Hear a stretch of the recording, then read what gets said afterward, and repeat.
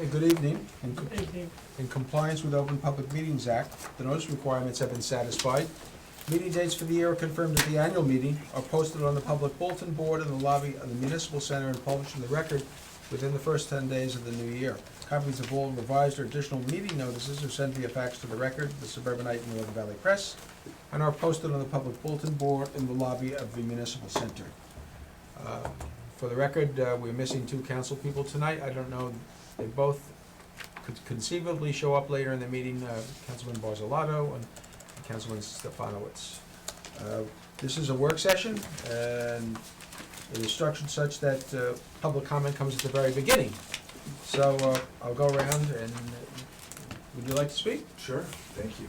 We need you to identify yourself for the tape and smile into the camera, because now you can go home and watch this on Channel 77. Finally, you put this on our We resume. finally made TV. Exactly. I need to do real anyway. My name is Wally Marzano-Lesnovich. This is Michael Sorvino. We want to thank the mayor and council for hearing us for a few moments. We'll be brief. We are graduates of Tenafly High School in 1996, and in fact, 2 summers ago, we helped produce a benefit for the high school to refurbish the auditorium.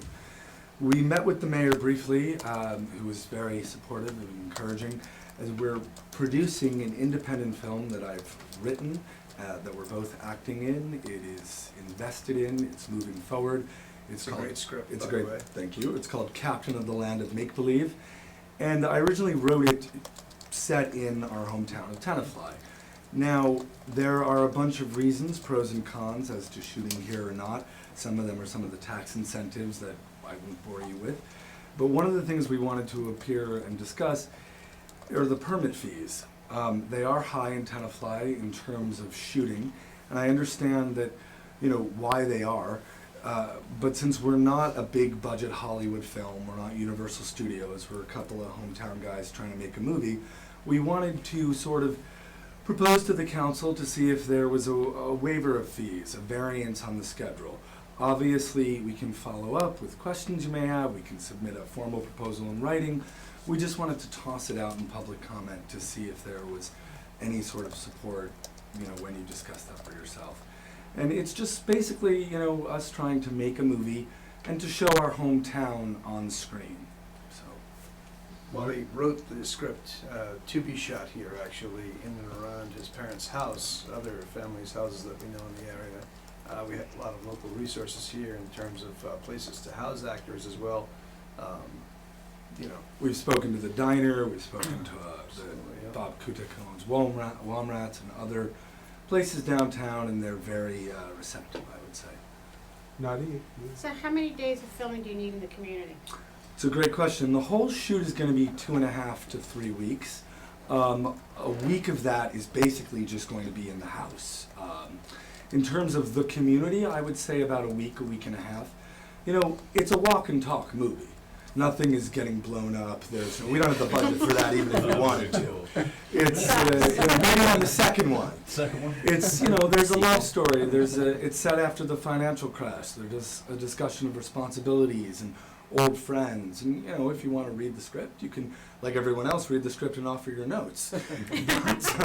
Well, here's what a couple of things. First of all, we clarify for us. Let's say you're going to shoot in the diner.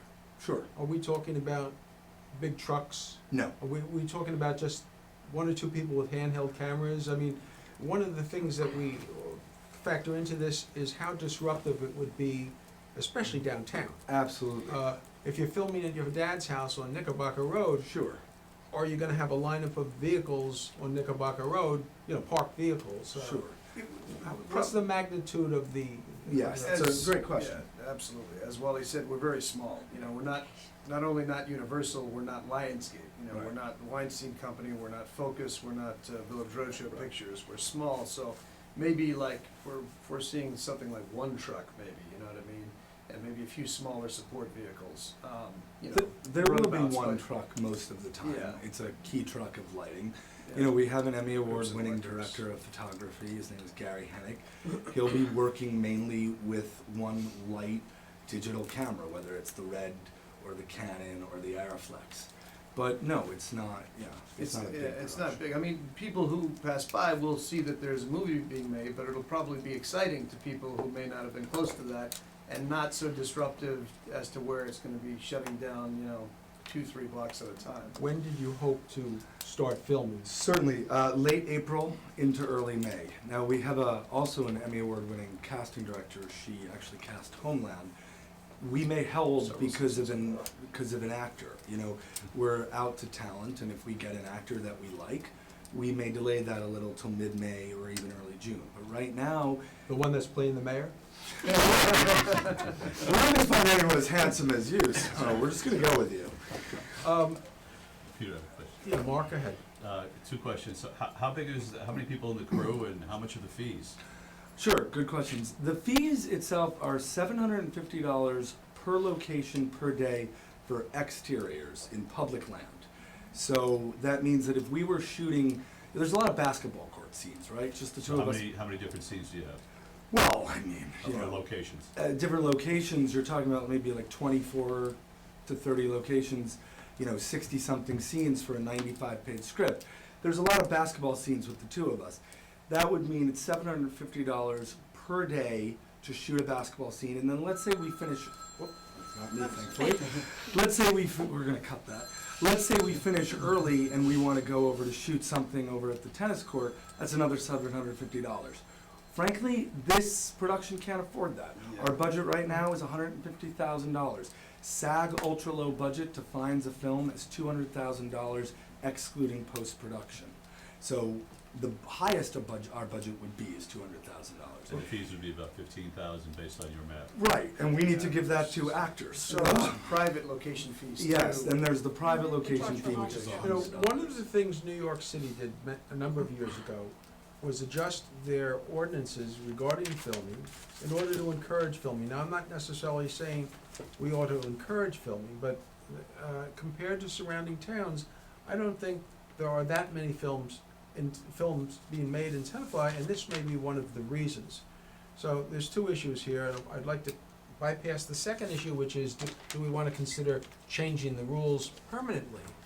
But I would suggest, because of these two gentlemen, their roots here in Tenafly, because in the past they were really totally involved in the benefit for the auditorium, they were really in the forefront of it, that we give them some consideration. And what we might want to consider doing is getting an estimate from them through Lisette. You give Lisette your logistics, and Lisette give us a sense of what, by the rules, it would cost them, and we can decide, do we want to have it, do we want to just take a small percentage of it?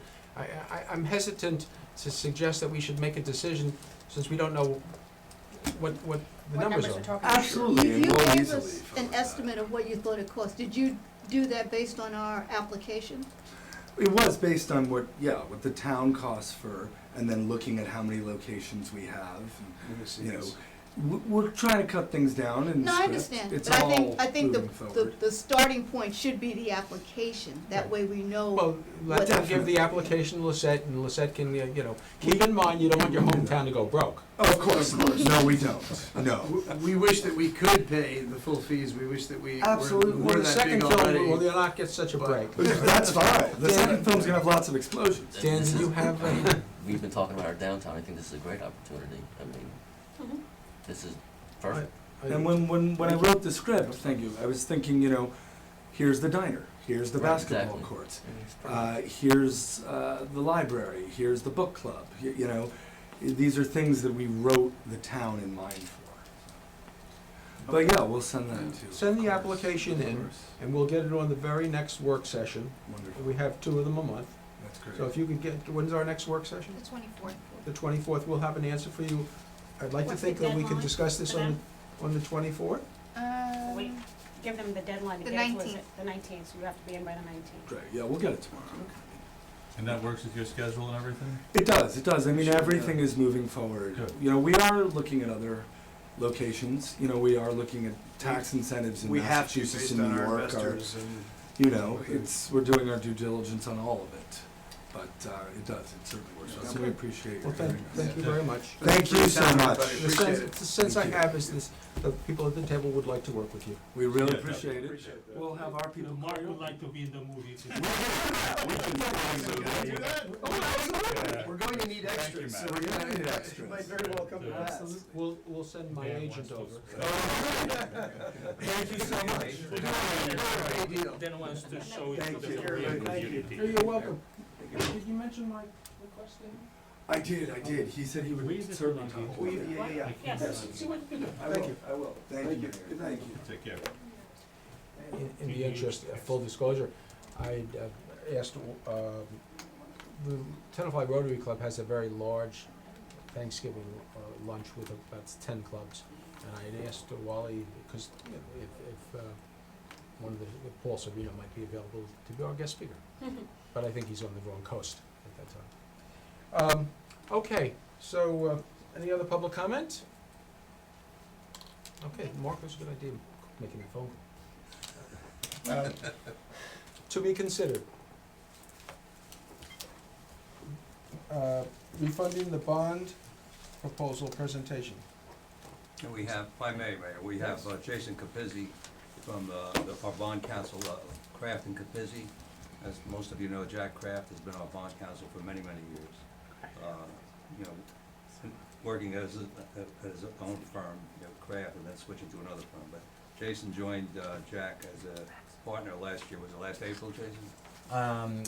Last April, we changed the name of the firm. I've been with Jack maybe about 2.5 years now. Okay. And we both appreciate the appointment and the opportunity to serve the borough and to continue to do so. And thank you for having me here today to Didn't we meet at the explain it. breakfast at the league last year, right? Yes, we did. Thank you. So the borough received a proposal from RBC Capital Markets, which is an investment banking firm, regarding a refunding bond opportunity. It's a proposal which has a potential savings for the borough of about $250,000 in debt service. So Jason, you know, has a presentation lined up, and he'd like to make it tonight. And whenever you're ready, Jason. All right, thanks, Gene. Let me first just start out by saying, I was just reminded, I am not offering financial advice to the council. There's a new change in federal law under the Dodd-Frank Act, which created a position called municipal advisor. That would be the appropriate professional to, receive information relating financial decisions. What I'm presenting to you is to just explain what a refunding bond is and the steps to go through and what this opportunity is that's presented right now. So, I believe Gene has circulated some of my correspondence to you before. The first piece outlines in 2007, the borough permanently financed some capital projects through the issuance of $8.614 million worth of bonds. Okay, those bonds had several maturities going out to the year 2022. Those bonds, up until December 1, 2017, the bonds prior to that are not callable. Bonds after that are callable. What does that mean? At the call date, when the investors bought the 2007 bonds, they wanted a promise that for those first 10 years that you weren't going to do this proposed refunding, all right? That you were going, the investor was going to get other money. Now, 2017 and after, you have an opportunity to refund those. A refunding is another word for a refinance, essentially, if you think of it that way. So now, market conditions are such that a refunding makes sense. There's an opportunity here for you to refund the maturities from the year 2018 to 2022 and realize at least 3% present value savings. Trenton, the Division of Local Government Services, they passed a rule that said one of many things, but if you were to have at least 3% present value savings, the issuer, the borough, you could do this type of transaction on your own without any further permission, okay? And that's where we are right now. Based on the numbers runs that RBC presented to us last week, gross savings amounted to $263,081. which was about 4.14% net present value savings. That's an annual savings? On the refunding bonds, yes, so, On the Is it 8.6 annual or million. total, that's gross savings, so that's total. Cumulative. Oh, Yes. Cumulative, okay. What's the 2018 to 2020 bonds, the bonds to be refunded, their current interest rates range from 3.875 to 4%. On the refunded bonds, they're proposing somewhere between 2 to 3%. All right, so that's Those don't have a 3% difference. correct. The cumulative dollar value that translates into 3% 3%. present value savings. Okay. But Got the it. you have yield some on those. documents over there, which I don't think we have received. Well, we I have can share something this else with you, this here. is just Yeah, my I notes saw to that, kinda yeah. Well, walk you what through we it. did, what we circulated to everybody was the current amortization schedule of Yep. the Yeah. 2007 The bond. savings for You each have one. that, you see the rates in there. for each And that's the quarter. figure you just quoted, And you- And you see that that's, it 263,121. has on that schedule, it presents the debt service each of When you those turn years. it, it turns around. Uh, Yeah. Now it's not Okay. turning around. I think what Gene said, this first Yeah. page, if this looks familiar to you. Yeah. I know, Okay. it's not This first rotating. page. This is the Yeah, we turn annual it- savings, this is a cumulative. Is an amortization schedule for the 2007 bonds. Okay, and those Or- are the ones that are callable. And from Okay, now. with that- 2018 down, these are the ones that will be callable Mhm. on or after December of 2017. What we're doing right now is called an advanced refunding. Mhm. It's more than 90 days before that 2017 date. Yeah. You're allowed to do that once Once. in the time of the bonds. Okay. Would that extend the maturity of the bonds? No, the So it rules, will be just exactly the same bond, just with a lower interest. it'll be, so from these 18 to 22, Yeah. they then will be spread out now from 15 to 22. No maturity will be higher than what's existing, it can't go longer than whatever, and that's all within the rules set by Do we have to Trenton. pay a fee? All of the costs of issuance related to this financing will be absorbed in the savings, so there will So- be no, Outside of all your cost, we're gonna get this cost, in your letter says $285,000. Now you changed, you said it's a different. I was So is the reading. 286 net of the expenses of the transaction? I had 266, 141. 263 right now gross. 263 gross. And again, that number changes daily based on the market. Where the rate is. Alright, so what we need to do is, the rate won't be set until the bonds are priced. In order for you guys to get to that point, you need to take certain actions first. Yeah. What you'll need to do is adopt, Can I go back to that sheet, though? You said now that 2018 to 2020 bonds are the ones that we're going to refinance. Mhm. But you said we're going to refinance them back to 2015 and spread them over more years. it'll be spread from the date of the refunding bond, right, will be now from 2015 forward, Okay. okay? Mhm. And again, the magic of the underwriters and what they do, all that we do is we verify that it's within the rules. Mhm. Okay. They make it work, and they're saying that there is at least, at the moment, the savings. But that doesn't, since we're taking 2018 bonds to 2020, so there's 3 years worth of bonds there. Mhm. And we're moving them back to 2015, so they're gonna be longer in term. So what also ends up happening is those from the 2007 maturity schedule, Yep. those from 15 to 18, Are- right now, yeah. they stay in place. They stay in place because they're not callable. They're not callable. So you'll be continuing to pay what's called unrefunded debt service Yep. on those. Mhm. For those years, you're gonna be overlapping that with the refunded debt service. Okay. And then that gets you another total number again, which Okay, so we'll still have an annual savings. you would still have an Yeah, annual savings. there's a schedule, I don't, and I see it, yeah. There's a schedule in here which has a comparison of the prior debt service. Mhm. Yeah. One column, and then it has the refunding debt service, then it has the savings each year, starting from 2015 through 2022. And that, those numbers, that's how we get the 263. And So it would help if you had that schedule in front of Yeah, you. it's I- Follow just along. that Well, we it- can't we have to go back and change the settings to stop the rotation. Yes. because every time we Here. look at the Yes. screen- Isn't that Yeah. the one? You want me to make I know. copies of it? No, No, it's it's okay. okay. You just have to It's flip okay, it, that's all. I have a few Yeah, questions, so but we you see if we I go can through myself, the Sorry, it flips underwriting. too. Take a look. It keeps The flipping. really interest is found out the moment we underwrite, basically. We basically make a resolution, we shake hands, and now, if at the time of the underwriting, the interest have changed, and as such, they do not produce a savings, theoretically, do we have any liabilities? Are we to pay anybody their work, their whatever, or not? You will not do it. You will, if the savings are not 3% at the time of pricing, Yeah, you will not enter into the financing. I understand, but do we Um, have any liability? Are there any fixed Any breakup costs fees? regardless of Break whether up, exactly. we go what he's asking is, are there fixed costs Right. that we might have even if we don't finish, go through with this? In my experience, that hasn't happened yet. When I've seen that a sale that we lost a savings, it's just been tabled until savings are to be realized again. I don't know what the underwriters would do.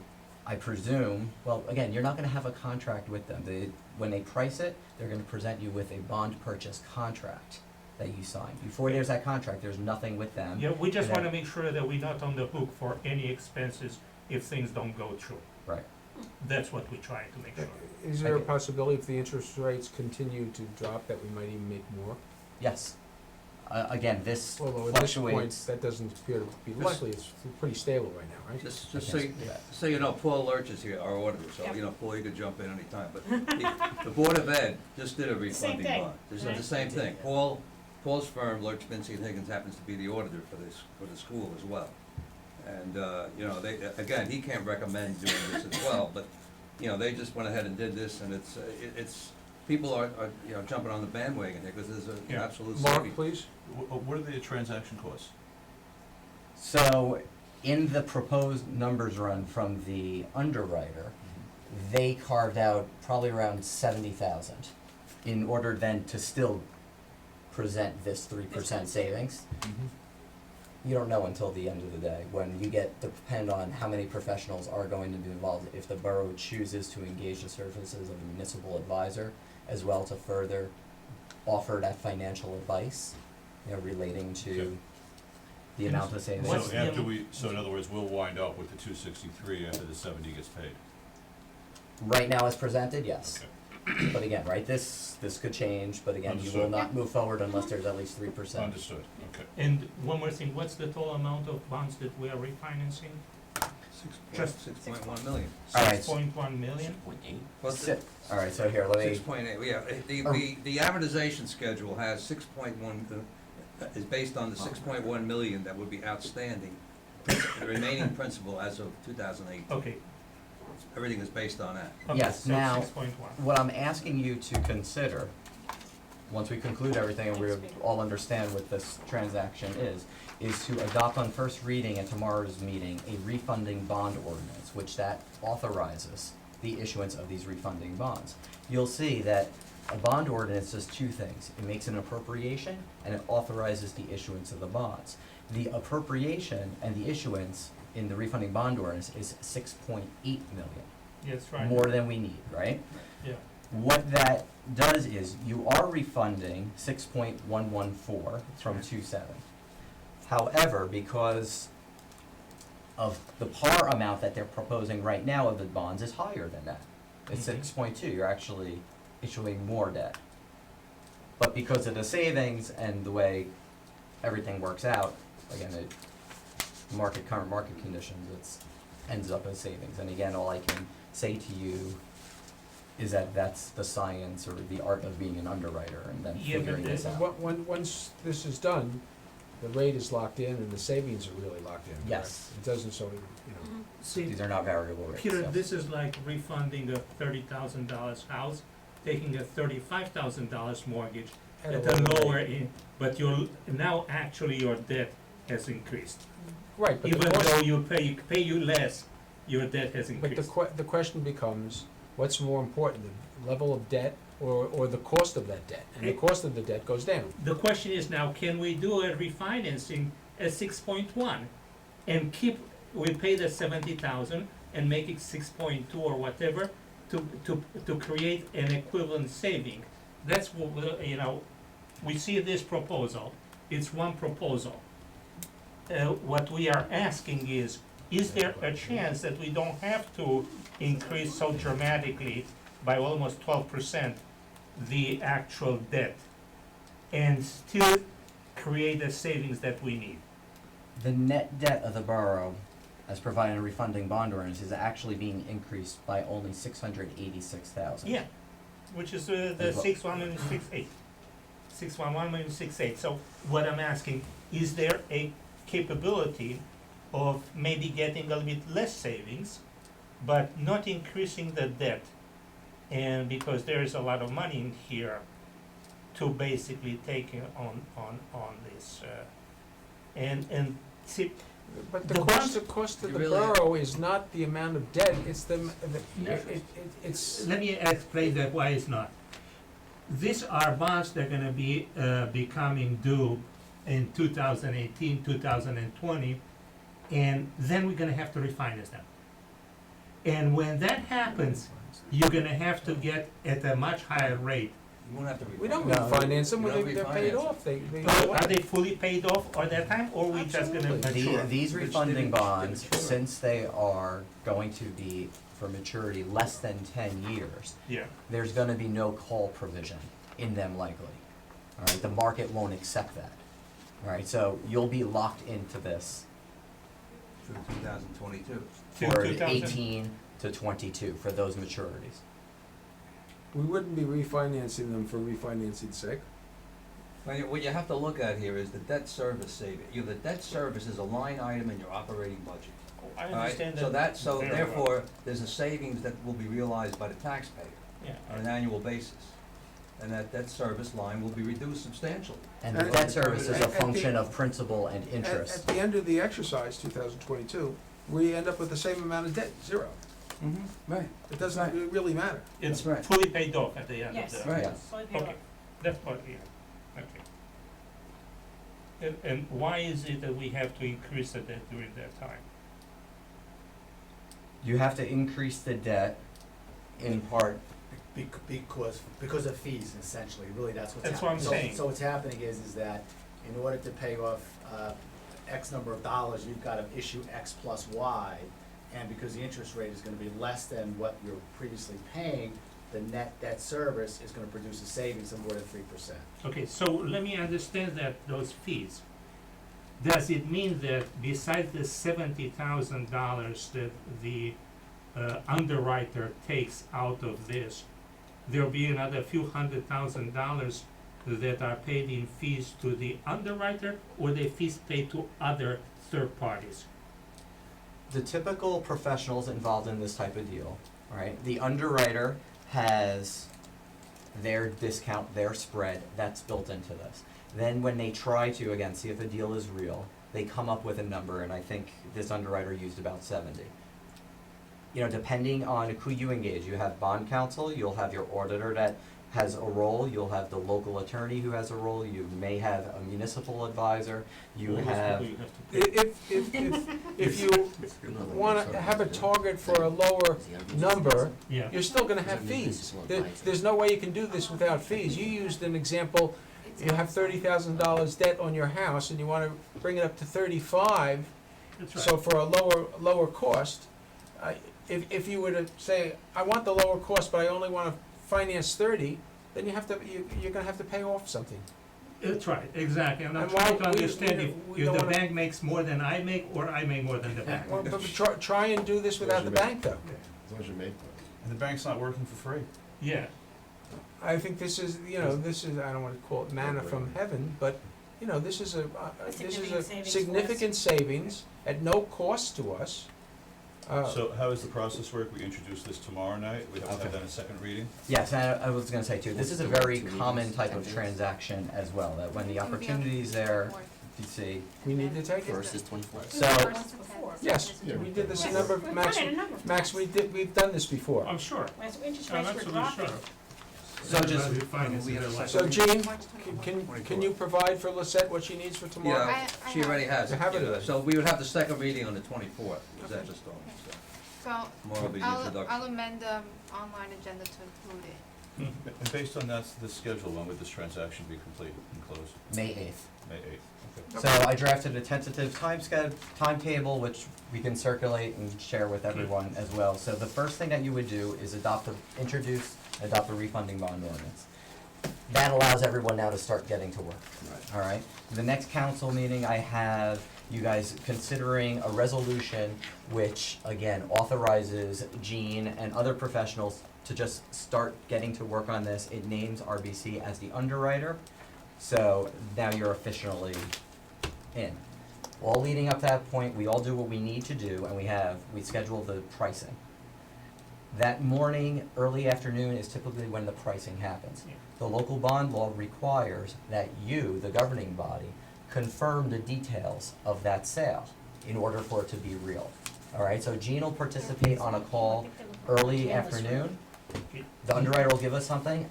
Late that afternoon, I will give to you guys at the absolute last minute this resolution, which will be completed with all the numbers. Right, let me just say something before, since I'm a student of interest rates. PBGH rates basically are published 3 months in advance. If you're familiar with that, those are the pension recovery rates that the government uses in order to calculate single lump sum for people that have a pension like that. They are strictly related to the interest rates. Right now, in June, those rates are lower than they are in May. They are published 90 days in advance. The reason I'm saying it is that it's very possible, based on the projection rate, is that the rates for bonds will follow through in June being lower than in May. Is there a rate projection that you have with the underwriter, so to see if we should do it on May 18th or June 1st?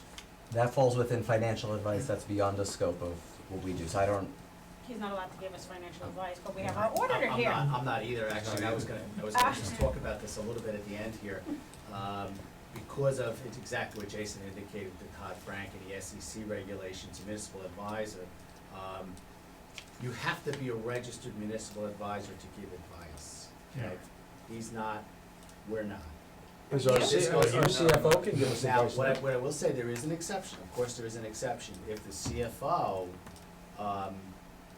he absolutely has the ability to give advice because he's an employee. Okay, he can do that, he can advise his own client or himself or his own governing body. Jason and I cannot tell you, and this is the point I was gonna make, is that when we get to the day of pricing, okay? When the rates are struck and the pricing is set, I cannot tell you whether or not that is a fair market pricing value. Jason, I believe, I don't wanna speak for you, but you are not gonna get involved at that point as well. So, at that point, what the best approach or the best mechanism for the borough is to hire a municipal advisor. Yeah. They're relatively inexpensive, they'll come in just for that particular component on the day of pricing to make sure that it is in fact a market value that you're getting and everybody's comfortable. Unless Gene feels comfortable in making a determination himself. Well, No. Gene, I don't wanna put Gene on the spot, but I think we have till May the 8th. Yeah, you do. I think that, Gene, you ought to come back to us with a recommendation as to whether you feel it would be beneficial to us to hire an advisor, and either way, yes or no, why you reached that decision. Yeah, and what would be the fee for such an advisor? Of course. Mark? Sure, I think this makes sense. Gene will talk to an advisor, but I think one of the things we have to be cautious of, if this is a deal we're happy with and it saves the taxpayers money, we should probably think about moving forward with it unless this advisor gives us some real greater manna from heaven because we don't really wanna start getting into, will the rates be better in Playing with the June, market. or September, or December? Yeah, we're not a brokerage We're not house. a brokerage house. We have an No, but opportunity to with save. it- which is okay, I think that that's right. We should take over and do all the paperwork, but we should know if this is a fair market value or not. Okay, well, I'm glad That- you're, that's- you're okay with certain fees, but not others. I'm okay with any fees that saves us money. I'm not okay with the fees that brokers charge without us knowing what they're exactly for. Well, the So numbers that that's what- we've talked about are part of a process that's going to save us Yeah. significant money. Alright, so this Okay. is, I think that would be very good to know if we have really a fair market value. It's a compulsory thing for us as a council. Let's move on. Well, I was just gonna say too, again, you, as your bond counsel too, we have a fiduciary duty to you as Exactly. well, to make sure that, you know, anything that is presented to us, we understand it, so looking for hidden fees or something like that. Okay. You wouldn't be blind in that. Thank you. I was telling you if it was a good idea. I can't tell you. Alright, so, unless you have any further questions, you know, that's kind of the information you'll be presented to you, and that's how it'll work, and then That's fine. May 8th will close. I think you've done a great job, and thank you for Okay, bringing thank you this very much. opportunity to us. Thank you. Everyone. Nice meeting you, Jason. Thanks for meeting you guys. Have a good night. Have a good night. Thank Good night, you. Jason. Give our best to Jack, please. Do you have a card? I will. Absolutely. Thank you. Anybody else? I'll take Paul, you're up. Okay. Gene, did we hire Phoenix Advisors for the MSR look back here? Yes. Yes, okay. So, Then we can use you that. do have a relationship with Phoenix. Right. Okay, Jewel, we're about to, Phoenix Advisors. do probably what's the most important task we have all year, and that's move the budget process along. Yes. We have our auditor, Paul Lurch here, and Jean, I'm gonna ask if you would interact with Paul to present. Yes, I believe everybody received a revised overview memo, budget proposal overview. And I know you probably didn't bring your hard copy, you probably have it on electronic. Well, what, can This you just is, refresh us to when we It's received dated it? what This is date? the one, it's What in date? What day is it dated? I don't know, let's do it. Is it in here? The Yes, newest in one the agenda. is, It's in there, to be considered March C, that was. C, All okay, right. C. But I'm gonna hand out another, this is just page one. Another Another revisal. No, everything is the same except page one. Another revisal. Sorry about that. Re-revise. Oh, yeah, these are both the same thing. It's the latest third edition. There's an extra one here. Here's- Everybody should have, that's just page one. Basically, what we did on that page one that's different from what you previously received is that the increase per home is only $22 on this page versus and Paul could explain that because there was something we had to look at in terms of the revaluation, the impact on the average home. And the added assessments. Well, it's what's happening is, a lot of the increase in the assessed valuation from year to year was a result of a lot of the new construction in town. So it wasn't fair to take an average home and build in those increases on the average home. So we tried to be realistic in terms of what impact it has on the average home, and kind of factor out all the new construction. Paul, I don't know, you can Yeah, no, probably explain it just better to add a little bit, that was, you're spot on there. But really what happened is from the previous years to this year, is that each year, for the most part, we've been seeing an increase in assessed value, okay, borough-wide assessed value. And the corresponding average house, if you will, that was being used over those years was really relatively very, very close to the percentage increase in the assessed value. So if it went up 1/3 of 1 point, well then the average house went up like 1/3 of 1 point. So really the disparity wasn't there. It was pretty much in line. But what happened is that this year, and what caught my eyes when I looked at it this year, that the assessed value went up dramatically less than the amount of the average house that was on your original worksheet. Okay? And so, you know, in looking at that, and when I discussed it with Gene, we went back and I said, well, you know, your year of the reval was really 2011. Right. So 2011, if I'm a typical home, in 2011, I've gone through a reval, I've got a new assessed value. That average was $785,000. If I never did a thing to that house since 2011, and I'm sitting here with you today, in 2015, my assessed value, that bill is still $785. That's the average house value. What's driving up the added values, of course, is new construction, or if Jules is next door to me and she puts on a big addition, well, Again? she's gonna pay the added tax. But me, as the average guy, I'm at the same value I was in 2011. So that is truly Assessed. the assessed value when we did the reval. So that number stays really constant all the way through. What I did is I revised, a little bit of an historical sheet for everybody. I revised, I hope I have enough. And it kind of gives you an idea, at least you can take a look at this and you can see.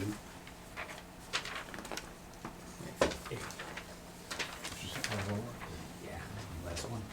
So you can actually see where were we in the previous 4 years. And it keeps that 785 value consistent. So you can see back in 2012, on the bottom right of all these analysis here, you had basically a $40 increase, a $57 increase in 13. Last year we had a 32. And right now, the way it stands, what we're looking at that's presented to you is at a $22. And I think Gene originally had sent out something that was about 120, right, Well, we Gene, were on using average house. $811,000. Right. Right, because we were using 811, right? 811, That and the was driving that number percentages up. went up so dramatically too, and that's what skewed it all. So if you go back to the baseline would indicate that it's only a $22 increase, and it kind of makes sense when you look at it from previous years as well. Because the extra will be picked up by the newer houses and the ones that had added assessments due Right. to. Right, and you're getting completely separate bills that are not part of the average, you're not the average. Yeah. Right, because the assessments all stayed the same unless you did, Correct. unless you. For 90% of people, it's the same. Right. So that's kind of the overview as to where we are today. So, you know, again, historically, you're looking at one of the lowest increases at this point. But I do have some other comments that I did want to talk about. I mean, I think the budget's a solid budget. I think Jules and Gene did an excellent job with this. Thank you. It's a great budget. You know, I always look at it from an overview perspective. And we talked about this last year. We did it the last probably 2 or 3 years. I take a look at a couple things. One, I look at surplus, and I kind of wanted to point that out to you, that you had an excellent year, 2014, okay? Surplus went up Can 300. I stop you 1 second? Gene, did we get the whole, the whole spreadsheet of the surplus that we get every year? That Yeah. shows us where we stand with the surplus each and every, over like the last 15, 20 years? There is a chart in I our, believe I sent that it's in around, there. yes, yes. I read It's it in the today. budget book, or is No, it it's by in, email? it's in It would have been our, Okay. sent separately, yes. Thank you. It's in our agenda. It wasn't given out originally, Nadia, because we hadn't done the annual financial statement. It's Thank you. overview of municipal yeah, finance. yeah, by about, I think it's a 5-year overdue. Yes. No, longer than that. I think Yeah, it's a big long one, It's it's like long, 10, right. 15 years. Yeah, 10, 15. I'm sorry. That's okay, that's all right. So having said that, really what happened is that you've been having some nice moderate increases in your surplus. The next one. 2014 is $300,000 above where we ended the previous year. So we should lower the tax. Sorry. Well, It's not that easy, Max. yeah, the way and, we and stop it, again, I'm gonna look at it from a big picture perspective. So the amount that you have in your current budget really utilizes the same amount of taxes. So right now, we have a utilization rate of about 44% of the surplus. But as we've done in the past, the budget that was presented to you does not contemplate an increase in the reserve fund collected. We've done that the last 3 years, and that's part of what's generating your surplus. So I would like to recommend that we increase the reserve fund collected, what we've done in the past, which is another $50,000. Do you want me to refresh with that? Reserve Yes. fund okay, absolutely. The reserve fund collected is a non-spending appropriation. And really, it's there because what happens is that the borough acts as the collecting agency for all the other agencies, for the county and for the school. So we act as a collecting agency, we levy the tax bills, we have to pay the school and the county 100% of their bill, their levy, even if we don't collect it, and we know we don't collect it. So what happens is that you're forced to contemplate what your receivables are gonna be at the end of the year. You're also forced to contemplate the amount that you're gonna have in tax cancellations. It could be through tax court, it could be through assessor.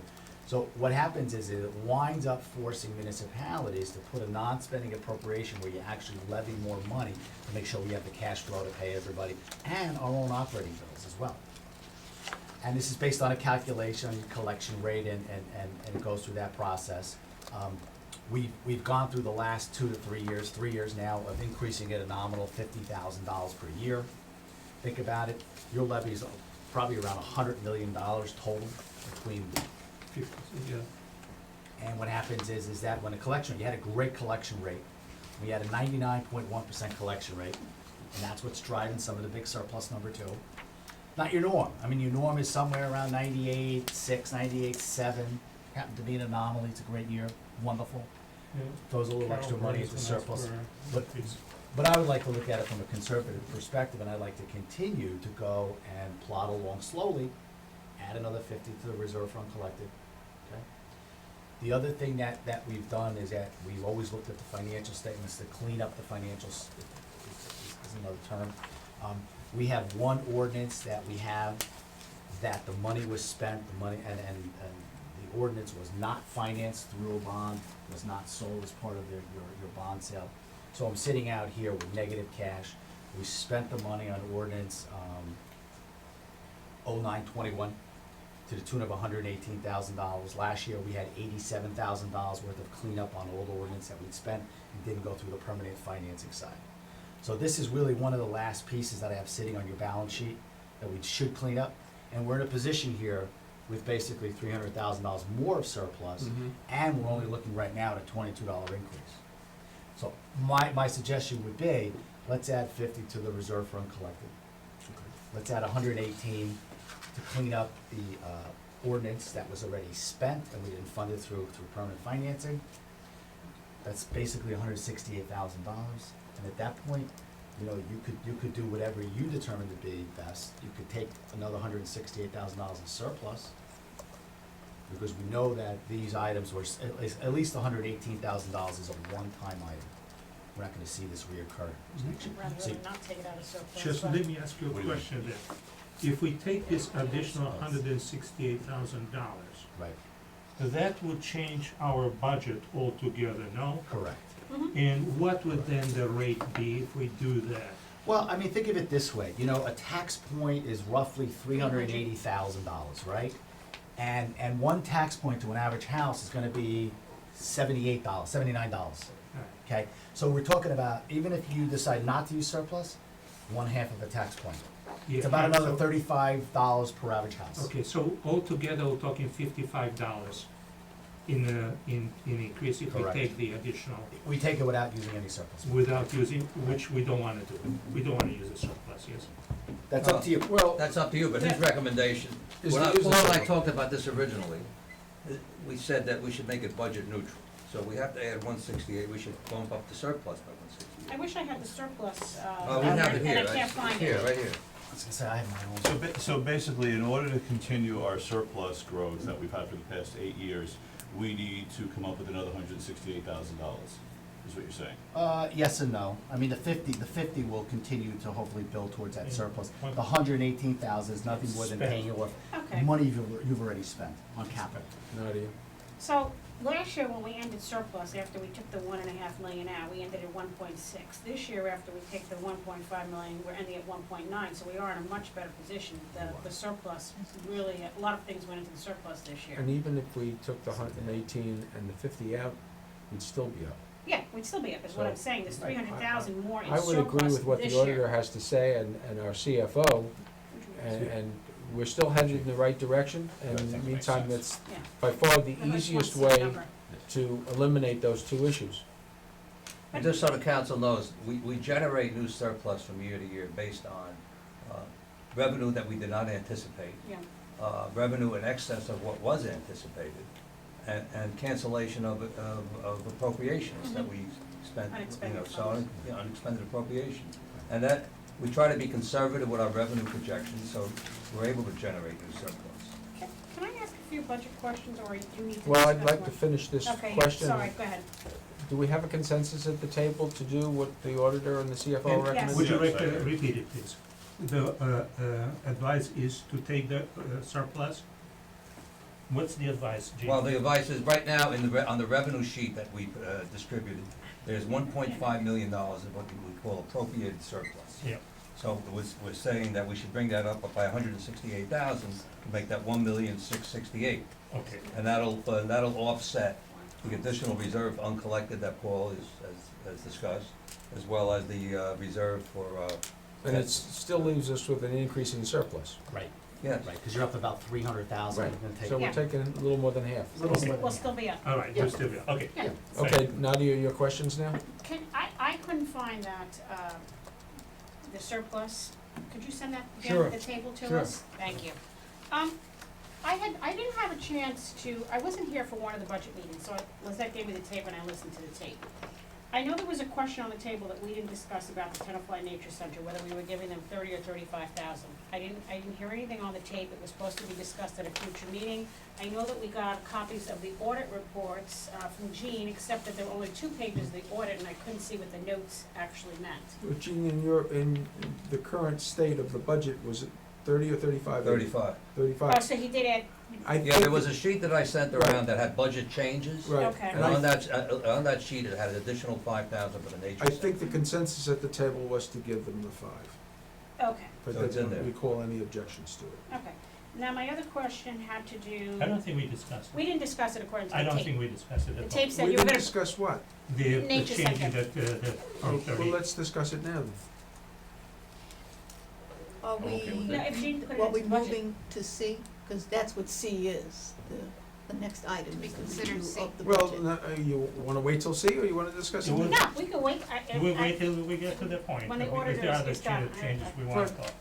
Any- Go ahead, I don't mean to be. Nadia, anything else? I don't know what you I know I had some other budget questions, Go but, ahead. Similar question. okay, so we did not allocate any money for the parking lot, the swim clubs. I didn't know that, and if that was very important for us to repair that parking lot or put aside any money, at least half, we did not put any money aside for the parking lots this year. Right. We talked about it, but we never talked about putting it in the budget, so I don't know whether we're still considering that we want the parking lots done this year.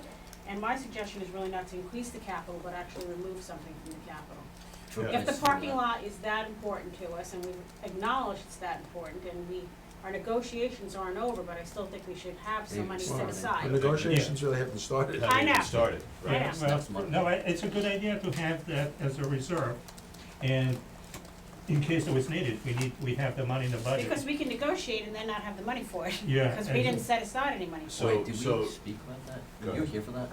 When we were discussing it? Yeah, Sure, I only missed the half of the one budget meeting, we didn't come So to the any. number we're talking about, closed session? in the worst case Is- scenario, is 150,000. Yeah. So we can't No, talk it's about it. 150,000, Oh, it's closed you're right. session, that's right. That's last closed that's session. the worst case. That's our share of it, in the worst case, well, theoretically, right? Mhm. Nothing's Wait, gone worst out for case bid, is nothing's resolved. First of all, Bill, is this something we can discuss in open session? It is Well, budgetary. I don't know that, what you're discussing now is really closed session fodder, but it's probably not a good idea to discuss it at this point because of, what may happen in the closed session and, as a result of our, meeting, so. And it may impact our ability to negotiate. Yeah, if we start saying we have the money set aside and, yeah. Well, then how do we, what Well, do you suggest that we do, what- should be prepared in our budget? I think we should put 60,000 the most.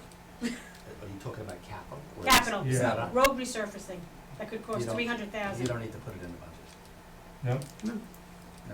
Just do a capital ordinance at that point. If it's capital, you're okay. If it's an operating judgment, No, it's it's cap- operating it expense. would be it's capital. We have ordinance. we have to add the 5%. Well, we'll have it. I think we have it in our, Reserve. capital improvement fund anyway. Yeah, I think it's about 9,000. Yeah. No, because then we don't need to do that. Well, keep in mind that when we did the capital spreadsheet, Mhm. the capital request spreadsheet, even though we have $105,000 sitting right now in the capital improvement line item in the Yep. operating budget, Mhm. the spreadsheet was a little higher than 105,000. So what I was doing at that point was, there is some money left over from the balance sheet. There is. Right? What is it about? Well, you have- Not that much, You have right? 1,000, but there's also 121,000 in fund balance. Yeah, that you can use Oh, towards your capital 5% fund too, balance? so you're okay. Okay. So, Max, I'd Good rather idea. limit the discussion on this issue because most of it is a closed session issue. But rest assured that we have the ability, this would be a capital expense, and we're covered by the 5% that we would need to. So it would require, in any case, an ordinance at that time. If we agree to do anything of this nature at any cost to us, it would be a capital ordinance which we could do at that time. What I would like to mention over here is that personally, and I don't know how the council feels, the car that was required for the fire chief and so, and replacing a car that's only 50,000, has only 50,000 miles or so, should be a items that we should review in case of emergency and make a decision to keep the budget the same as a swap if we need to add additional capital money. We're not adding anything to But this budget. Did we We're get not the, adding anything did we to get this the budget. mileage for the cars? Cause we were supposed to come back and discuss whether that was gonna stay in the budget or not. Do you remember that? Richie was supposed to come back with the Yeah, three, that's right. the Yeah. three, His- the mileage on the his- three He cars. doesn't have mileage on his cars. Yeah. I think he wants to replace one. What do you mean he didn't have the mileage on Yeah, that? yeah, he just, like the PD one gives us the Yeah. mileage on each car. His list wasn't. We weren't as making that extensive. decision until we figured out how many miles were on the cars. So then, if we leave the money in the budget, then we come back and decide whether it's That's justified exactly to what, spend. well, I wanna bring it up. Okay, Right? So we Yeah. leave it in Yeah. there, then we decide at a later date, exactly. right? As a. Well, when you eventually approve the multi-purpose bond ordinance, Mhm. that's, what happens, frequently is that you have money left over on certain projects. 'Cause it's Because all everything is estimates. Yeah. estimate, so Mhm. you can use it, right, Paul, you can pretty Yeah, much play with those Yeah. numbers and apply it to another project that's, you know, complicated. What we don't wanna do is to have the car being ordered, or, you know, Right. before we have a chance to review that, to make sure. That can't happen, Max. Can't And happen that's why until we you, wanna make sure. until you have an ordinance adopted, you're Yeah. gonna do it anyway. And the purchase still has to be approved at the time. Yeah. Right, so we allow ourselves a flexibility. Okay, that's all foundation. Okay, so I think we're okay on that. Anything else, Nadia? No, I didn't have any, my only issue now is that for the last 5-10 minutes, I cannot log into the system, so I I have don't the have same access problem. to any of the materials. I have the same problem. And this is really an annoying problem that I have to keep, I can't work with my workbook here. Yeah, fine. I was in, but I went back to Yeah. go look for the debt service, the item that Jean had mentioned in the emails, and now I can't go back in, I can't get any access to materials. Hmm. And I'm on the Wi-Fi, so. Can you just go in again? Yeah, you, Well, I Just got- go out, could you, yeah, just go out. You Do we can't- need, do we need Yeah. Paul? go on into the- setting, go into Are we, setting. are we finished with Paul? Just Thank- one other one other comment thing, there, Paul, yeah, please, sure. yeah. What we've always done in the past too is part of the best practices that are out there. Mhm. We've always prepared for you the forecast of the next year, Yes. 2 years. That's greatly I didn't wanna appreciated. do anything without, cause I don't wanna assume that you want me to do that, so I didn't prepare it. But if you give me the okay, we'll prepare it, I'll get it out to you within a week. Please do. Yes, I Yes, think that's okay. very important. Great. Do Yeah, we we should, establish 1 year, 2 years? Well, look what we did last year, I think we did 2 years. 2 years. I think, yeah, I 2 think we did years. 15 and then we looked at 16, 17, so. That was very helpful. All right. Thank you. Thank you, Mayor. Have a great week. Yep. Thank you. Thanks, Paul. Thanks, Thank Paul. you. See Good you work. too. Thanks, Paul. And, you know, we appreciate the fact that together with Gene and the bond count, you make a formidable team. Yeah. It really helps us keep this borough on even keel as far as financial. Yeah, you're in great shape, you know, We're gonna miss you so much. not easy to do, and if Don't leave you it do yet. that, gonna it's tell always you, slow and if I steady, give you that's a hard always time, my advice, you know. Don't worry about it. Zeros are easy to do for once. Don't worry about it. Take short. Yeah. Slow and steady, it's always, Okay, so where are we? no surprises. I'm glad everybody's listening.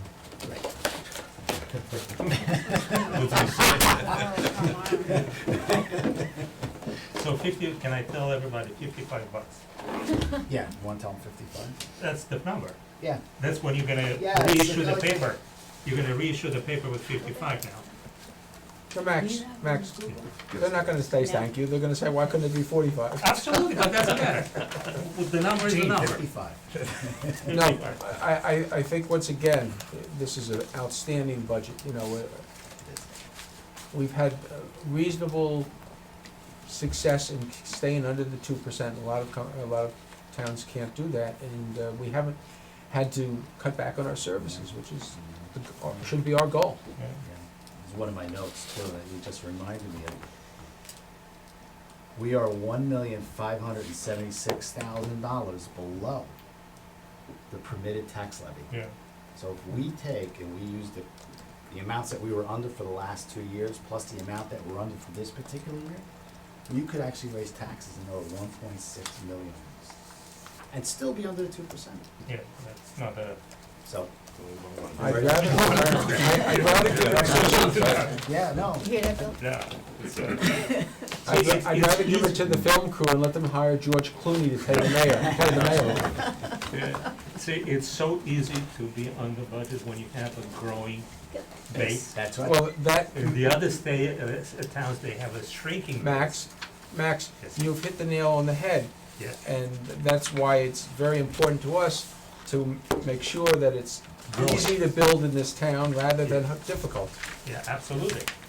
Yes, It's a right. win-win. In our building department and our planning board and board of adjustment, we have some credit on that because he's absolutely right. Through even the deepest part of the economic recession, people were still building here. Good night, enjoy the night. Take care, thank you. Thanks, Paul. Good night, Paul. Good night, Paul. Good night. So where are we, on 1C now? We're on C.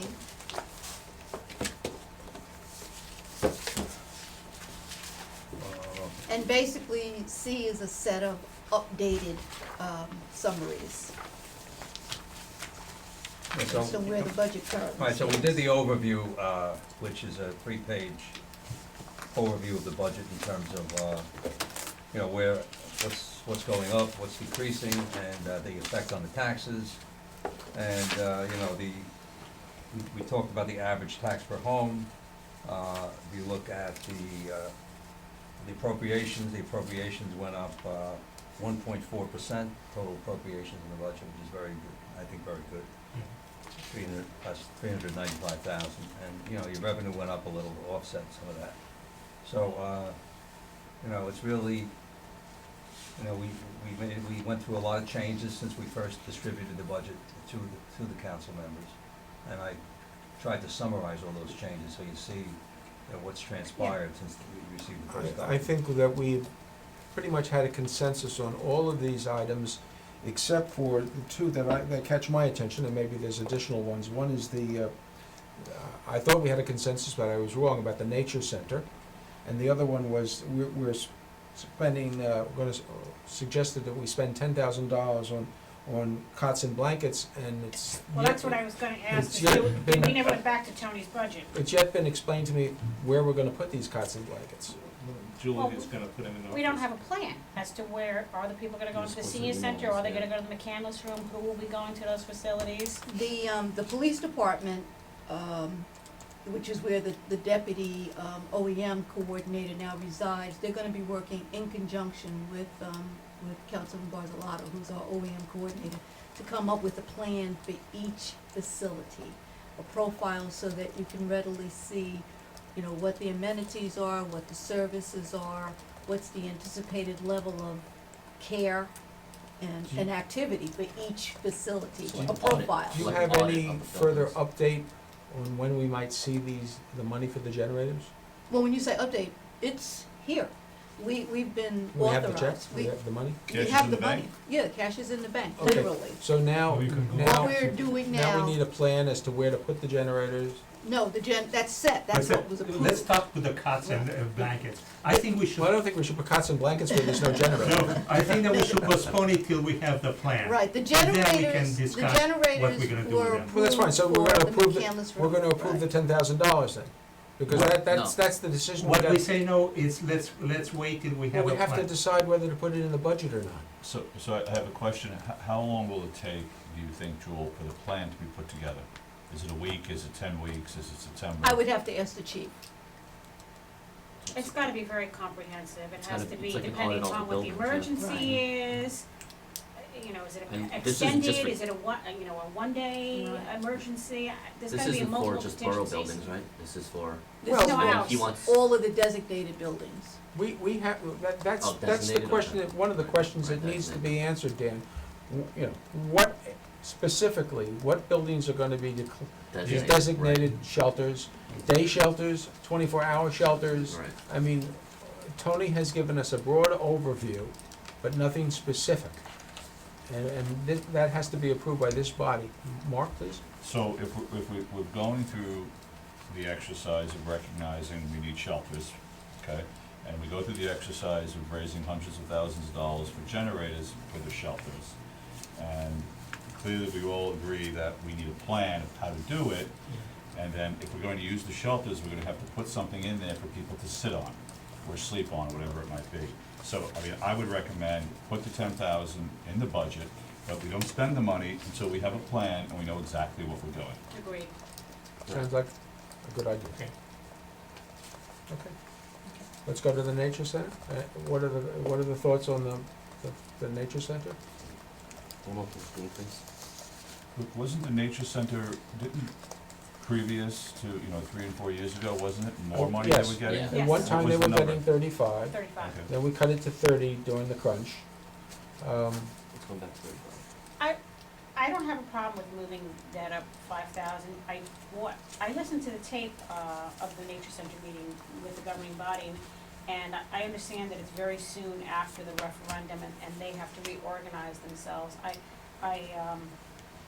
I wish that we were closer in time to a plan of what they intend to do with anything with the building on Hudson, so that we could be more prepared. Well, and the sense that I have is they don't have any specific plan now. They've basically Yeah. taken a step back, Yeah. which is understandable Mhm. considering the referendum.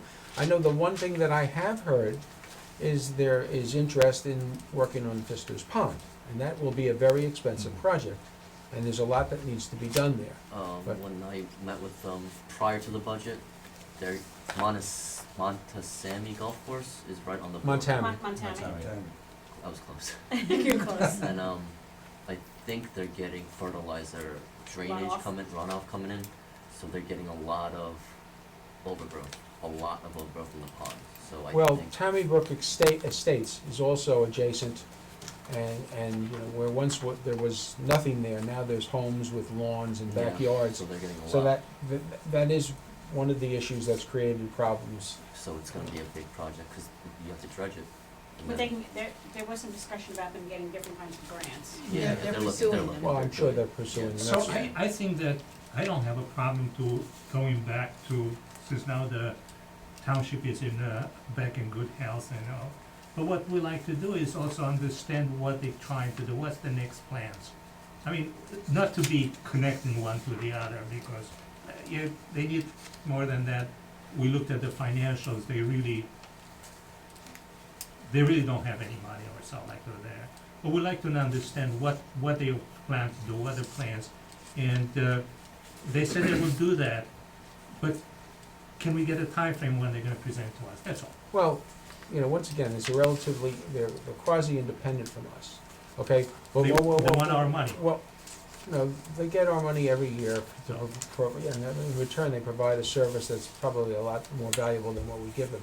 But we can send them a request and simply ask for them that when they're prepared, when they have plans on what they plan on going forward with, that they could come in and make a presentation. Absolutely. I wouldn't give And them a to give time. us a time frame. Well, okay, that's fine, Whatever the if they time- have one. So- In any plan, you need to get a time frame. So we're all kind of in agreement with this, Yeah. so Yes. they get the 5,000, goes towards whatever operating issues they Yeah. have. Correct. And then another time, they'll come in and talk about the bigger Exactly. picture. Correct. In fact, Dan is the liaison. Dan, you let them know that we're interested in, as they go forward, letting us know what their plans are. Yeah, this Fister Pond will like. Any other that- questions on what Gene has Set the back put in date. in our Time-wise. agenda? Yeah, the other question was, and Gene said is gonna run us through the actual bond schedule, where we are now, and all that. And he sent us some information. I could not follow it. If you'll be so kind to explain it to us, I'll be so good. Bond, The schedule of bonds and how much we still have and how much we're adding from year to year. I'd like to see if are we trending up, how much we trending up in the number one, is our debt increasing to a point that is so much higher than, because you always keep a ratio between the debt and your revenue. I wanna see if we continue to keep the same balance, or if anything goes out of. I sent you a schedule which shows the outstanding debt as of 12/31, Yeah. 2014. And I could not understand it if you. And that doesn't change unless we approve As a an change, but if increase. you want me to come back, I didn't know we were gonna talk about that tonight, but I don't have that in front of me. You know, can I make a recommendation? One of the things I did with Gene, you know, a couple of years ago is I sat down with him for like 3 hours one day offline. And he went through all the details and maybe you Gene said wanna it was think 6 about- hours. Maybe it was 6 hours. You may No, wanna it wasn't think about doing that offline so you can get all But the don't you details. think that the council should know the debt of the town? I think those of us that are here don't have a question, you have a Right, question. right. Really, rather than taking up meeting time, Max, this is something that you could sit down with Okay. Gene. And then if there's something you think should be brought to the council's attention, so be it. Because we basically, and correct me if I'm wrong, Gene, because we talked about this last week, we almost run flat. Whatever we pay off every year, and interest and principal, and we rebond again for something the next year, so we're running pretty flat at about 20 million or something, 22 million? Yeah, we had a bond sale, a couple of years ago, 2012, actually. And then, that's what we have to look at from time to time to see if it's worth, having another bond sale, depending on the market conditions. Right now, we'll probably have to borrow money for the 2014 multi-purpose ordinance, which we haven't borrowed the money yet for. We've been utilizing cash that we have, but at some point, you have to go out and get what they call short-term financing, which is a note. And then down the road, you'd turn that into a bond. That's kind of the. Do we have to use the 2 steps of getting the note and then the bond? Is that the typical? That's the typical thing, yeah, when you, Okay, Don't we do that every year? yeah. every year we Every do year a we do bond, this. when we do a bond ordinance every year, we authorize notes. Right. But even though the notes are authorized but not issued, it still goes into your debt statement at the end of the year. So when you send your annual debt statement to the state, it includes notes that were authorized but still aren't issued. So we haven't borrowed any money yet. Right. But it's authorized. Then when you decide, when we feel it's appropriate to go out and borrow the money, we don't need any action from the mayor and council. We just go ahead and issue notes, Because we've approved it already. Yes, exactly. Just to conclude, I guess, with the next steps, the auditor, if these are the final figures, will transfer this information to the state budget forms. This information will be posted to the website, and we anticipate budget introduction at the March 24th meeting. Can I ask a question? You said that the state form of the budget is what gets posted to the website. Do we also post this other We stuff? post the summaries. The summaries on, yeah, Right. because trying to read the Both. budget from the state It's- format is impossible. It's more user-friendly what we Yeah. post. Okay, next is purchasing and petty Petty cash cash policies.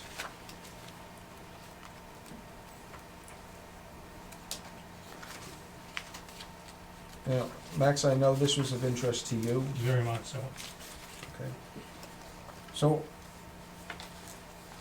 So here's my question, if you want to go through that, rather than go through a very, I saw that we have issued petty cash to different departments in certain amounts.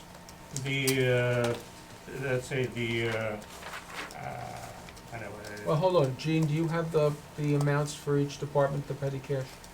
You know what? I think I left We that in had my done it office. at the reorg meeting. Okay, well, Yeah, But yeah, the biggest user of the petty cash obviously is recreation. Now, Recreation. recreation is a little different than the other department because even though we call it petty cash, it's really a checking account. That's right. It's a petty cash checking account. It's a $2,000 fund. And so what happens is checks are issued out of the petty cash account and then it's replenished periodically depending on how much money is in the account. Gene, when a check is written, who approves the check before it's written? Just the director?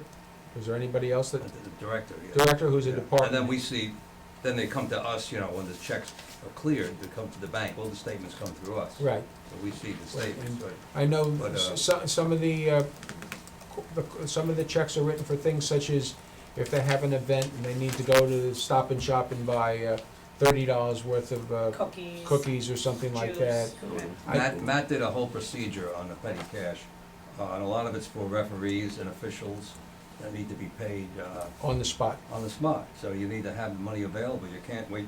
If you went through the regular process of processing a requisition and then generating a purchase order, they would never get, they wouldn't do it. For Because they example, wouldn't get paid on time. For example, in a soccer, a recreation softball, girls softball game, there's 2 umpires. They expect to be paid on site. You don't wanna make the checks out in advance, because first of all, you don't know who the referees are going to be till the day of the game. Second of all, if it rains out, if it gets rained out, everything changes. So, all of the rules, correct me if I'm wrong, Jewel or Jean, all of the petty cash rules have been set by the mayor and council over time. I don't know, maybe it would be helpful to give Councilman Bosch a set Let of me just those ask the rules. questions, because we still have this one. No business basically runs a open checkbook, and I'm not accusing anybody of doing something wrong, it's a question of setting checks and balances. It's not an open checkbook. So, I don't have a problem with anybody having a petty cash, because that's what they need, and paying people like that, but there is no reason where certain expenses that are gonna be spent in advance or something cannot be at least approved as a, yes, go ahead, by a second party, which is basically the management of the municipality here. And that will make it for very good business. And, we're gonna have a soccer game on Sunday, we're gonna need 3 referees, we're gonna have salad, we're gonna go, and basically a small sheet like that, basically gets approved by somebody to say, and this type of money, then it can get dispatched by the local authority. What is your concern? Petty What- cash still goes through the PO system. Right, Goes to so- the right. PO. So what is your concern? What It's problem do you- basically, the process of having a single person spending money without having either approval or being in part of a system that has prior approval is not a system that basically is part of an accounting. But doesn't Matt have approval from you before he can Yes. write checks? He has approval Yes. from me and his approval from Jean. Right, As every Jean was time- saying, it still goes not into just the about that. purchasing Anybody system. who has Then it petty was cash. not explained. The way it works, Matt, everything appears on the bill list. So Yeah. whenever petty cash gets, when we replenish petty cash. That's after. Well, I'm Yes. talking before. I'm talking before money is spent. Approval to spend the money, which is much more important than the replenishment, is the idea of being able to spend money, and I'm not talking about a specific person or department, without having a additional approval for spending the money. That's the whole process. We allow a petty cash amount, right, prior They to never have anything more being than spent. $2,000. So I know, but we there's no dollar for the check. allocate $1,000 to a You certain can't. department. And I know it's Spend gonna be however they controversial, but I think that we should look Right. into Yeah, it. it'll be It's fun, not yeah. controversial, because what you're saying really isn't warranted in this particular case. I understand what you're saying, that nobody should have a blank checkbook, but nobody Exactly. has a blank checkbook here. We But give so- them a small amount per whatever cycle it is. No, To we're avoid giving, issues of no, we're dealing giving with small things like a this. large amount, What's the large No. amount? What's the let's amount of say- money we're talking about? $2,000, out of which there are spent small amounts. Per month, Gene. Yeah, and if It that, varies depending on if it's a. yeah, so it's not that you give $14, you give a large amount, and then you replenish that one to be like a bank account that you can spend from. And I have no problem, it just, you wanna look at that and think about,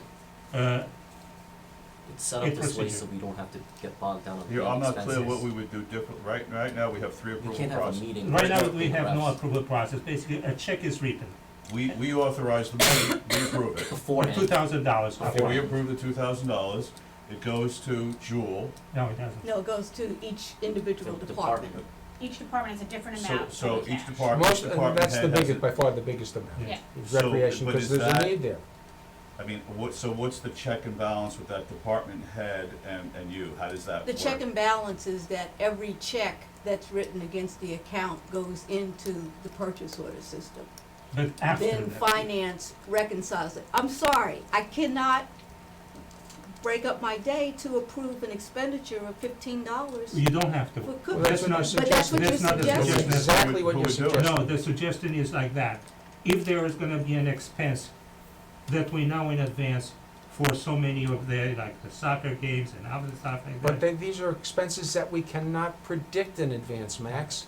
That's the point. That's why we have the petty cash We system. only, so Yeah. we yeah, don't we get do the bogged bill down by pay, this. we do the bill Those pay are the list twice a exceptions. month. Yes, Right. that's So why if Wait, there's something in exceptions. between the bill pay list, then how would the then the employees would have to put the money out themselves. No, That's the I problem. don't even wanna do that, Well, basically. the answer is. No, I'm just that saying, that's why we have the petty cash. We don't, Right. we don't, forget Jewel, we don't want Jewel to break up her day to sign a $30 check for a referee. We don't even consider that. Well, that's What I'm that's you're considering is talking basically putting together a one-page, basically approval sheet for the spending of the week, send it over and be But we done. don't know what that is ahead of Sheet. time. We have a That's the- purchase order system, we have an electronic purchase PO order, system. But the Anything that point can of be. the point of the petty cash is so that the management on the spot can pay a bill that's not Just in anticipated case, but right. legitimate.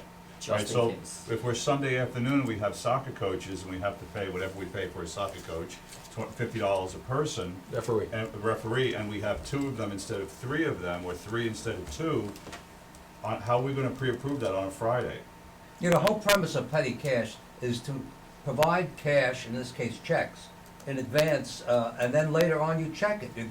You get copies of the checks, all the canceled checks come in. Where you get into trouble Goes to the with bill bills. list, everybody's able to, the checks and balances come in at some point later on, but you Where- can't do it initially, because We- there's not May not petty be cash. possible. Where you get Proof. into trouble with petty cash is when there's no hindsight oversight. In other words, you just, Gene keeps issuing $2,000 checks without finding out where the last $2,000 was spent. And we I don't do mean, that. do we have a potential for somebody walking away with $2,000? Possibly. But, I mean, this is the only way, Max, this business didn't start 2 years I ago. don't- The business is start, and this is what has evolved into a system that works. And we can't reinvent the wheel. If it's not Oh, broke, we do that all don't the fix it. time. Yeah. We do that all the time, that's And why. Well, And you so know, just I to be- wanna- Just to be clear, everything goes in the purchase order system Yes. once the Right. checks. If you are look Yes. at the bill pay list for tomorrow, and you go to the end of it, Right. you'll see Recreation Trust Fund, there are 2 petty cash checks written. What One's for they're for. $3 and one was for 15, a reimbursement of online fee and administrative fee. And then you'll also see there's a PO next to it because it's been entered into the system. Let's move on. Downtown parking. So we are approving it because Sure. it ends up Right, on the bill right. pay list. Right. After the fact, but. Downtown parking. Downtown parking was also, requested by Councilman Bash. I asked for some clarification on what specific aspect of downtown parking, and I believe I was advised that it was the parking permits. So, Yeah. I put together a chart and just given you an idea I of read the ones that are- the inventory, the amount of usage. What I'm suggesting is we always look for something that summer interns can do. Why don't we get a couple of interns that know how to add and start to, put together some questions that they can, I'd like to do, a count of, over several times during the day and during the week, what lots are full, what lots are empty. Let them check for permits. Let them review, maybe go into the businesses and find out, you've got 7 permits, can you tell me who's got them? And then you find out that 5 of those permits were issued to people that no longer work there, and the permits are gone. So our numbers are really out of whack. How many permits could you realistically use? I think interns could do this kind of work and come back with information that might allow us to. And here's the bring this issue up to that I date. wanna bring it up, because I was, for example, today, I went to the post office around 12 o'clock. The parking lot for the post office was absolutely full, couldn't find a single place to park. So I said, let me just check how many of those, just as an example, are people that have any permits? And I only see 2 people on the entire parking lot. That's not a permit. That's not a The lot by the, permit, pub- right, adjacent to the I know, post I'm office. just saying, But and there's I'll no tell you why permits it's required. important. I'll tell you why it's important. Then I came back 2 hours later, because I know those are the 2 hours left. The same part of people, roughly, because I could not get any, the same people are in the same parking and staying over there. So, the problem we're having is that those parking lots are used by daily people and impede the access to downtown for people that really wanna come and do the downtown business and stuff like that. Well, first of all, that's enforcement. But that's the whole point, let me hear. So, there has to be a tool that we can use to enforce, because we destroy our downtown unless we allow for parking, allow people to come. If they come by and see there's no parking, this is a defeating prophecy for everybody that wants to come downtown. And unless we do something, we'll have the same problem. You go into the CVS parking lot, and I was trying to see if there is all the commuters are parking there the entire day, and nobody can come anymore to do any business. There is a problem with the way we have the permits and the way we enforce it. Well, those 2 lots are not permitted lots. What you're suggesting is, and we need to remind the police chief every once in a while, we need to remind him that we need enforcement in our regular shoppers' lots where there's a 2-hour limit. They need to start issuing tickets to cars that are there all day. I don't disagree with you on that. That has nothing to do with permits. These are lots that are meant for shoppers, and we need to enforce those rules. And then, when you look at the locations to the parking lots where the IBAC permit, and we know that starting 10 o'clock, they're basically open now to everybody over there. But if you go in the morning and you go in the afternoon, you don't see almost anybody with permits, but they use the entire lot for the entire day, and that's again detrimental. So I know we're gonna say this is an enforcement issue, but I think that we should send a letter from the council and to the police department saying that we need that to be enforced. And then, once it's enforced, we can see if we need to issue more permits or not. One thing that I would like to see is what is the revenue that we get from Tenafly people, and what's the revenue we get from permits from out-of-town Are you people? talking about commuter permits? Ben? Yes, commuter permits. Okay, well, I wanna- that's easy enough to Yeah, get. I know, and That's an and once annual it's amount. enforced, I wanna see how many of those people are basically using it or not, and how many are. I would tell you, for the most part, commuters park at the Stop and Shop lot because Exactly. that's private property. We can't do a thing about that. I didn't even mention that, I'm saying the But, CVS and the other ones. CVS, you're not gonna find commuters in CVS to any great degree, because in the past, we have enforced those, but we need to remind the chief. It's so detrimental to Okay. downtown, and we have to do something. But I'd like to see some work done this summer on reevaluating all of these parking permits, because I think a lot of the permits that we've given out are long gone. you No. know. No, I think that you'll find that if you go into a store that has 4 permits and ask the owner who has those 4 permits, you'll be lucky if they can tell you who 1 or 2 of them are. The other, it was lost, or one of their employees left and never returned it. That's what, Nadia, am I correct? Isn't that what we've heard over the years? But I think, yes, but I think 2 years ago, did you redo this? No, we do this, this is daily. We get They- requests daily. And they pay No. for them, And they correct? pay for them. Right. And if they don't return them, then obviously they have to pay for new ones. Correct. But it used to be that, let's say Mr. Walk he was assigned 3, and he didn't return the 3, that was the problem, he wouldn't get new ones. But now there's no specific amount for each store. What do you mean return them? Why would he return permits? Because Because you get your money back. you get your money back, you couldn't get any The more money permits. goes into escrow. It's not revenue in the sense that the borough keeps the money No. and puts it into the current No, but fund. you're not It goes explaining. into an escrow. Why would they return it if Because when Joe DiGiacomo created this years ago, he had done an inventory of all the spaces available, how many stores we had, and depending upon the amount of employees, he would say, okay, Mr. Walk, you know, based on your situation, you get 3 permits, and that was it, 3 permits. So if he came by next week and wanted another permit, he couldn't get it unless he was only issued 3 and that's it. If he had got a new employee, saying- the old employee had to return the permit before he could get a new one. And so with this permit, you're able to park on the street all day? But, well, no, You know, you're able to no, park in a lot. designated In an employee employee lot. permit lot. But We just, have- just to follow in your example, so if Mr. Wack has 3 employees with 3 tags, one guy leaves, one of 2 things happens. Either he gives the tag back to Mr. Wack, who hands it to the next employee, Yep. or he takes the tag with him, which is my point. I Yep. think a lot of times they take the tag with them. They, you know, it's just left in the car. It's just left And in the nobody car. thinks about And it. when that happens, they do come for replacements. Yeah, because now there's not Yeah. a set amount for each place Well, of business. I'm There's a just- maximum.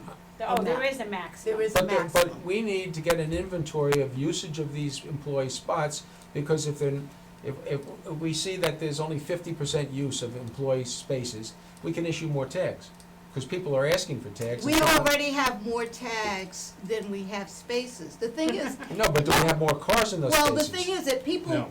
and it's gonna be hard There to were no measure tags even with a today. study, because the people come and go Yeah. at different times. They work shifts. And the you know. tags are good indefinitely. The tags are So good let's say indefinitely, it's an yes. employee who got a tag and doesn't work anymore, he can still park anywhere he But wants we- because he's got his tag. But we do keep track of businesses that depart, that close. We have an inventory of businesses that are closed, and that's how we kind of keep track of the spaces. So as I said, right now you have 231 active.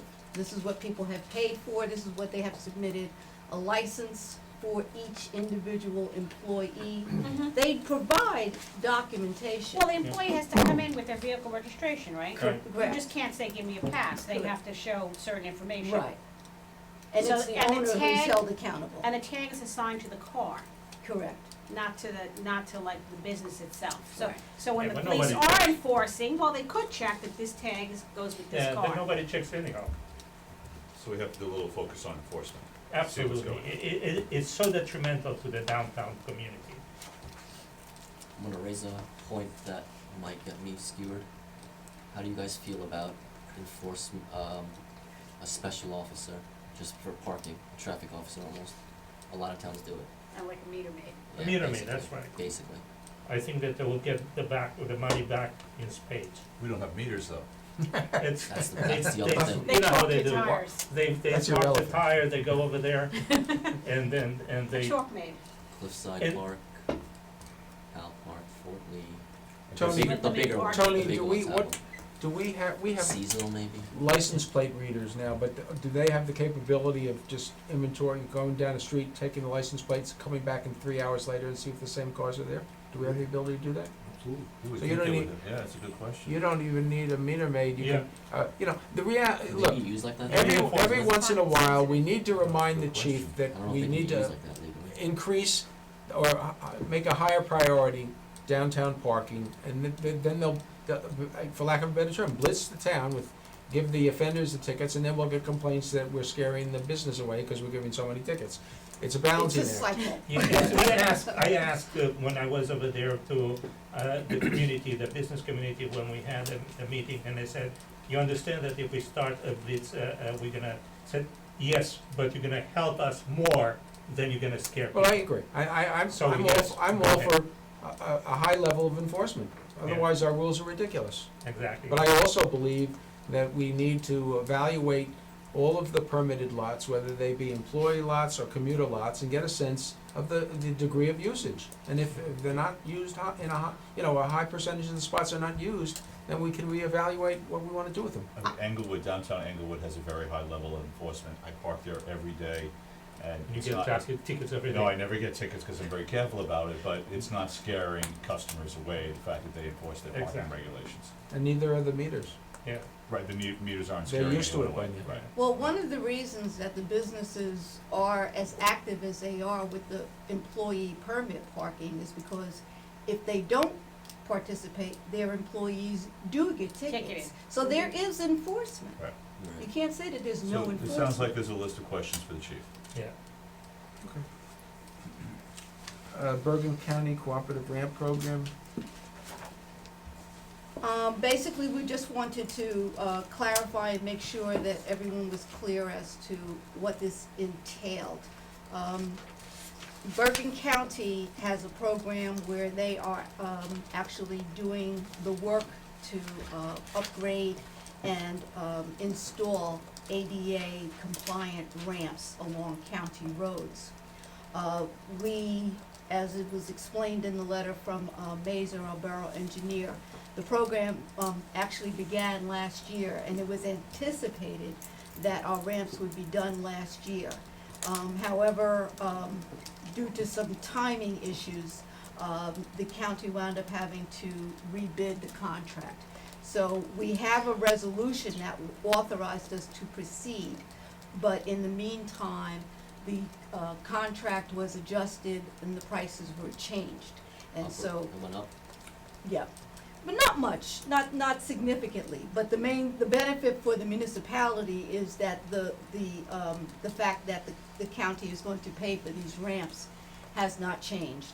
And so what we're being asked to do is to do a updated or revised resolution, which basically inserts the new dollar figures.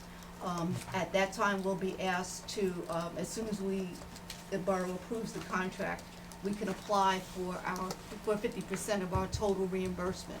So do we designate which crosswalks we want done? That's done by the county. That's The county's county fault. has bid the entire process, Then and So their what, are they resolutions are randomly attached. choosing the county streets, or are they doing every county crosswalk we have in town? They're Is there any doing- indication of how many? They're doing, well, we can get for you the inventory of the spots, but essentially, we wanna make sure that, Tenafly is done in this round. So construction we usually missed it. starts when the first week of school opens, or?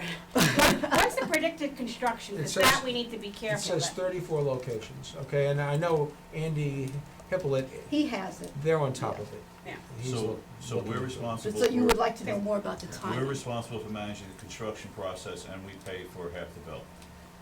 No, we don't have to pay for it. We don't pay for any of it. We don't pay for any of it. Anyway, The county has a master contract, and then they ask each individual community to also approve a contract, just like we do with the road resurfacing. Okay, And Mazer stays on top of it. They- Correct, they do the so construction. we do now. manage the process then? So we only pay for the management, I guess, that's correct? Yes. And that's those red Andy would be things. cognizant Yes. of different town events so that none of this overlaps with We will talk to them important specifically functions that about the go on importance in of town. timing. Timing, Cause mom's on a county road. yeah. Okay, administrators report. Good night, Gene. Okay, good Have a night, Gene. Good night, Good night, Gene. Gene. Thank you. Oh man, he's going home, What are we doing? Administrators Admin report. administrator. I'll use my hard copy. I use both. The 2015 fireworks, we actually set out to solicit from more than the 2 typical vendors that we get, and we were able to identify another firm also located in Pennsylvania called D&M Fireworks. So we did receive 3 proposals this year, and attached to the memo are 3 sheets which give various levels of comparison. So our recommendation, which is the top sheet, we are recommending International Fireworks, but you have an opportunity to see exactly the comparison that was made between the 3 firms and why we're recommending International. So you have a 3-firm comparison, then a comparison of the top 2 submitters, which were International and D&M, and then you have the initial comparison that we did of all 3 firms, so that you're confident in our choice and in our proposed selection. You can see that International Fireworks was clearly the superior firm. They've done the Wait, last they Yeah, two, a couple of right? years. Yeah, And they've been very, They've been every year it's excellent. been better. they So- really have, Jewel, they all came at 12K? yes. Okay.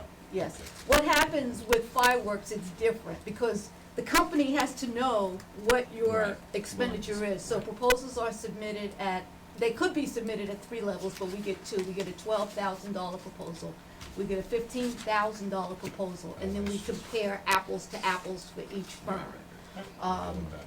There's also 18,000, but we haven't asked people to submit those yet. So it works in those specific increments. Yes, Jules, may I ask you something? Sure. I did some digging when I looked at this one to find out. And there is a lot of reporting about lots of injuries due to fireworks. And it's a long story, but okay, they are becoming extremely cheap. They are made in China, and people are now buying them in bulk.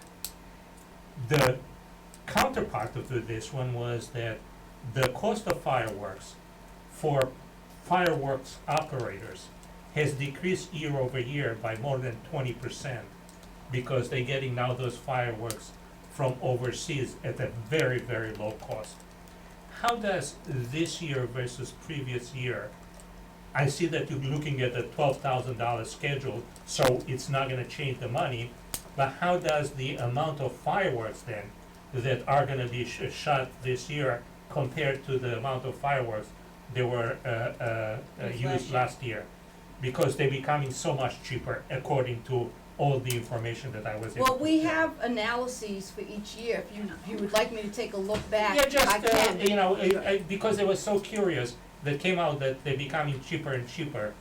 That's why, because they do a great job, and if they're gonna do a better job, Well, that's why because we they get, have that's why 40% less we results. get 3 bids, hopefully, you know, we can analyze one from another, you know. The other, believe me, the other companies that don't get this bid are very hungry. In fact, last year, we got a letter from one of the companies wanting to know why they weren't picked, Yeah. and we explained We why. explained to them. So they have the incentive to give us more for less. and- That's why I wanna see also that if we got more than last year. Well, I would say this, the last 2 years, the price has been the same, Correct. and the shows have been better. Yes. More than I can't, I It try, actually improves at the each beginning of year. each show, I try to count the shells, but I usually lose track after about 30 You know, seconds. what do you get behind the two hands? It's the number of shells, and it's also the total number of shells, and it's also the size and Size. type of Exactly, the shells. size and all that. So- Because someone can give you, you have, well, if you look at the charts, that's what we're comparing. We're comparing 1 inch, 2, 2.5, 3, 4, and then special effects. So someone can give you a lot more 1 and 2 inch shells, but it doesn't give you the same visual effect and impact. Okay, thank you. So we look at both.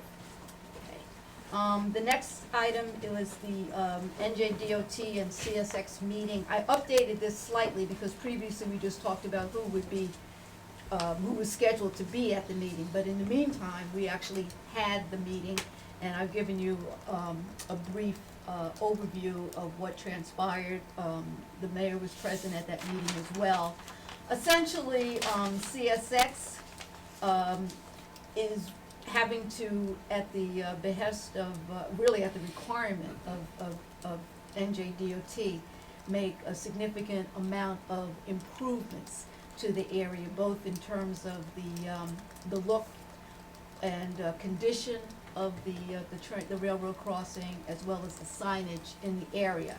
And while they are required to make these improvements, I thought it was unfortunate, they wanted to make it very clear to the borough that they were gonna be looking at this in a very, very narrow fashion. Narrow focus. They were not going to do anything more than DOT required them to do. However, with Andy Hippolyte was there, and it was pointed out to them, they had no idea of the width of the right-of-way. They're legally allowed only to repair what's in the right-of-way, and it was pointed out to them that the right-of-way is a lot longer, wider. First of all, they didn't even know that one time there was two tracks there. yeah. Right. So Andy was very helpful, and you know, that's a crossing that's been patched beyond repair, It's in patched over patched. terrible condition. So they're going to be, you know, starting from scratch. What do you call the term, Tony, when you do it from scratch? You Rebuilding it. rebuilding it. Thank you. So rebuilding the entire, and we've got tremendous amount of complaints from mostly school parents who go across that. If you go across it more than 10 miles an hour, you got to lose your And here suspension. again, we're gonna have to monitor the timing very Yes. closely The gonna state, be a the problem. state leader laid out for us, as is summarized here, a very detailed process that the state has to go through. And that process is at least 90 days and possibly slightly longer. Captain DiMarcano was there, Yeah. and, you know, already we're thinking about what kind of detour we would, probably, Doing both intersections at the same time, only right? one intersection's being done. Only one, oh, which one? Central. Central. So why are we having to pay for something? I mean, No, they're gonna do it, DOT's paying for it. The only thing, But we have to $25,000. fill in the sidewalk. we're just doing the sidewalk. okay, so the cost of the sidewalk is that. They won't, we We argued wanted with them them, to do it. they're not legally allowed to. Or do the sidewalk. bound. Bound to do the sidewalk, thank you, good word. What about the So contribution to the? they're not gonna do the crossing at Washington Ave, eh? No, they're Not not. Even though they distance. looked at the three, and I mentioned to look at Westervelt, they were only gonna do the one. Correct. Well, let's get this one done. Only took about 4 years. I started corresponding with CSX 4 years ago. It was a big team too. Was the worst of the three for doing Yeah, by far. And the timing was impeccable. We were there about 10 o'clock, and that was the day they had testing. You would not, it was like, I thought it was like one of those circus things where people are just going around the block. The traffic across that crossing never stopped. It was The 10 whole o'clock time in the we're there. morning, and they got the message that it's a busy Busy. crossing. The joint use meeting has been scheduled, March 16th at 5:00 PM at the Board of Education. And you see the items that are on the agenda. I say number three, was something brought up that would change number three? Did somebody bring an issue up with that? Someone from the board has raised that issue.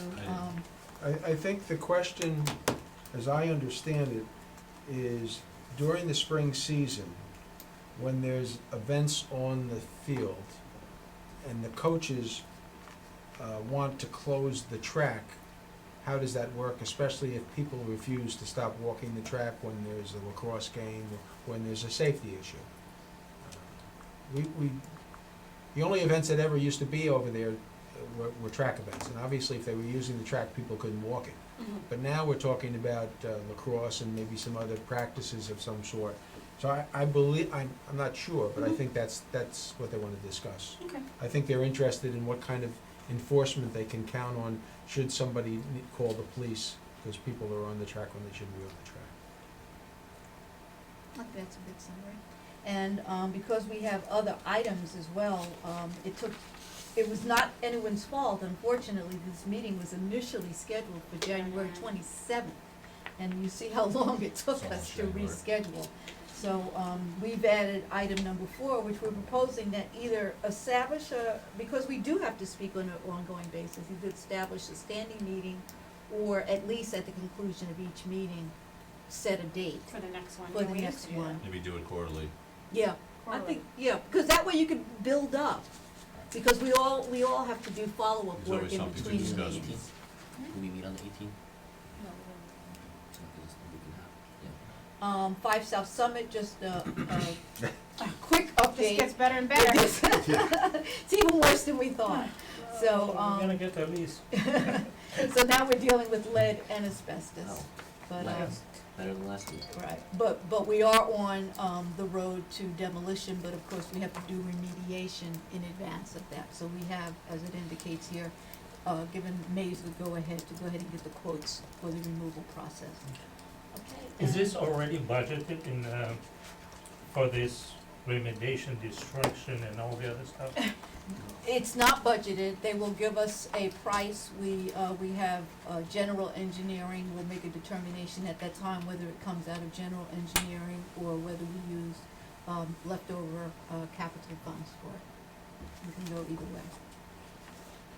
Okay. And that's basically it. And you have a host of reports, I know that are usually of interest to you, and, as you know, we did forward the, compilation of annual reports for 2014. Yes, thank you. We got, under correspondence, we have a letter in regards to Assembly Bill 1109.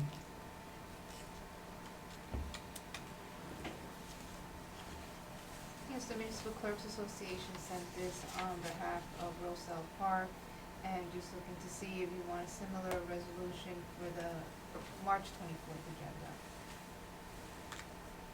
It's for the implementation of rules and regulations for organizations that provide housing for those with developmental disabilities. Would this cover the new housing?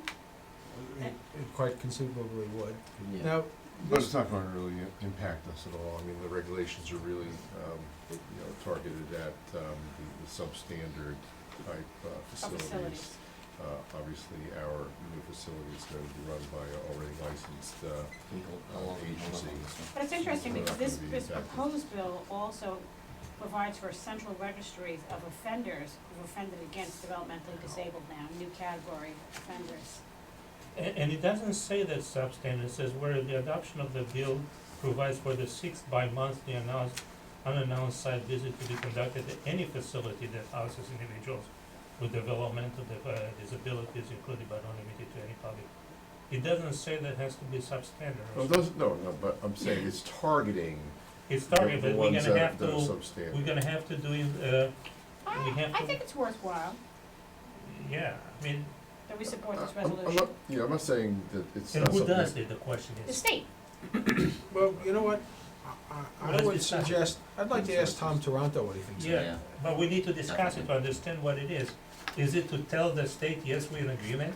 I'm gonna ask Tom to give us a written How do we recommendation either discuss it? for or against it. Tom is the gentleman who You bring I'd probably be wrote for it it. United Way. If he's And for it, I think Probably we should do for it. He knows a lot more about it than we The do. question is, I still don't understand, maybe somebody can explain.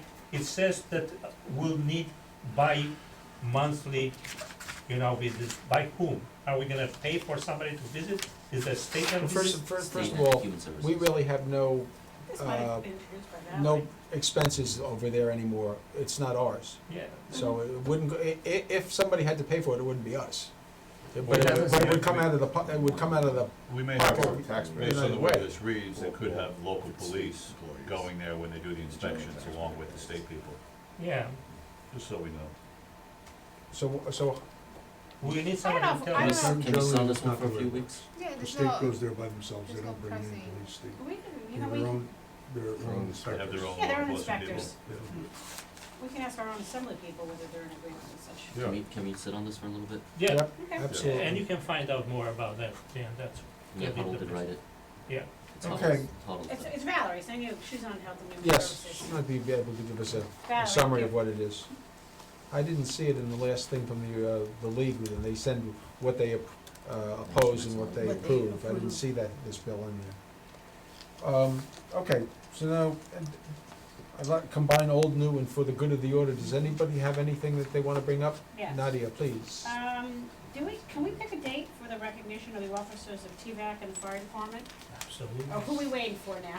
Fire Which one? department. We're waiting for fire? Could you, It's not gonna, just do the ambulance. okay. Can you just coordinate with Max then, which meeting they can come to? Charles No, been wait. on me. Yeah, I know, because I told it, you set up Yeah, a it date would, with her. I told her probably, when it's just a public meeting, not a combined meeting, so it'd probably be the one in April. And what's this for again? And then To the recognize the new. new members. officers, we do it on an annual basis at the fire department, who got elected as an And it's officer. TVAC this time? TVAC and fire. Give me those names, let me see if, we can get some freeholders, or maybe even the counties that come. That would be Present nice. some combinations. You get me a list of names. Yeah, do Okay. you have them? Yeah, or otherwise I get them, either way. Okay, I'll I'll do it. okay. I'll send it to you. Tedesco's a fire guy, Anything so else? he usually Yeah, does that. not that I don't know what this means, but Tom Nigro, when he came to speak to us last week, talked about possibly making the Nature Center a National Historic Landmark Park.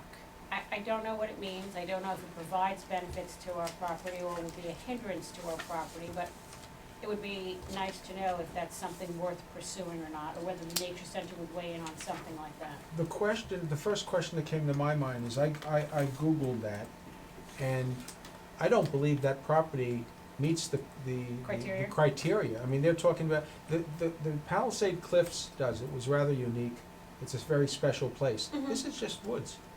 And I'm not There's minimizing, one track of land. I'm not minimizing the value of it is, it's a Tenafly, Okay. but I don't think it's gonna qualify as a national landmark. But can somebody tell us about this? It will be very interesting to know if we Well, can. who's the liaison to the Nature Center, are you? I'll find out. Can you Yeah, talk to find them out. whether Yeah, they have, and- Nature Center folks, what they think. But Yeah. I think what, you know, if it was to become a national landmark, a lot of the oversight now becomes federal. Yeah. You know, in other words, you're putting a lot, I don't wanna say use the term restrictions, because it's already restricted. Mhm. But I think you're taking this, we, the control? town controls it. Mhm. You make it a national landmark, the town no longer controls it. Now, I'm not sure Take all the red tape. what that means, because we have no, you know. I would just like to know what it Yeah, I does think it'll mean. be good to find out what's going on. Okay, well, like, I would suggest that you Google national landmark, whatever, historic landmark, and read what they say about it. It'll give you a good background on it. Anything else? No, that's it. Anybody else have anything? I have three things. One is, and I totally independent of the fact that Jason came in tonight, we got a letter, which I think was at your place tonight, from Jack Kraft, or John Kraft's company, that he has been selected as a for a Lifetime Achievement Award. Now, I noticed in the League of Municipalities magazine, I don't know if you've all got one, Mhm. that he was written up there as well. He has been our bond counsel for over 20 years. And I thought it might be nice to just pass make a proclamation congratulating him on this award and thanking him for his years of service to us. As far as I can tell, he's one of the foremost people in this field in the state, and he's always served us well. Very nice. That sounds good. Okay, I'll send you a sample proclamation, and you can fine tune it. Next, I have, if you recall, we had the gentleman come in, the artist who's gonna do an art show over Mhm. David Johnson Park. He would like to know, and I believe, as it stands now, it's the purview of the council to decide, he'd like to serve wine on Saturday night at his show. Sure, I'll go there. I'm fine with that. That's right. Wait, currently our rules allow it. Allow it by, With Cancel permission of what Throw council. the Right, pot- okay, exactly. okay. Now, he can't, correct me if I'm wrong, Melissa, he can't sell it. No. no. No, No, absolutely. But You need a permit from the It's state. free, That's from the state, you see. my only concern is liability. yeah, Somebody Yes, gets you can have drunk, liability creates a insurance. problem yeah. with a landlord. No, absolutely. That's why only we my don't do only it. concern. I have no problem with it, other than, and that's why I'm not crazy about liquor on public property, because with our permission. But If we're it's going a- to allow it? Well, I don't know, I just wanted, Is there a follow-up, is there a police officer have to be on site or anything like that? Do they have to supply their own? It's never been an issue Security. because it's not allowed. It's, Well, it's allowed, but no one ever Mhm. asked for it. It's in it's already in the ordinance. I think we should let the, I mean, I what, we what, should at least let the department know that there will be alcohol in the park. I'm fine with it. I don't have a problem either. Are we allowed for Okay. like a wedding? weddings? No alcohol. No alcohol. No, Well, they Dry haven't asked for weddings. it. They haven't Dry asked for weddings it. only, Try weddings. that's right. They drink before they get married. Yeah, well, they have to, So Otherwise they wouldn't get the married. consensus is to allow it? yes, I think so, Okay. yes. yeah. Yes. Last but not least, there was an article in, I guess this is the Suburbanite, a week or two ago, about this lady who ran a book club at the Tenafly Public Library for 20 years. She was pretty much a one-woman operation. In fact, you know, when she retired, I don't know that anything like it is continuing. I think we're trying very much. Thank Gesundheit. you. I believe she's still in town, and I thought it might be nice to invite her to a council meeting to thank her for her service. Sure, And maybe, once again, a Absolutely. proclamation. I'll take care of it. Absolutely. And that's it, unless anybody else has anything else, we'll go, Bill will read closed session. Sure. Glass of water. Resolving compliance You with too? NJSA 10:4 We're gonna have to filed with kick the you mayor out. and council. We'll go into closed executive session to discuss a legal matter subject to attorney-client privilege that involves the sewer club leases. After this closed executive session, mayor and council reconvene in this Richard D. Wilson committee room to adjourn this public meeting. Motion? So All in moved. favor? Second. Everybody, a 2-minute break except for Tony? Yep. Okay. Sometimes. Good evening. It's just ridiculous. In compliance with the Open Public Meetings Act, the notice requirements have been satisfied. Meeting dates for the year confirmed at the annual meeting are posted on the public bulletin board in the lobby of the Municipal Center and published in the Record Press Journal within the first 10 days of the new year. Copies of all revised or additional meeting notices are sent via fax to the Press Journal, Records, Suburban Night, and Northern Valley News, and are posted on the public bulletin board in the lobby of the Municipal Center. Salute to the flag, please. I pledge allegiance to the flag of the United States of America and to the republic for which it stands, one nation, under God, indivisible, with liberty and justice for all.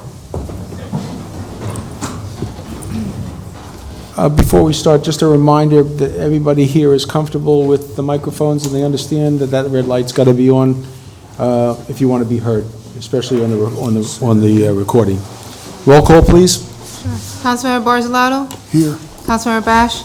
Here. Councilmember Lamastra? Here. Councilmember Park? Here. Councilmember Stefanowitz? Here. Councilmember Zina? Here. Mayor Rustin? Here. I'll entertain a motion to approve the following sets of minutes. February 24th, the work session.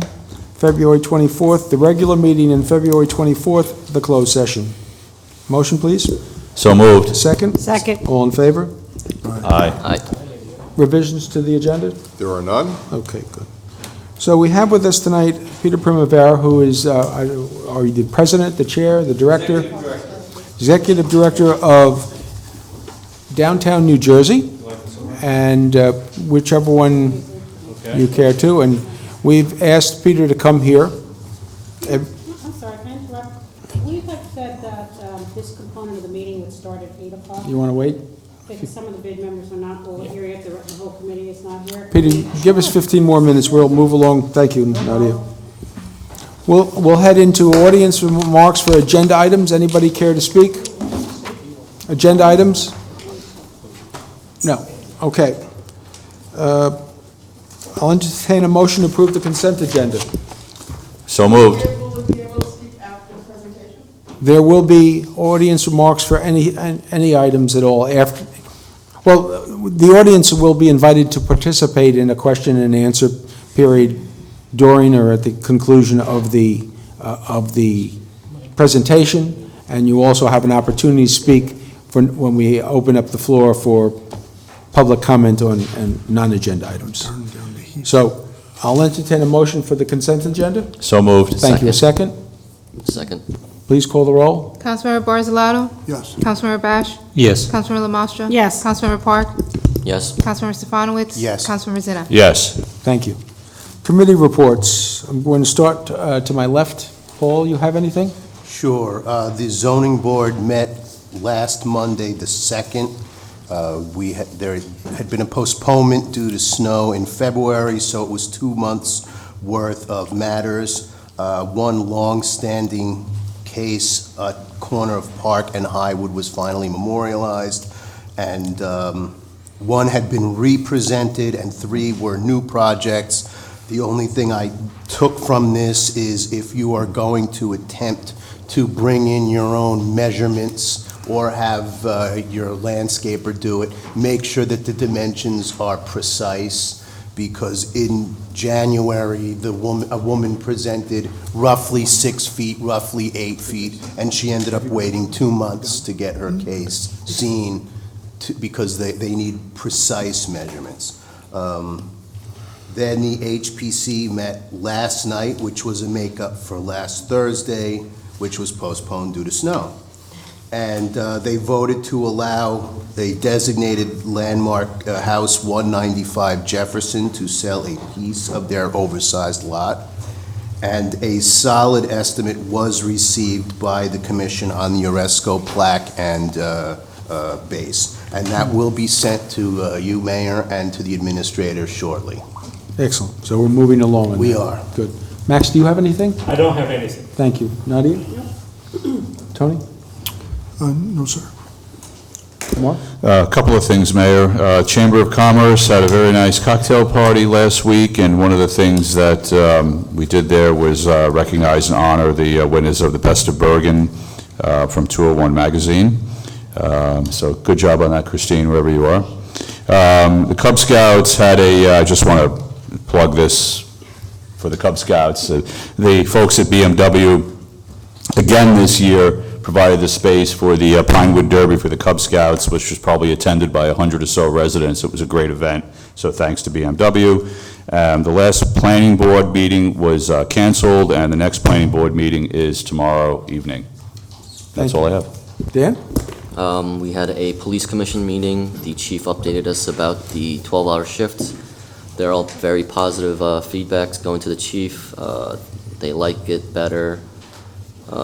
They're gonna seek accreditation update. The SRO is going well. He's attending more training classes. From the CAP point of view, it's actually a very good program. He's in touch with the kids. Speaking of CAP, they hosted with some of the middle school hierarchy, I guess, the staff there, the guidance counselor. They had a thing last night where they were transitioning parents for the 5th grade, 6th grade move.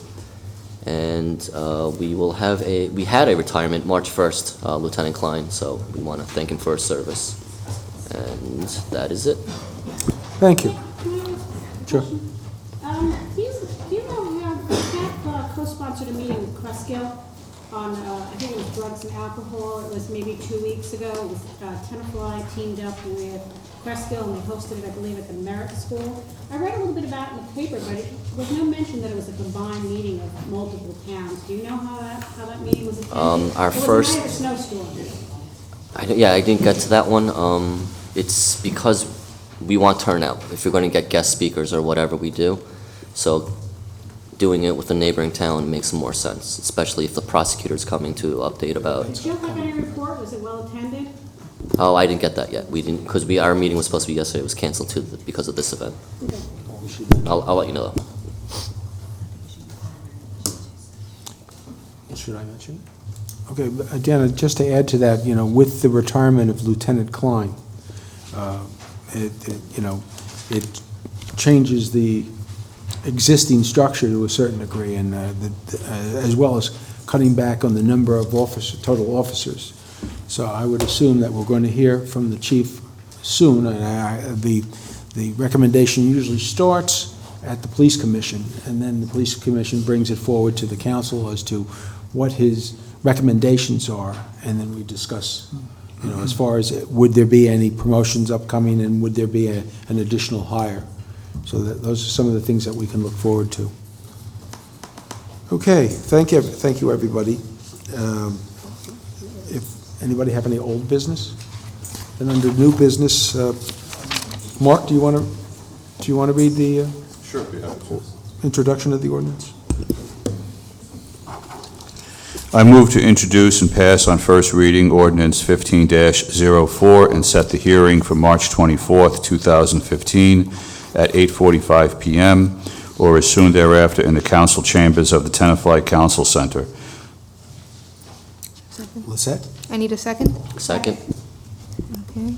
Ordinance number 15-04, refunding bond ordinance providing for the refunding of outstanding general improvement bonds by the Borough of Tenafly appropriating $6,800,000 therefore, and authorizing the issuance of $6,800,000 refunding bonds of the borough to finance the cost thereof. Councilmember Barzalato? Yes. Councilmember Bash? Yes. Councilmember Lamastra? Yes. Councilmember Park? Yes. Councilmember Stefanowitz? Yes. Councilmember Zina? Yes. Thank you. I'm going to go a little out of turn, since we have a few minutes before 8 o'clock. New business or? Yes, additional new business? Sure, Yes. Tony? I'm sorry. I have two items, Mayor. First of all, I would like for us to start the process of establishing an ordinance that any resident who has a fire hydrant on their property is mandated to clean the hydrant from snow.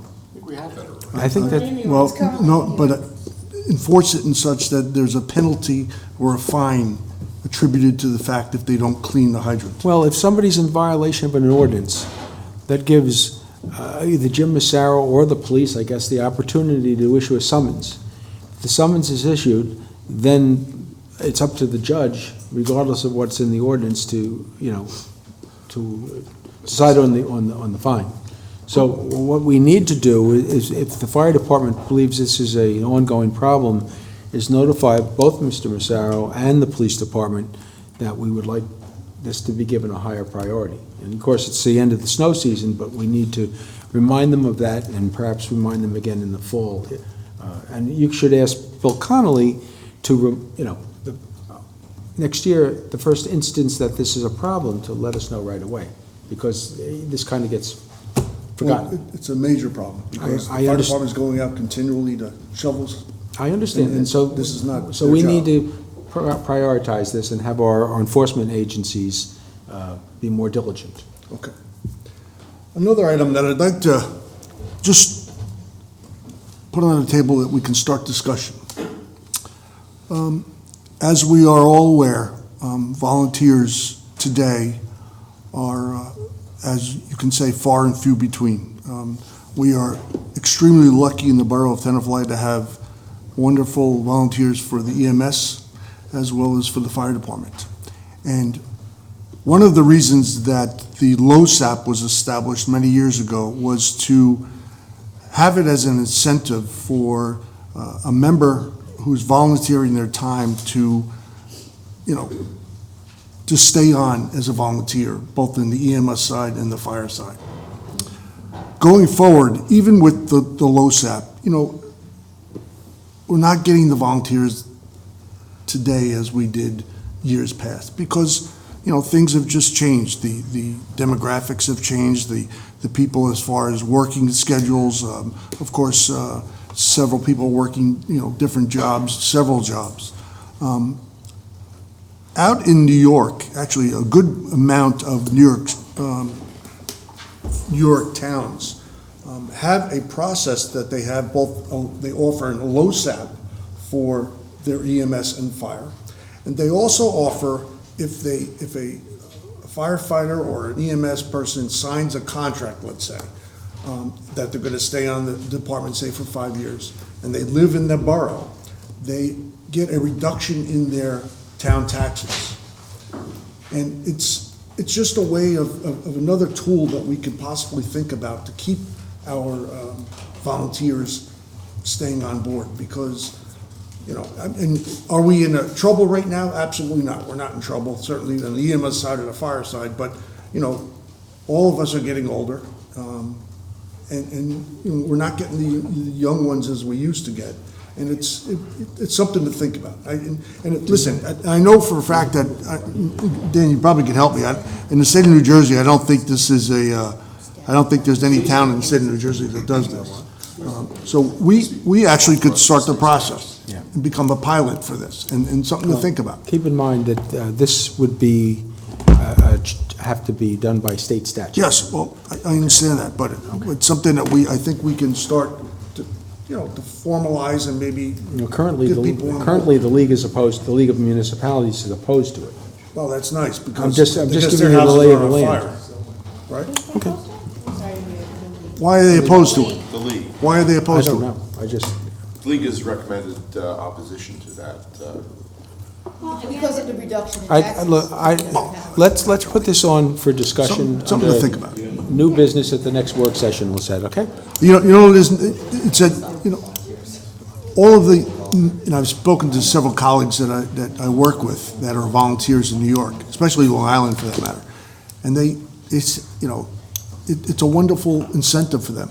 And a couple of the guys that I've spoken to say that it helps them to want to stay. So what we can do is discuss this, and if there's a consensus, we can pass a resolution urging our representatives to move this forward. We can also send it down to the League of Municipalities and ask that they support it, and we'll probably find out exactly why they don't at this point. There is also something different regarding LoSAP.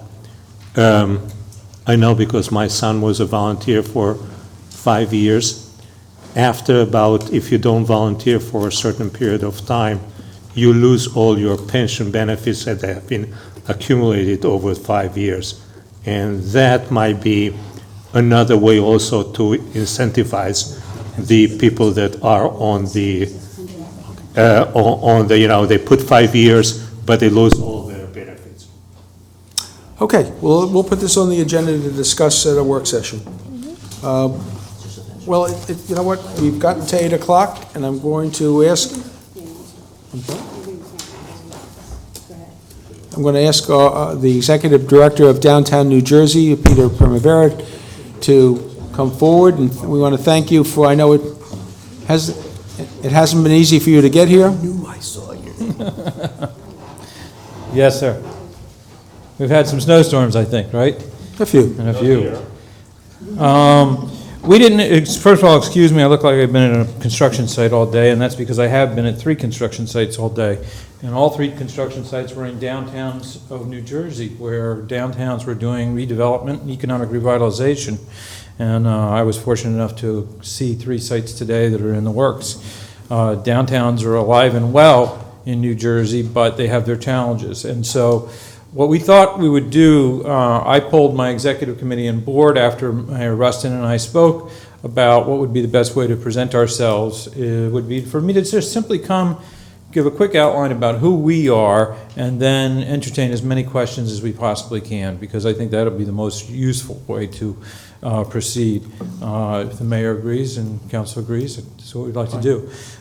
We can send along a lot of other information, but I didn't want to distract people by giving out information tonight, because our website is extremely rich with information. So let me go back to the beginning. My name is Peter Primavera. I'm the Executive Director of Downtown New Jersey. Downtown New Jersey is a 26-year-old non-for-profit 501c3. We were organized back in the days when we were seeing downtowns in New Jersey diminish, when they were losing their competitive edge to big box retail, to shopping malls, to strip malls, the like, the obvious. And so what had to be done was a movement was taking place really across the country, but particularly in New Jersey, to try to find ways to help downtowns remain competitive. So we're really talking about economic vitality, economic capability and competitiveness. That's really the bottom line of what downtown New Jersey is trying to seek and trying to help people achieve. And there's a lot of different ways, and there's a lot of different, if you will, related issues besides economic development, depending on the situation. And you're going to hear me say that over and over and over, depending on the situation. Every town is different. Right now there's about 155 managed districts that are either BIDs, SIDs, Special Improvement Districts, or Main Street designated communities in New Jersey. Almost all of them are members of our organization. And if they aren't, we're trying to grab them as soon as we can and get them in the fold. We also have an interesting cross-section of individuals in the organization, and that would be everything from mayors, lots of council people, downtown economic development directors, planning directors, the executive directors from BIDS, many of them. And then there's a large group of, I'll say, professionals. And the professionals cover everything. The professionals cover whether it's real estate law, land use law, architecture, engineering, transportation, you name it, infrastructure. If it's simply being an expert in the field of managed districts, BIDs and SIDs.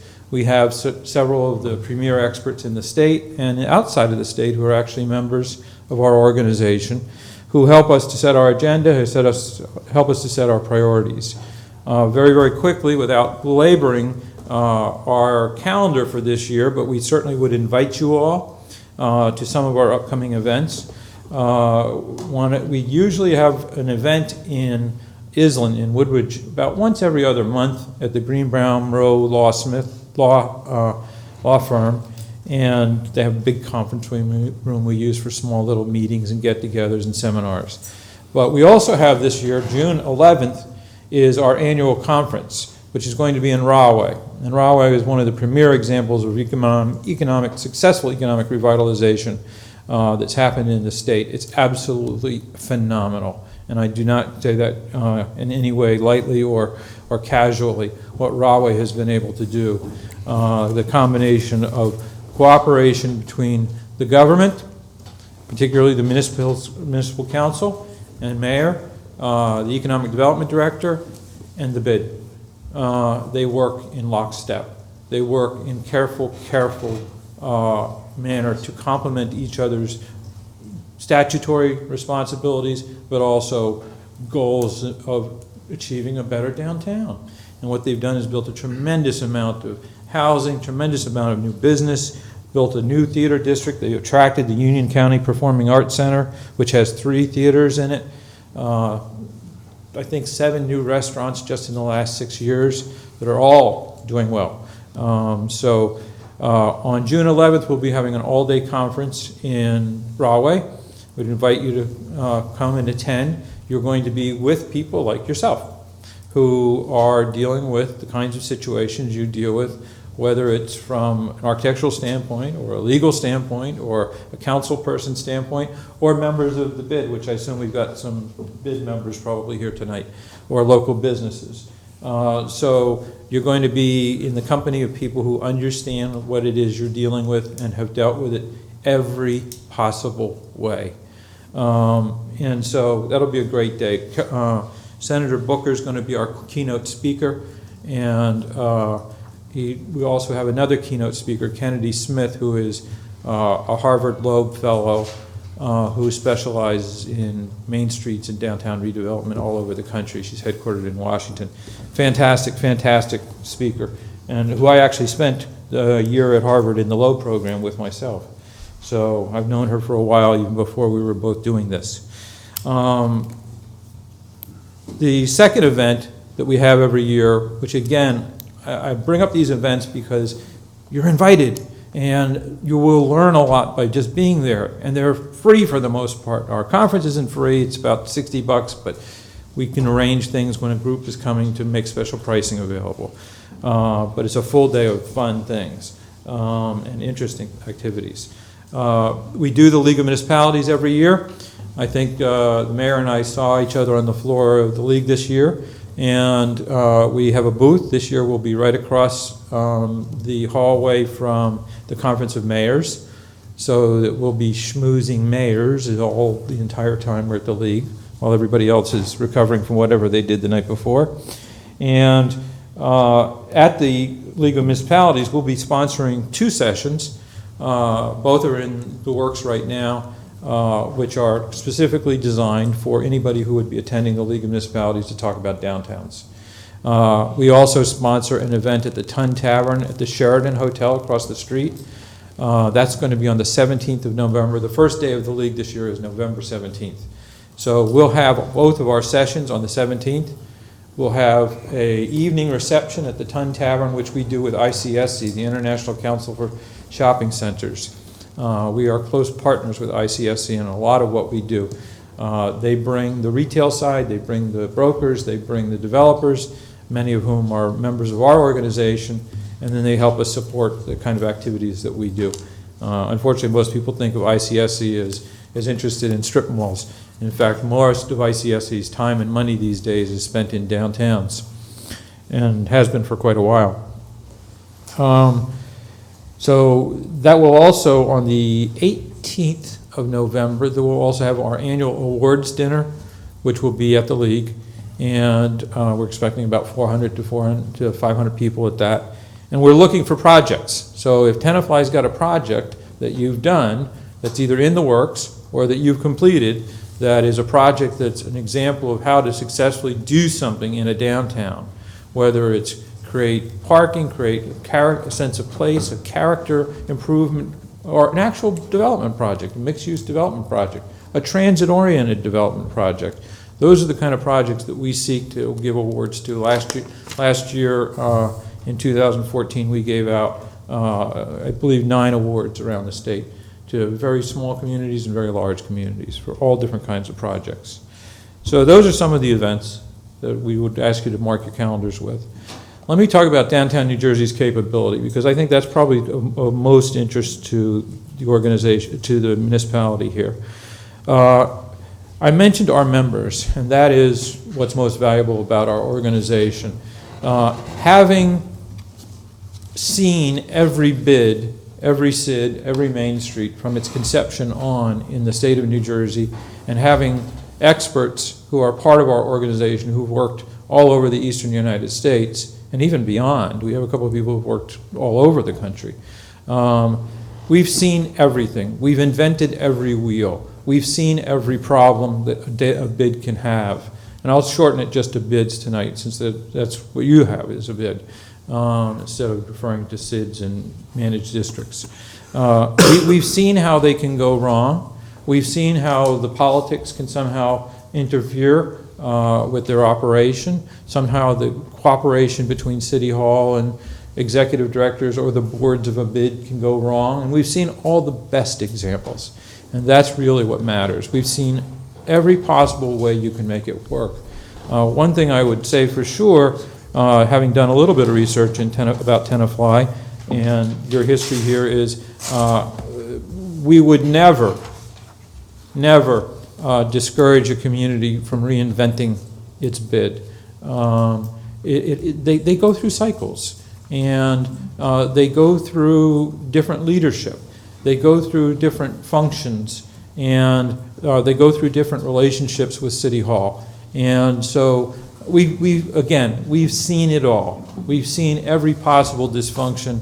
We just intervened, we were asked to intervene a community, I won't say the name of the community, but it's in Somerset County this past fall. And in that particular case, the bid that they had was 10 years old, and they had not held an election in 10 years. And they had not added anyone to the board in 10 years. So the bid was being perceived as a private club. It was being perceived as something that was out of touch with the community and the changing demographics of the community. And it was completely out of touch with what was going on in City Hall. And so there was a lawsuit that had been filed by disgruntled members of the bid. The mayor and council decided they needed to intervene. When they did and we caught word of that, we offered our expertise to them.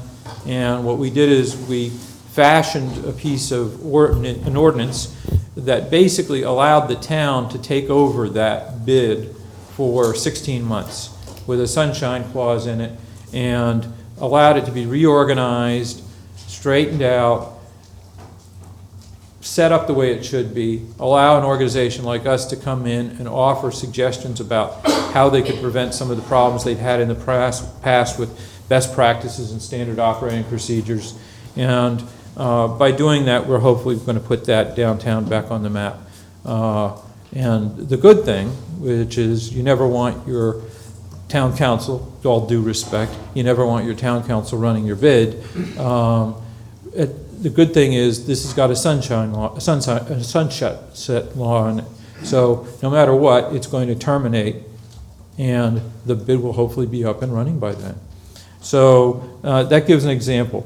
Real briefly, I'll describe some of the services we offer. Some of the services we offer are just our network, and I'd have to say that's by far and far away the greatest service we offer. I get a phone call several times a day from a community, a councilman, a bid, an executive director from a bid, saying we have this such and such an issue. And I don't mean it to sound like it's always a bad issue. Sometimes we're going to have our spring parade and we need an organizer. Do you have a great organizer? We have a site we want to redevelop, and we want great developers who have great reputations. Can you give us a short list of developers who would be interested in the kind of project we have? Sometimes it's an emergency. Something's really gone wrong and they need to call out the police, us, and or perceive us as the police, and have us come in and try to do something to help correct a dysfunctional situation, or a situation that may be just starting to not function the way it should. Sometimes that's a matter of perception. Sometimes that's a matter of reality, that the organization may not be running the way it should. But what's most critical in anything we do is identifying the stakeholders, identifying the constituencies. Who are the people who are going to be in the bid? who are the people who are going to have the bid assessment, who are the businesses that are going to operate in the bid, who are the people in the town who are going to use the bid, who have a direct role in what happens to it, how successful it becomes, what shape and color and flavor it turns into. We have a program, we did this last year, where we were promoting a relatively new concept called creative placemaking. And in that case, we were working with 2 or 3 professors from the Rutgers Blaustein School, and we're also working with the Center for Creative Placemaking at Bloomfield College. And we were talking about how people can bring the arts into downtown communities and how that can become an attraction. And if anybody was in Livingston this past year, you probably saw that there were all over, Livingston doesn't have a traditional downtown, but you saw all over Livingston there were statues, there were art pieces all over downtown that were loaned by the Robert Johnson Foundation, of the sculpture gardens that are south of Trenton, if you know that, the atelier that does the sculptures there, loaned sculptures to be put on the street. And then the bid and other organizations in the city then programmed around having that art on the street. And it attracted people who'd never been there. It got people to get out of their cars who'd never been there. And all of a sudden, downtown Livingston has found out they've got a parking problem they never had before. And the statues are actually going away, and the town is screaming and hollering and yelling, we've got to find a way to get replacements. We've got to do this as part of our ongoing character of our community. So what we do is we have several different kinds of studies, and I won't go into detail about them, but just give you an idea. There are several different kinds of studies we do. Some of them, as I said, are simply a matter of putting you in touch with the right professionals. I mean, if you have a specific situation with a redevelopment site, and we can put you in touch with the right professionals who know how to study that site, who know how to bring their expertise from similar sites. We don't like to reinvent wheels. We don't reinvent wheels because it's been done every possible way. We'll put you in touch with those people, and we'll help facilitate ongoing meetings that may be useful either with council or with council in the bid or with the bid or however it's being structured in any particular situation. We can also do that at programmatic levels. We can also do that at vision and strategic planning levels.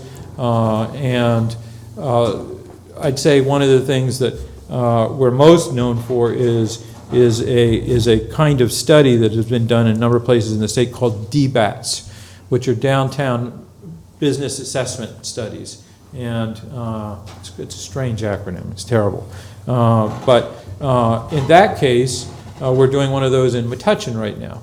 The one in Metuchen is actually a $5,000 study because it's requiring us to bring several different professionals, about 6 different professionals together on a team. They're going to spend an entire day getting familiar with the community, then they're going to spend an entire day in the community with all of the appropriate parties and stakeholders. Then they're going to go away and they're going to write a report. And it's going to be a formalized report about here's what downtown New Jersey thinks you need. And most importantly in that report will be a set of priorities. Because what happens a lot of time in a lot of communities is that priority list becomes sort of a menu where people pick whatever they like. We don't issue a report that's pick whatever you like. We issue a report that's going to get you to success. And so we will be suggesting in a report like that a very specific list of things to do in a very specific order. And we won't publish the report until we've had full communication with you, and you'll publish the report when it's finally done to your satisfaction. But in that case, in Metuchen, what we did is they came to us, they said, we've got $2,500, and we said, no problem. We have like about 15 different ways to get you another $2,500. So we got the difference for them to help them pay for the study. In another community we're working on right now, up in Morris County, they were hard-pressed to even come up with $2,500. What we did in that case, because that was also a $5,000 study. We do $1,000 studies and we do $5,000 studies, and we've occasionally even done more, but the more is very rare. And that pays for the professionals. That cost is not coming to us as profit or a consulting practice. That pays for the professional's time who we bring to your town. And they come in at a discounted rate over their normal rate. And then they will come in as a team representing downtown. The community in Morris County that I was mentioning, they were hard pressed to come up with $2,500, but we were easily able to come up with unconventional ideas that they hadn't thought of. For example, we said, how's your parking authority doing? And everybody said, fantastic. What do they got in the bank? They're loaded. Said, can they come up with $2,500? Absolutely. Then we went and found them the other $2,500. So we have a lot of ways of finding the money to get the professionals to your town. And I don't want to emphasize the money portion of this, but I have to be, very frank and brutally honest. You kind of get what you pay for when you come to any organization like Downtown New Jersey.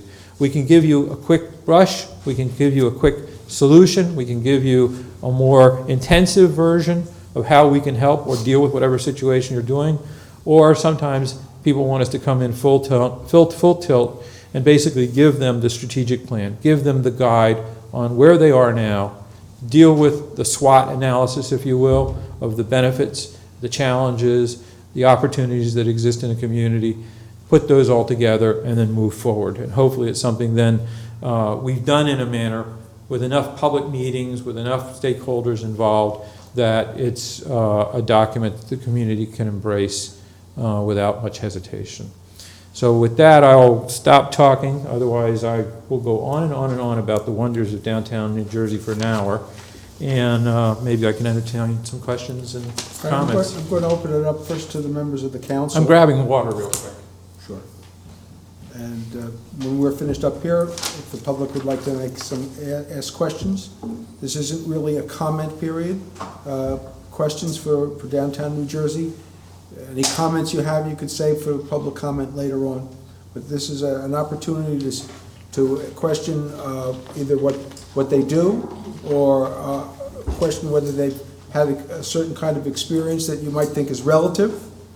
So anybody up here? And I would mention one thing real quickly is our website, www.downtownnj.com. I don't know why it's not .org. That was before I got there. But it's www.downtownnj.com is rich with information. A tremendous amount of information is on there about whether it's state statutes, regulations, towns that we've recognized through awards, why we've recognized them through awards. Our board of directors, which is 28 people, is all delineated there in their credentials and their expertise. So we're on Facebook, not getting a whole lot of chat right now because I think everybody's worried about shoveling snow, but we're on Facebook too. And so hopefully that website would be tremendously helpful to anybody. Before Councilwoman Lamoster starts, in the interest of full disclosure, I did mention to you when we were talking about you coming up with a presentation of our situation here, which is we've had a bid for a number of years. In the minds of most, it's certainly unachieved. It's not a high. Okay.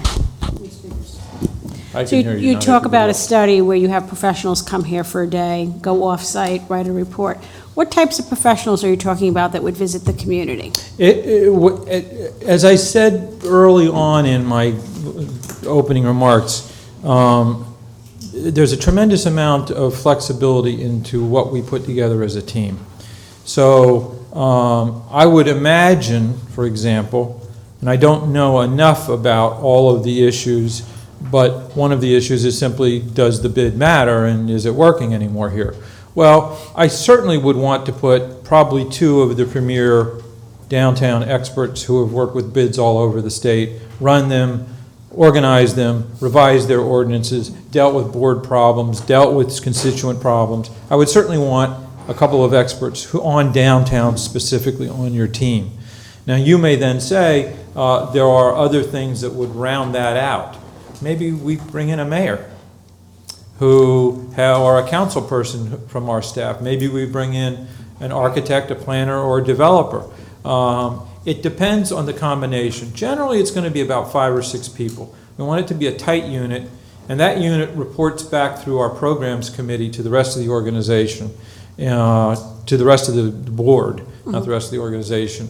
And so everyone in the board will know that we've been engaged, will know that what the issues are, and will contribute ideas.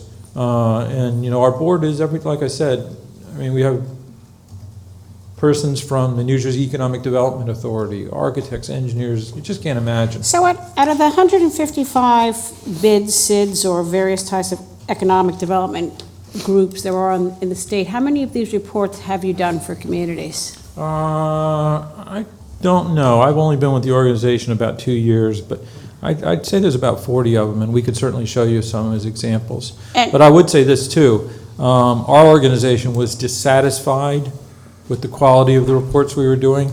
The information was there if you were a downtown expert. The information was not easily translatable in a lot of the reports we were doing until about 2 years ago, so that you could take it to the guy with the dry cleaner. So you could take it to the guy who has the little grocery store. So you could take it to, you know, the people on the street who hopefully are the members of the board of your bid, and they could make perfect sense of it. And so our own product is in those kind of studies is undergoing revision right now. So you would say a day in a community would suffice to make recommendations about its economic future? No, no.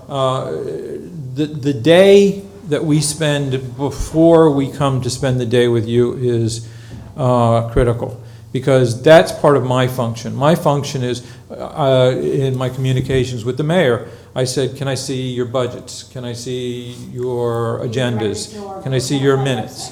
Right, and terrific. You guys are doing it on the website. It's all there. That public disclosure is really, really important, especially after a recent lawsuit in Montclair, where some issues of disclosure came up and it went to the New Jersey Supreme Court. And we participated in that action as a friend of the court.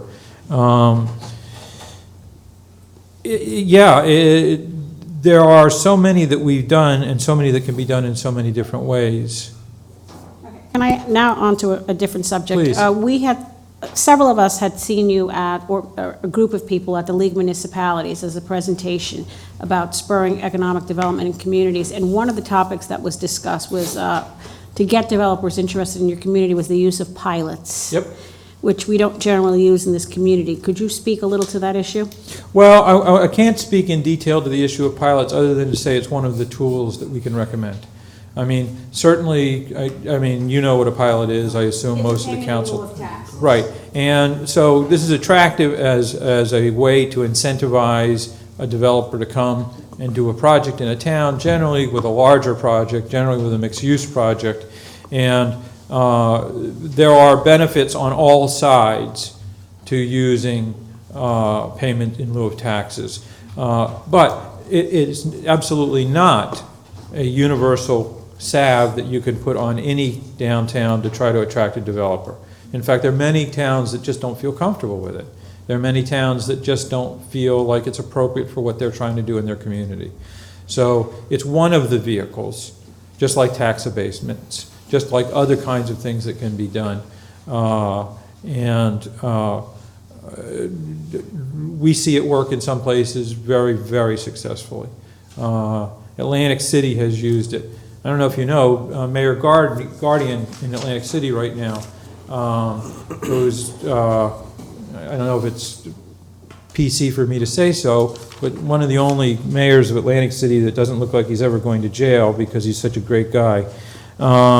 Mayor Guardian spent the previous 12 years of his career as the executive director of the BID in Atlantic City. And so when you go there and you see all that outlet mall and you see all of that business activity and the casinos themselves that are in the BID, Mayor Guardian directed that BID for years.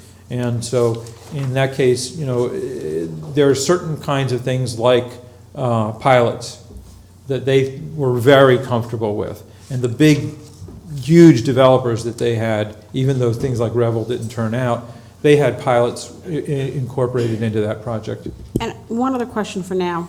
What would you say are the 3 top priorities of making a bid successful in a community? The The relationship with City Hall is number one, and number two and number three are very distant number twos and number threes. So I can't emphasize that enough. The relationship about how the two organizations are supporting each other, how they're communicating to each other, how they're, particularly in the case of the bid, disclosing what they're doing. You know, there should be a special liaison or a special councilman between the bid and the council, the town council, who is doing everything possible to ensure complete communication, comprehensive communication, because that's where it breaks down over and over and over. If you find out where somebody had a problem, something went astray, a board got way out of where we thought they were going to be or where we thought they should be, it was because there was a communication gap at some point. So that would certainly be the highest priority, that communication and trying to work in lockstep as much as possible.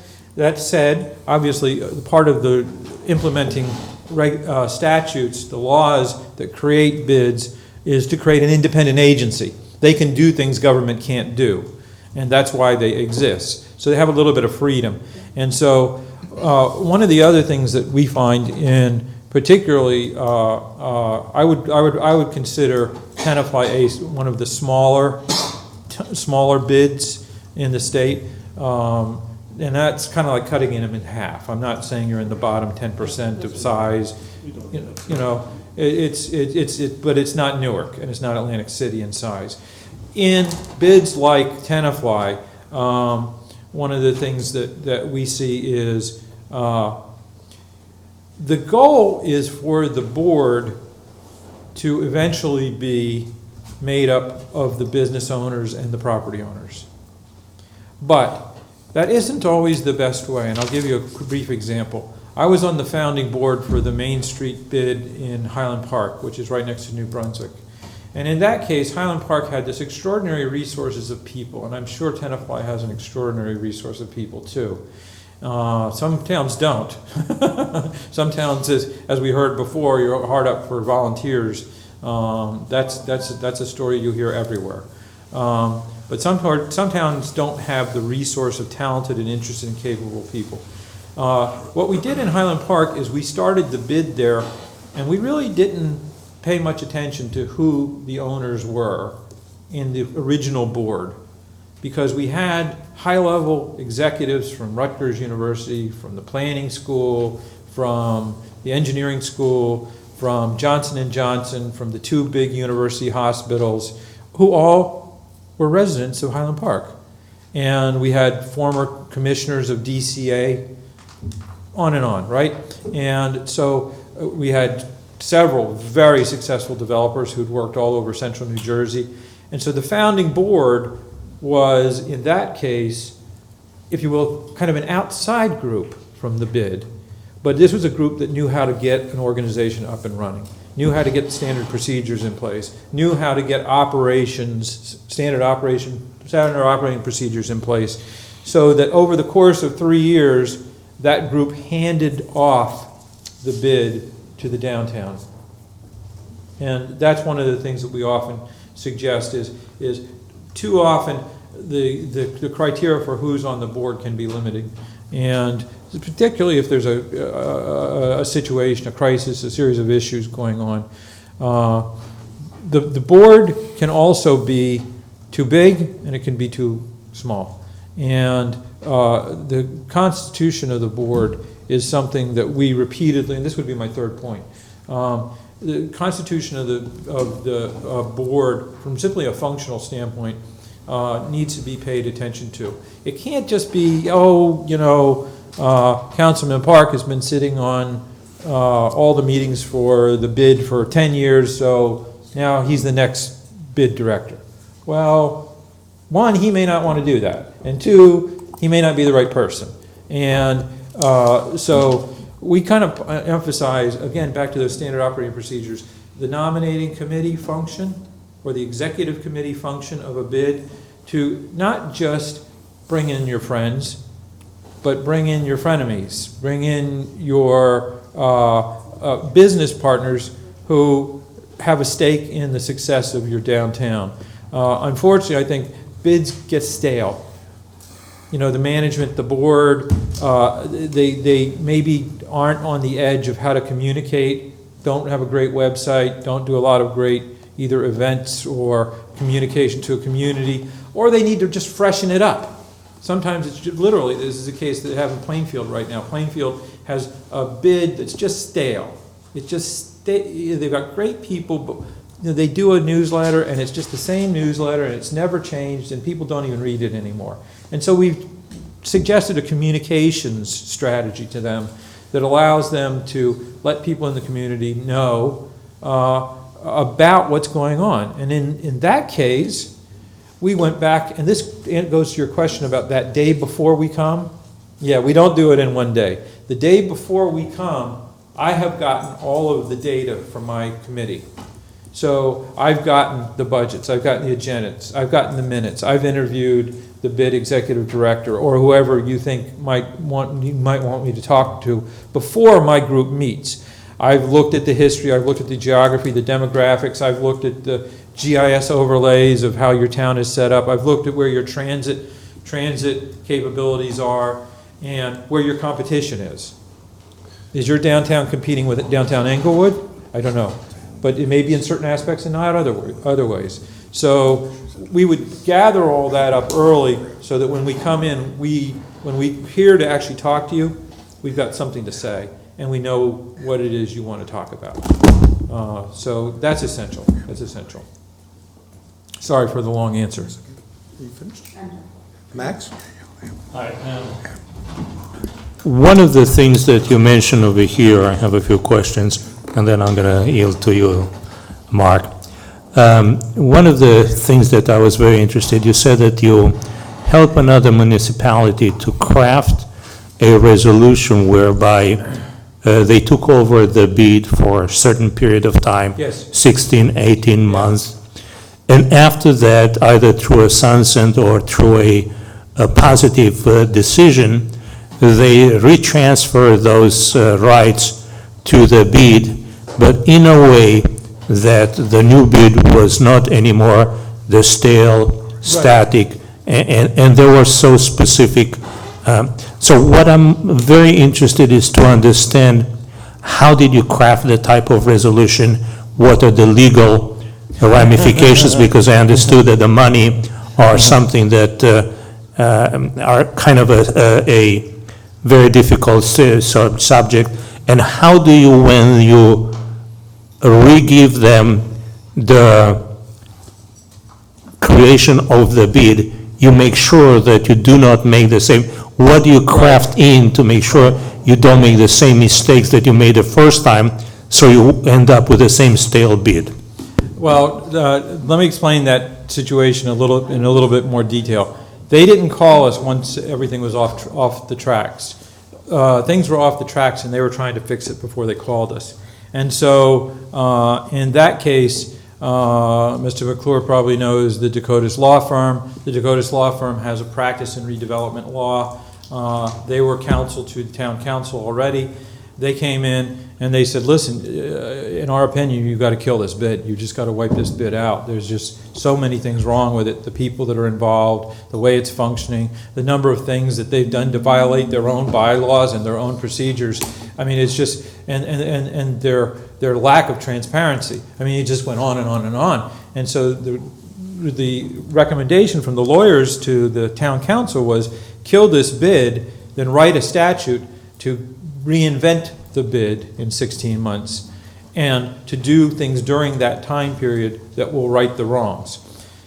When we were called about that project, we were called by people who opposed that view and that mechanism of how to fix that bid.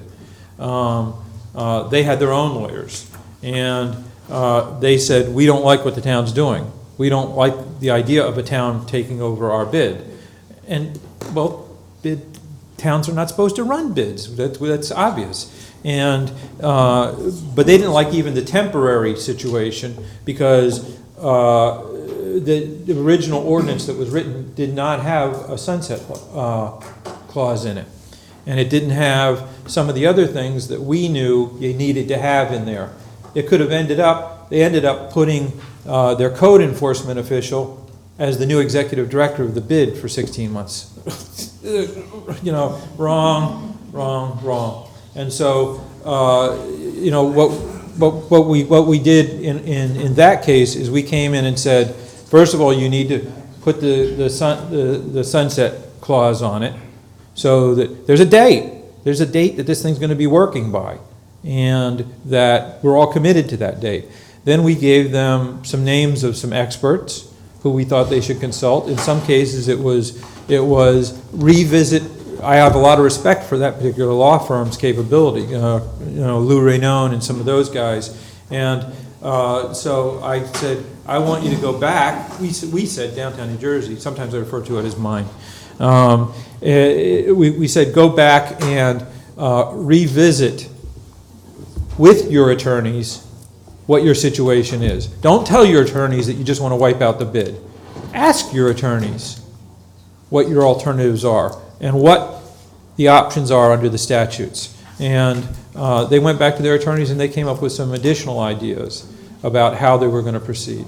And then we came in, and in that case, we didn't even do a study. They never even paid us a nickel. We just stayed in touch with them.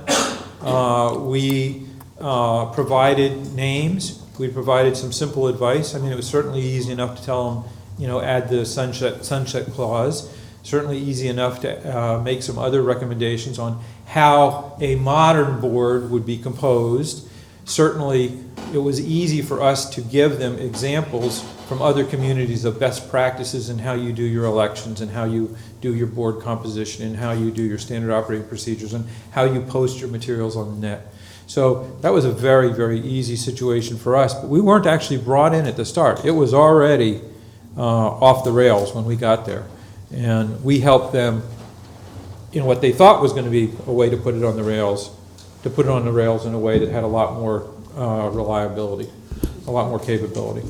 So if I understand right, basically, first the legal firm, whatever, did the structuring of the resolution that in their mind would be the best thing, which is basically wipe out the bid with a sunset clause. It wasn't the legal firm that said that originally. It was actually two councilmen who went to the legal firm and said, that's our opinion.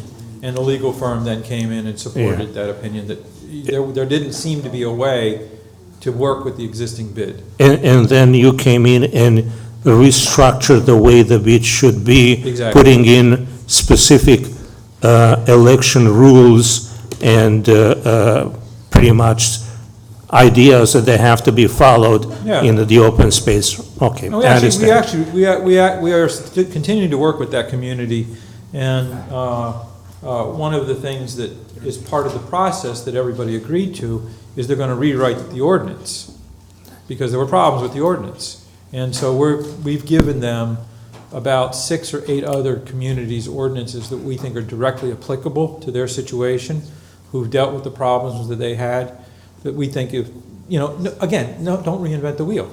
I mean, if the town that we know in Sussex County or Atlantic County or Morris County has dealt with that situation, and they know with their ordinance how to prevent something from going off the rails again, we'd rather you see that, and we'd rather you talk to them, you know? We'd rather whoever's involved, whether it's the bid or the council, whoever's involved, the attorneys, sometimes it's a matter of, I find it particularly useful to have the attorneys talk to each other, because they get a lot done in a very short amount of time. Not that they make the decision, but that they can identify what it is that's going to resolve the issues. Okay, and the second question is, we have in our downtown specific areas which in our mind need developing, but the property owners can never get together to do something about. It's becoming a sore spot in the whole downtown, and we don't know how to deal with that type of situations. Easy. Okay, that's what, I say easy because we've dealt with it many times. I'm not suggesting the solution is necessarily easy, but I mean, it can be any number of of tools that we pull out of the toolbox, you know, from, I don't know if you have a redevelopment authority. It may be too big for a place like Tenafly, but at the same time, maybe it's not. Maybe a redevelopment authority or a redevelopment / parking authority can have some ability to do some projects, to study projects, to gather whatever information is needed to decide what are the best things to do with abandoned properties or underused properties. And there's certainly experts. Oh my God, there's certainly experts in the field of planning, in the field of urban design, in the field of simply downtowns, who can advise on how to use underused property. We were in Glen Rock recently, not too far from here. And you know, Glen Rock's downtown there's a railroad line, and then there's like a block in between or so. And so they felt that they were way too small to do a bid. But they had underused properties. They had properties that, you know, they really weren't taking advantage of the fact that they had a train station that fed directly to New York. And that this could have a major impact on the tax base, on the function of the community, on the function of the bid, or forget function of the bid, the function of the downtown. And so in that case, we made a number of recommendations to them that were, no, you don't need a bid. You're not big enough to have a bid. It would be really hard to maintain. But here's a way we can make suggestions to fulfill that same requirement.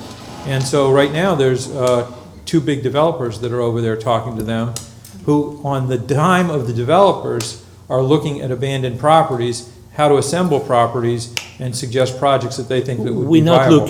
We're not looking at abandoned but owned properties same. where the actual prices and so on become prohibitive for development. Absolutely. And have you deal with that type of Absolutely. things?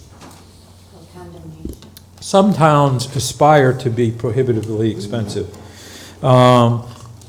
Recently, one of the most successful downtown projects in Morristown, residential mixed-use project. The residential component of the project is the first project in the state of New Jersey that was able to command rents at the same level of the communities on the Gold Coast in Jersey City and Hoboken.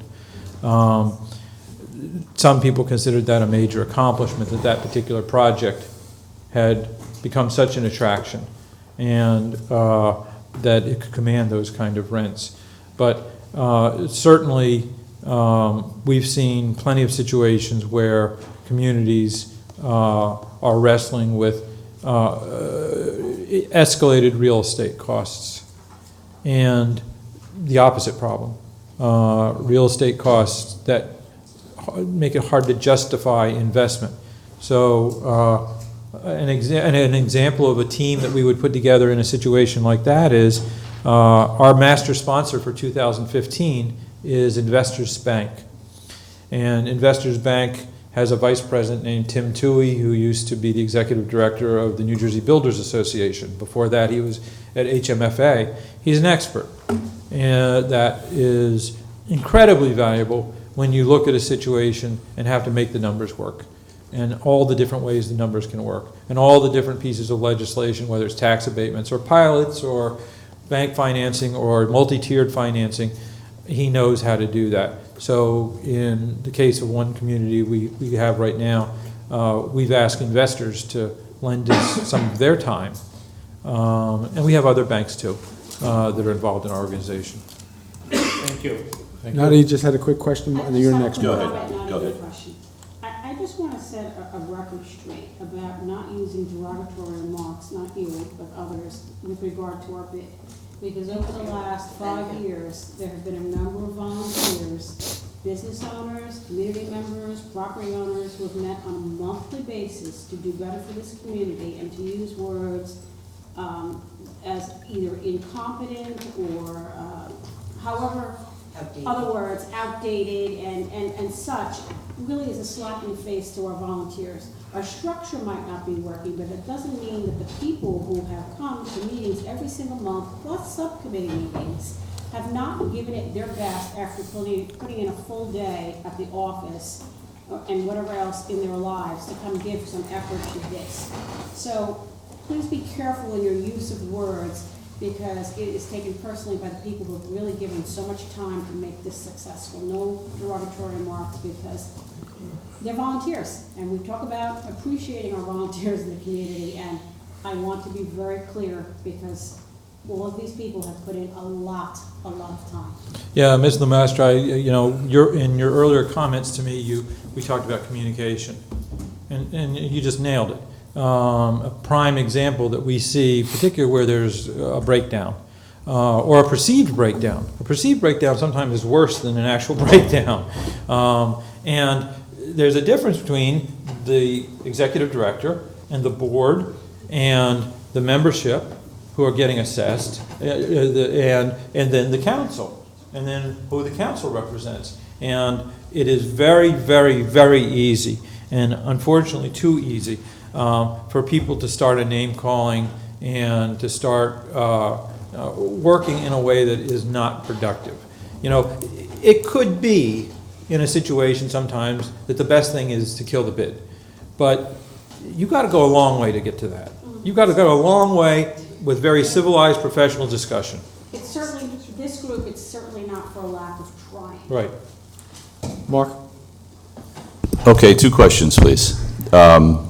Downtown New Jersey, does it ever get involved in the actual execution of redevelopment, or is it not at all? No. It's all about advice and Yes. connecting us with other professionals? Yeah, we'll put you in touch with everybody you need.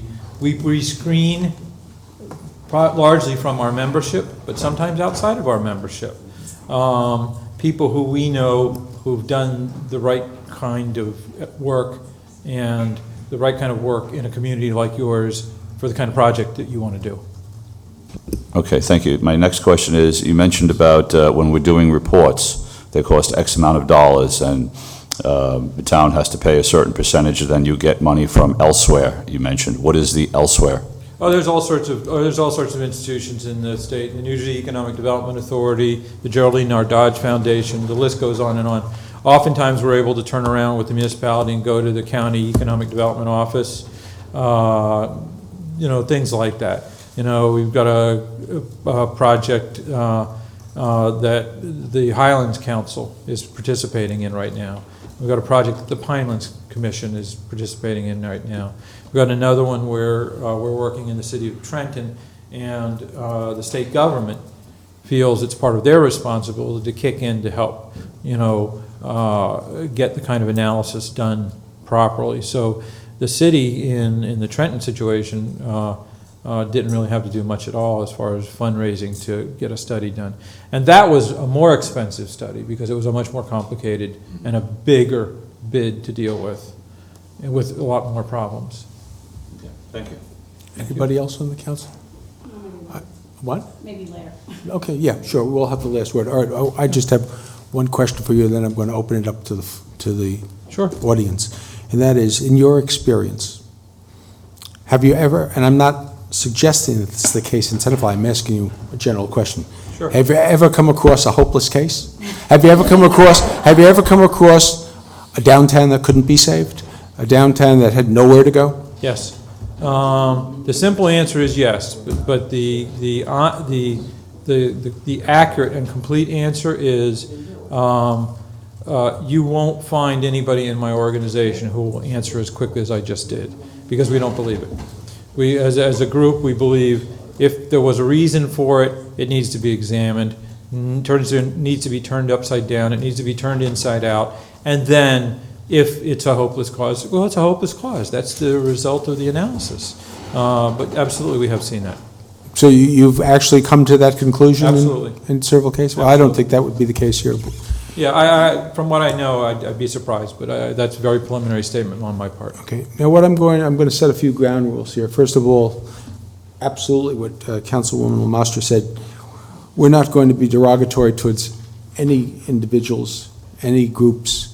We're going to ask specific questions. This is not a time to pontificate or to get your agenda across. If you have a question for the gentleman from downtown New Jersey, now is your opportunity to ask. And when I'll pick somebody from the audience, wait till they're done, then I'll ask who would like to be next, and everybody will have an opportunity to speak at least once before we go back again. So, Christine? And we'll be available after tonight, even though you haven't engaged us yet. Mayor Russell and I spoke, we will be available through the appropriate channel that is appointed, whether it's the council or whether it's the bid, we will be available to you. Christine Everett, 39 Leroy. What kinds of principles do you look at a small town to determine what you would recommend to improve the business district? I need you to speak into the microphones, because this is going to be... Yeah, I think the first is gathering all of the fundamental data on the demographics of the situation. Tenafly isn't here by itself. I'm sorry, I wasn't clear. What kind of principles do you use to improve a town? For instance, I might say, I would improve a town by increasing access and creating active interest areas. Oh, yeah. What kind of principles would you try and apply to a small town? The list is too long for me to recite, actually, because the list can be a place like New Brunswick, where with Johnson & Johnson's decision to keep their world headquarters there, that became catalytic to all sorts of other kinds of things that were able to be used in the revitalization of the community. But certainly, servicing the specific community, the place where you are, is of primary importance. And that's something we look for very, very carefully.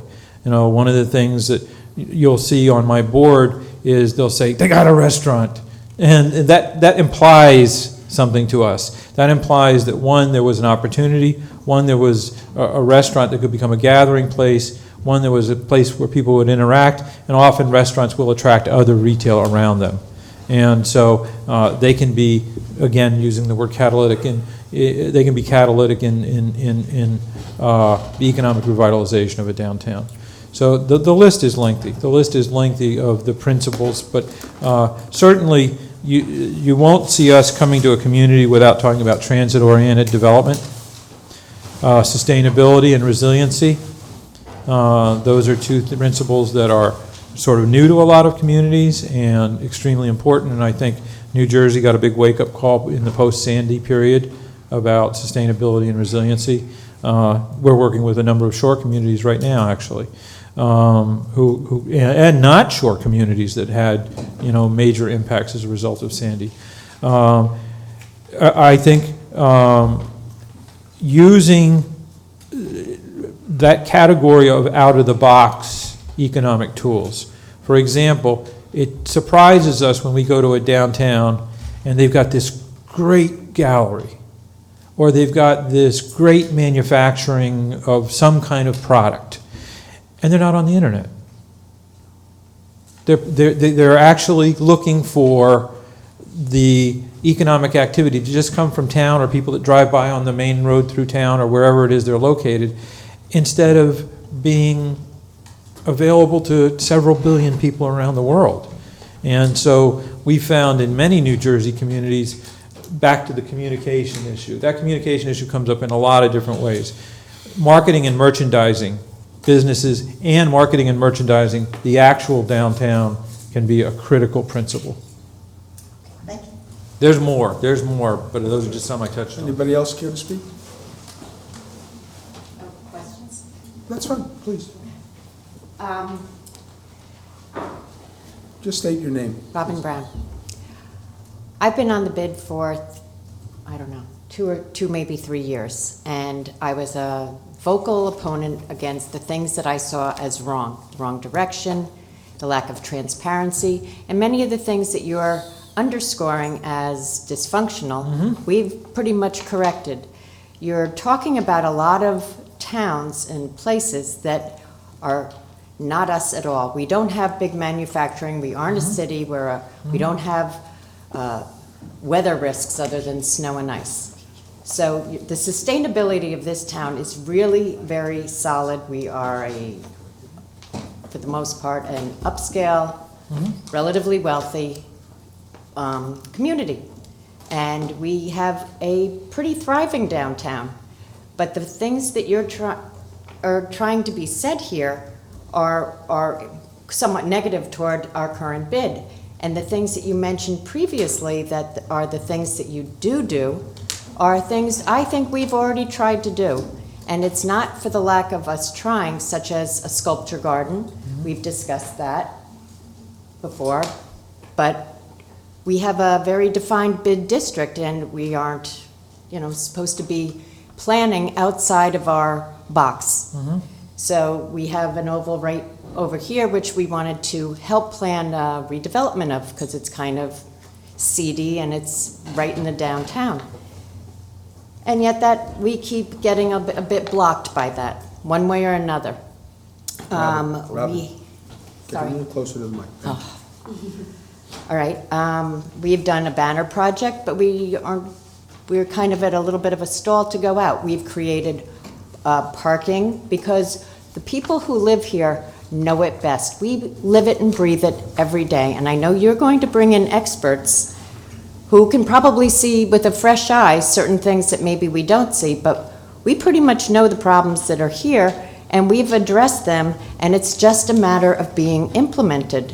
Whether we can't follow through on it because we're time deprived, we hand off our ideas. So it's the lack of communication is probably the first and foremost problem, and maybe we should have 1 or 2 sessions a year, and that would probably be enough to keep that ball rolling.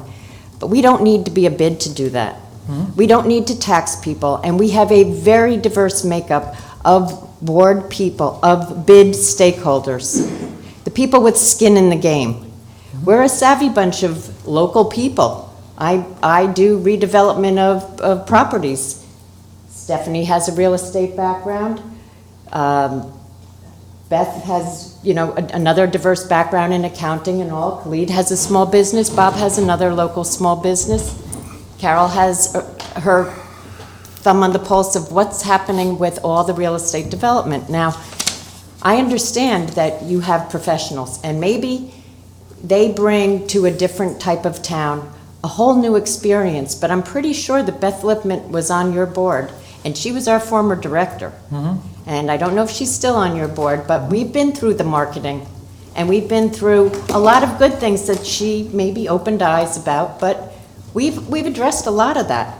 So it's not about money to pay you for a report. I'm sure whether it's the town comes up with it, we split it, you get a grant. We've been through a lot of this already, and I think some towns just don't need a bid. They're going to prosper on their own.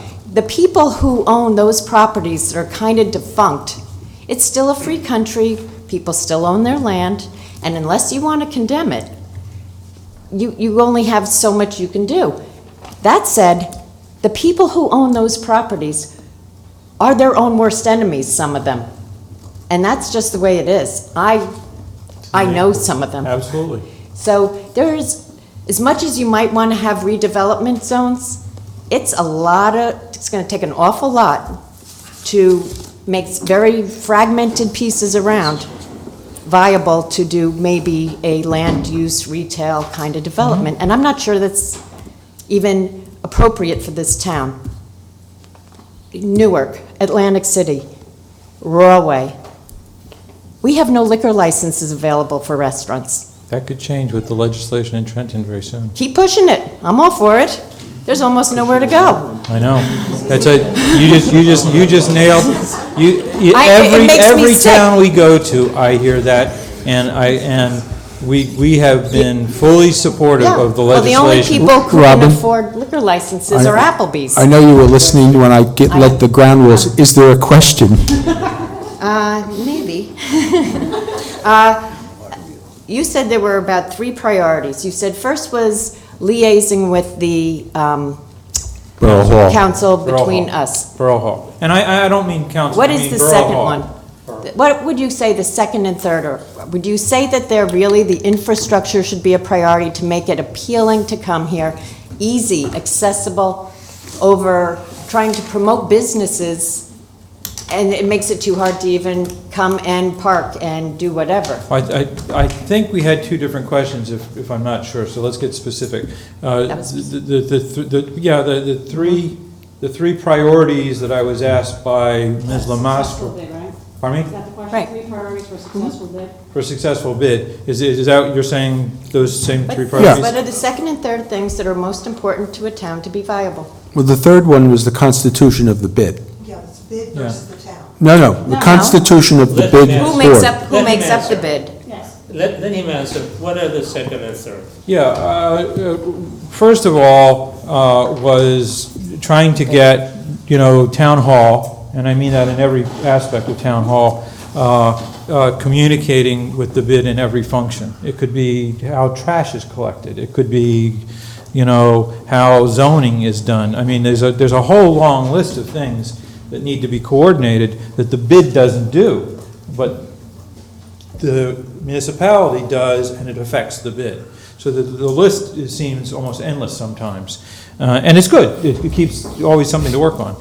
So I think that would be probably our primary, obviously, goal is to get the two primary parties communicating as professionally, as thoroughly in a standard operating procedure as possible. I think the third we mentioned before was the composition of the bid. When we look at the bids from the outside, we often see that they could be stale, they could not be following their own best practices, they could not be following their own standard procedures. They could be doing all of those and still be having issues. And so looking at how the bid is composed and how it operates, that's sort of the third of the three things. And then the second for us is the actual numbers. Like you said, this is an affluent community. And there's some things that you've invented already. There's some things you've tried already. There's some things that succeeded or did not succeed for some reasons. Obviously, having somebody like Beth available to us to get Beth's opinion. I would not put Beth on your board, by the way, on your consulting team. Highly wouldn't recommend that. Yeah, well, we wouldn't do that We just weren't because going to it's- be derogatory? You were shaking your head when that was said. Okay, but I think we wouldn't do that because that's two things. Everybody learns their first year in law school, there's conflict and there's appearance of conflict. And we would never put Beth on this town's committee for any analysis. So, History at least from her. we will talk to her, of course. She's on our board. Any of the minutes of our meetings just to see how we kind of functioned. I've skimmed them just in the last 2 or 3 days. Just gotten an idea of them just in the last 2 or 3 days. The other thing I said that I want to be clear about is when you stood up, you suggested something about me saying derogatory comments about the bid. Hopefully, that's not what I said. I wasn't referring to you as derogatory comments, like previous meetings and things that we've had. No, I don't mean the, I don't mean the name derogatory calling. things. No, I specifically, what I perceived was a comment that I was saying things derogatory about your bid. No, And hopefully nobody thinks that. I've listened very carefully to what you were saying, and I don't think anybody in the room should I'm trying. have any... I'm setting a lot of examples. Robin, and a I'm lot going to of- ask you to... Yeah, okay? and a lot of Please. examples are the examples of things that need to be fixed. It's easy to talk about that as opposed to the ones that are running great. If everything was perfect, I wouldn't be standing here tonight. So, but I am in no way trying to represent to anyone here that our organization or me personally as a professional in the field has any opinion of your situation or what you've done or what you haven't done. We asked you to come here. Yeah. Okay? You didn't suggest that you were needed, but you gave a presentation. Unfortunately, I was Right. running a seminar at that time, so I couldn't witness it, but 3 of the council members came back and said, this is an organization we ought to hear Yeah, from. right. The reason we asked, Yeah. we had that opinion is because we felt that we could do better. It's not a matter of doing poorly. We felt that Yeah. perhaps there was room for improvement here. Yeah, and Okay? I don't- And I don't think anybody disputes that. Okay. Okay, so we are I'm very pleased, and I think everybody is pleased that you made the trip up here. I know it's not the most convenient town for you to get to. Is there anybody else in the audience that would like to speak? All right, Bob, and then Khalid, and then you'll be next. Good evening. My name's Bob Kudik, 12 Washington Street. I'm a business owner and I own my own property, but I'm not a town resident. I'm going to ask you a couple of questions, but before I do, I just wanted to give you my opinion, a sentence that I think that some of what has been said about the bid is not the feeling of all the bid members. I think some of the bid members think that the bid could be improved, and I think that there's ways to improve it, and that's one reason why we'd like to reach out to you. Your organization, do municipalities or bids become a member? Do they pay you a fee? We strongly encourage it. Okay, is there like different levels? Yeah, there are different levels. A typical municipality is $290 a year. Is that on your website? Yes, it is. Okay, so, The application form and everything, and I think I sent it attached to one of the, yeah, I think I attached it to one of the emails I sent to the mayor also. So we have a lot of different membership levels, so an individual business owner, an individual a council person, not representing the town specifically, professionals of different sort. Now there the rates get heavy. So, you know, a small engineering firm or something like that under 10 people, that's like a $500 membership. But if my good friends at Langen Engineering over in Elmwood Park wanted to join, and they did join this year, they have, you know, 800 members and their membership is $1,000. But for a municipality or for a bid, it's going to be $290. Okay, and for that membership, we get access to your knowledge and services? And also you get access to everything we do. We do a newsletter 4 times a year. We have a constant contact mailing list of over 5,000 names. So any piece of legislation, any piece of news that is in any way relevant to economic development in downtowns, you're going to get that through our constant contact mailing list. The programs a member gets discounts for. So for the award ceremony in Atlantic City, for the annual conference, there's about a 20% discount on the registration fee. So there's a lot of little stuff you get in there. And we give out good, really nice goodie bags at our conference. So some nice bling. Nothing bling like Hollywood, but our goodie bags are pretty good. Now, if do we need to be a member of downtown New Jersey to employ you to do a study? No. Okay. No, but again, we would encourage that because to us that indicates a commitment on the part of the community towards not, you know, we have member communities that don't have bids. One of our major initiatives right now is we're working with the organization called New Jersey Future to reach all of those communities with populations of less than 30,000 in the state, of which there are many. And very few of them have the ability to have bids. And so we're in a major process of creating a whole new program to provide advice, expertise, networking, information to the communities that don't even have a bid, or that they might have some alternative mechanism that they've tried to create. Okay, and my last question, how many organizations have joined downtown New Jersey and then decided it wasn't for them after a year or so? I couldn't tell you. I mean, and I'm not trying to avoid the question. It's probably something we don't track. Our membership's grown for 14 years in a row. So I usually hear the complaints that might happen where somebody doesn't feel they got their money's worth. Or a community could decide, for example, that they didn't want to keep their bid.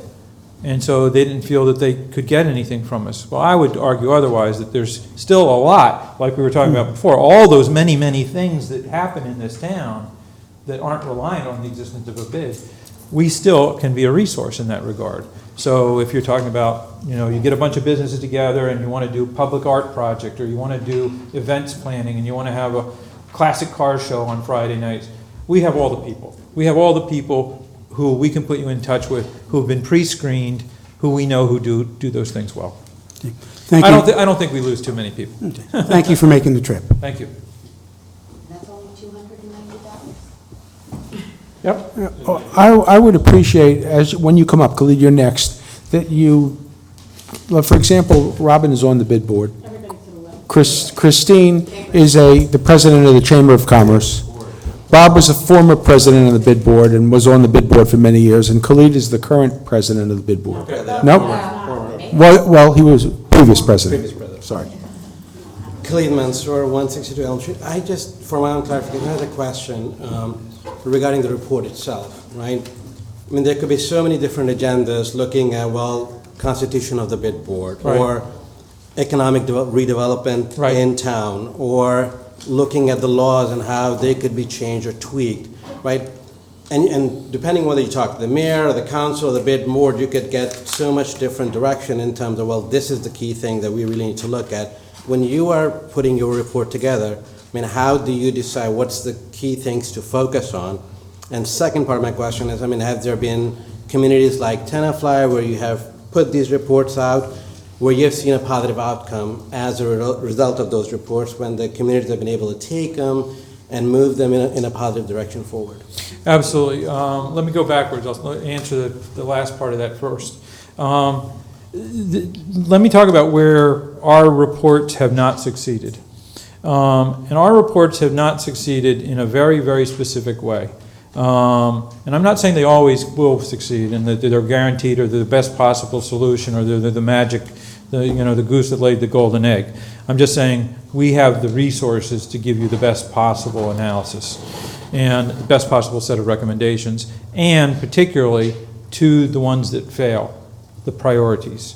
So every report that we would issue, every set of recommendations we issue, even if it's decided there's not going to be a report, but there's just going to be a letter and a meeting, that can happen too. And there will be a prioritized set of recommendations. And if I'd have to say where our reports have failed is where a community picks and chooses from that priority list. We come with a priority list because we know if you don't do this, this isn't going to work.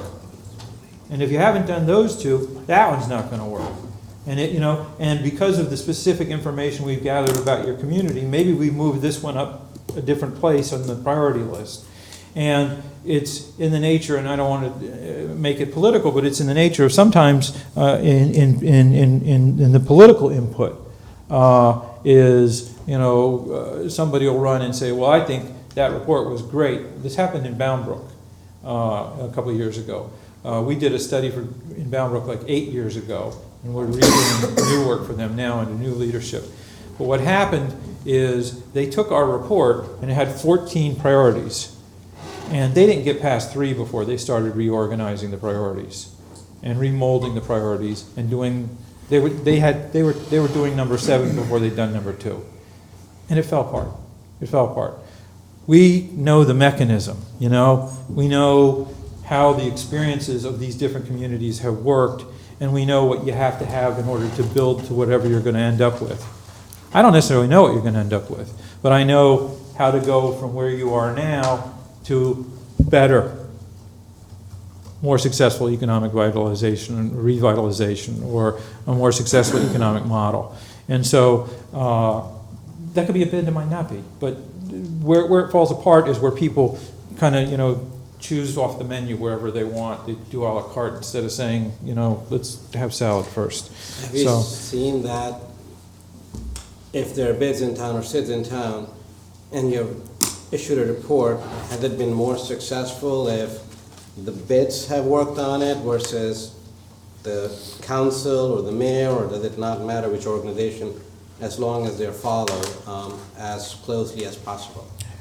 Back to Ms. Lemastra's comment, I need everybody.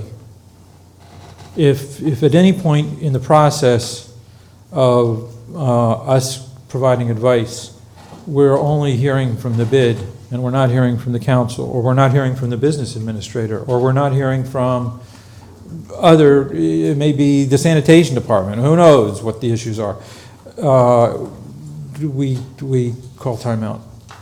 We call timeout and we say stop. We're not participating in a process that's not complete. And so So we've had situations within the past 2 years where we've actually said, whoa, you know, this was supposed to be, we all agreed it was supposed to be this multi-party stakeholder interaction. And at some point that fell apart, or some key part of that stakeholder group fell away, and we stopped and we said, we really need to reconstitute.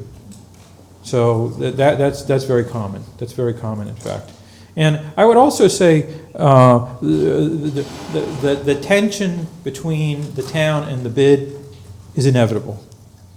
It doesn't mean it has to be acrimonious, but you've got a government agency that does certain things, and you've got a non-government agency that's empowered to do things that the government agency can't do. And so there is always going to be a certain background radiation, you know? And one of the things that we found in some communities is you know, the idea, I heard the idea of somehow I think was like, almost like we need a board retreat. I mean, we found that something like that, where the board goes away for a whole day on a Saturday once a year, to be tremendously valuable in certain communities. So, there you have it. Thank you. Can I assume that you're hired, you do a study here, that especially if either the bid or the Borough Hall joins your downtown New Jersey, that at the first sign of difficulty or questions about implementation of your priorities, that you're there to assist, correct? We can, and we do, particularly if you're a member. That's what I'm saying. But I'm saying if we're a member and we yes, also... absolutely. You know, I mean, you are never going to be left alone by this group. Because I mean... that's not me guaranteeing a product. That's just me telling you, I know who my board is, and they are so passionate and committed to downtowns and economic vitality of downtowns. If we've come in and we've done a study, or we've engaged at some level, or if you're just simply a member and you're having issues, you are never going to get left alone. Because the report is not the cure-all, because it's the implementation that follows is important. I believe you have sometimes I think in those situations, the report, all reports have a tendency to sit on the shelf. To keep the report alive and vibrant, it has to be used, it has to come off the shelf, and sometimes that's simply, we leave behind a name of 3 or 4 experts in the field who you may consider hiring on a retainer basis, or that we say, you know, your township attorney should be in touch with a certain number of experts in the field who can provide certain kind of legal advice. It can come a lot of different ways, but you couldn't be more to the point. The report is not the cure. Please. Carol Geisenheimer. First of all, Nadi, thank you for sticking up for us, because we've been working really hard. Robin and I have worked long hours on the parking study, which we're still waiting to get implemented. But what I'd like to say is, I think Tenafly has a great downtown. We have a couple of really good draws. We have a movie theater, which most small towns do not have. We have some really great restaurants, and a lot of the stores are filled. I just rented 2 stores. One had 3 backups. So the downtown, the stores are filled. It's these properties with these owners, okay, that have unrealistic prices. And then even some of the uses that come in, the town doesn't want. So I think our downtown per se, as far as shoppers and people coming to eat and dine, I think it's pretty good. What I was intrigued by was the project you're working on for small towns like ours, under 30,000 people, where maybe you don't have a bid per se, but you have, if I understood you correctly, it's kind of concept that you come in when it could be a town committee, it could be the mayor and council. Absolutely. That maybe that's something that we should be looking at as opposed to the bid. And maybe that makes more sense for a town like ours, because we really don't have redevelopment sites. We're not Englewood, we're not Trenton. We don't have areas where there are commercial properties vacant. So there really is no place for us to say, okay, this property is great for apartments, this is great for senior citizens. We just don't have that kind of property. The ones that are vacant, they're small properties. They're not all, if they were all next to each other, yes, you could redevelop. So my question to you is, when you're doing your study, if you're hired, will you take into consideration the fact that maybe this new program you're working on with small towns, Yeah. vibrant towns, that maybe don't need what you have to offer, but maybe this program would help them? Yeah, absolutely. It's a brand-new product, if you will. I refer to it as a product. It's something we're doing with New Jersey Future. New Jersey Future, part of why we're doing it is they staffed up to provide planners to communities in the Sandy-affected areas. And now the work of some of those people is ending, and they're saying, we've got all these extra planners who are professional planners on staff, and we know there's this need in the under 30,000 population communities out there. So we are literally, as we speak, there are conversations about what are those services and how are those different than what we already do. And it's really, I'd have to say right now, it's almost as simple as just downscaling the study a little bit. Especially if you've got a community that's already had a bid, that's already had experience with a bid, that's already got a vibrancy to it like you described. Sometimes we're coming in with just a smaller scale analysis. And there are communities where we've actually said, you don't need our analysis, go talk to so-and-so. Thank you. So, Anybody else from the audience, please? Or you're next. Hi, I'm Stephanie Sauer-Pasternak. I'm a resident and also on the bid board for a couple of years. My mother always told me that you should do much research before you get into bed with someone. So I think I'm very appreciative of all these questions that are being asked. And I feel that there are great and many valuable points of view and questions that have been spoken by the current bid board, by yourself, by the council. What I really want to know is that it sounds like, there are so many different options here for us as a town, and obviously we'll be speaking about it a lot after tonight. Part of my concern is, like I think it's been mentioned a little bit before, is the follow-up to any kind of report, study, whatever. I mean, how do we know that if we're going to spend the money on getting a study and a report, that we'll be able to really stand behind that with man and woman power, and get those things accomplished? Because you don't want to get involved in something and start spending money that we can't support here just with our own, volunteers and whatnot. That's number one. And number two, part of the debate amongst the bid board members currently are assessments. It's not been brought up, but I wonder, in terms of the question, should the bid sustain itself, continue being supported by the mayor and council, continue being supported by the volunteers that currently sit here. If we didn't, where does that money that the bid need, not the bid, but the business development, where does that come from? And if there's no longer a bid board, then where is the voice of the businesses in town? Although it is thriving, and all the things that these people have said are all, very accurate in a lot of senses. So those are my two concerns, and how do you address that? And I think those are things that are important to know before getting involved in bed. Well, our organization doesn't sleep with anybody without going on some dates first. And so Tenafly is not easy. Yes, and we don't see ourselves as courting your community either. You're not going to get a contract from us except for a proposal. And the reason for that is we're not a professional consulting firm. We are a group of experts in the field who are passionate about downtowns and have every level of expertise and have all the people with best reputations in the state and beyond in our organization. So we're going to try to help. And then you, as a member, are going to help yourself as you stay involved with our organization, and if we did a study or not. We have communities that have been members of our organization for years and have never done a study. They didn't have to. I mean, the bid in Princeton. I was on the phone with David Newton today, who runs the Palmer Square Development Company, and David was bemoaning the fact that he's never used us for anything. And I said, that's a good thing.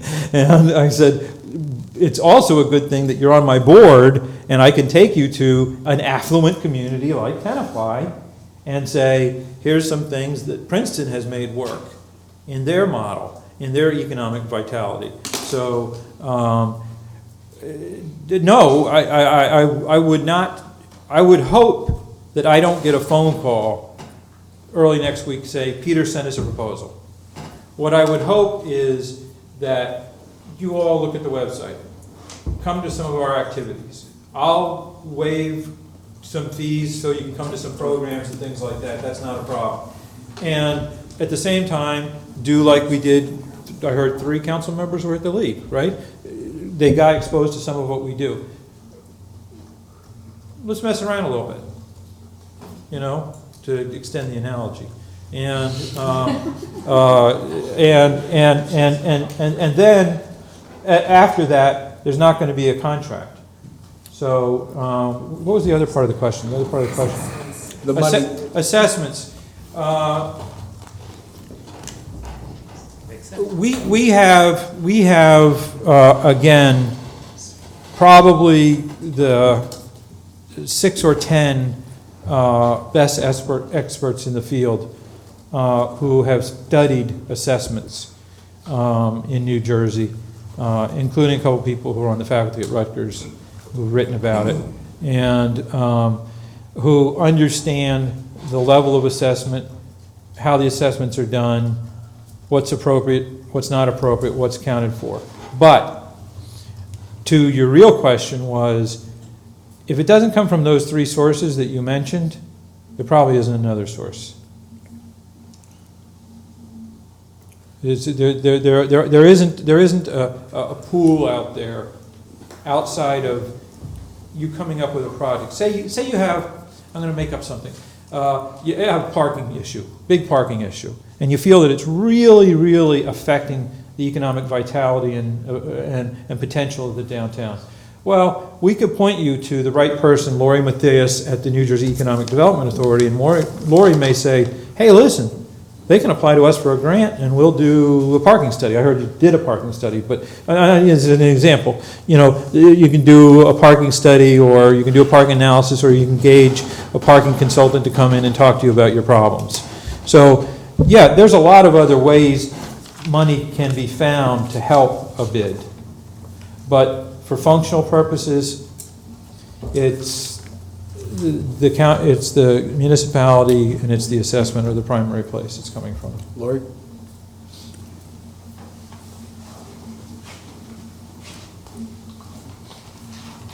By the way, Lori, when you said the name Lori Peters from the Bergen County Economic Development Authority is on my board.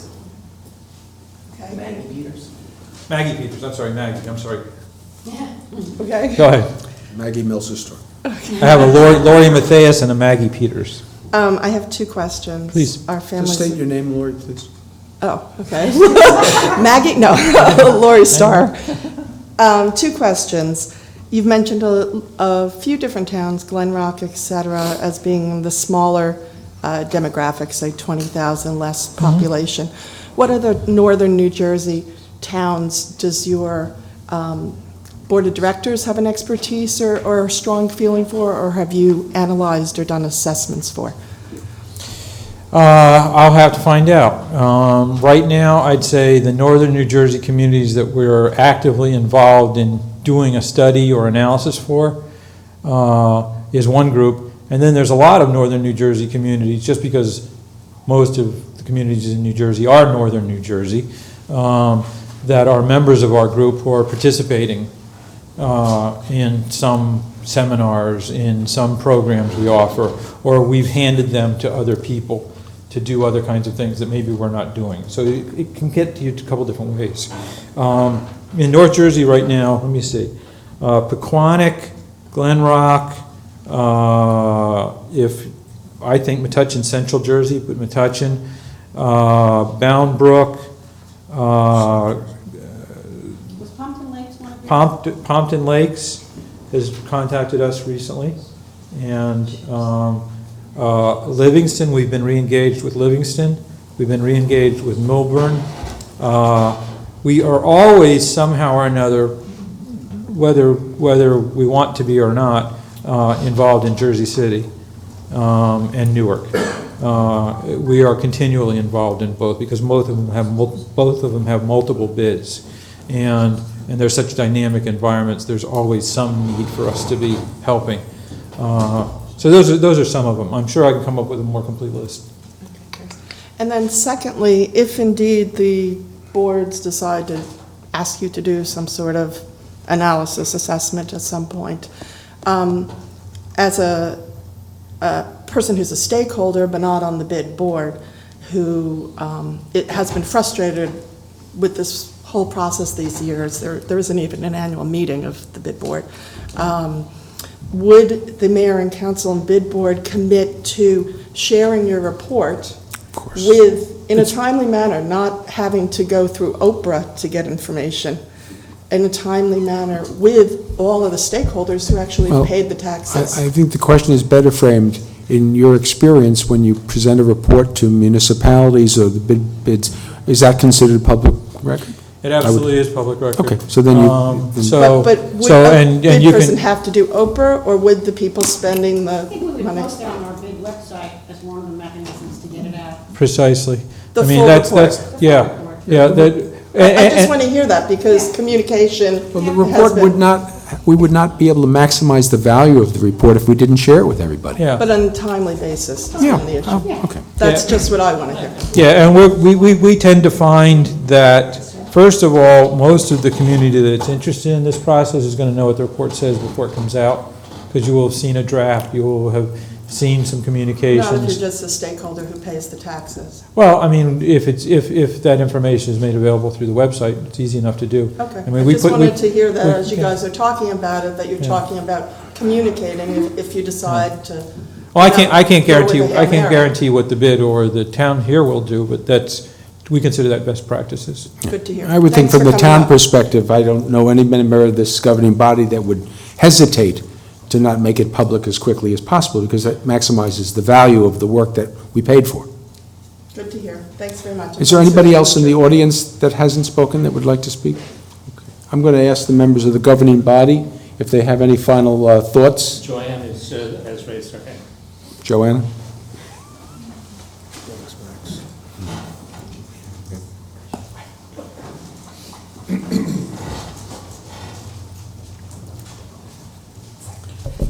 Johanna Gambrell. I'm just a resident of 30 years. And when I retired in 2008, I had no intention of being in politics, but alas, here I am.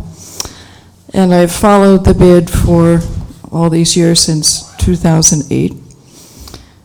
And I have several questions here. In all of these years, and in this discussion, I don't hear anything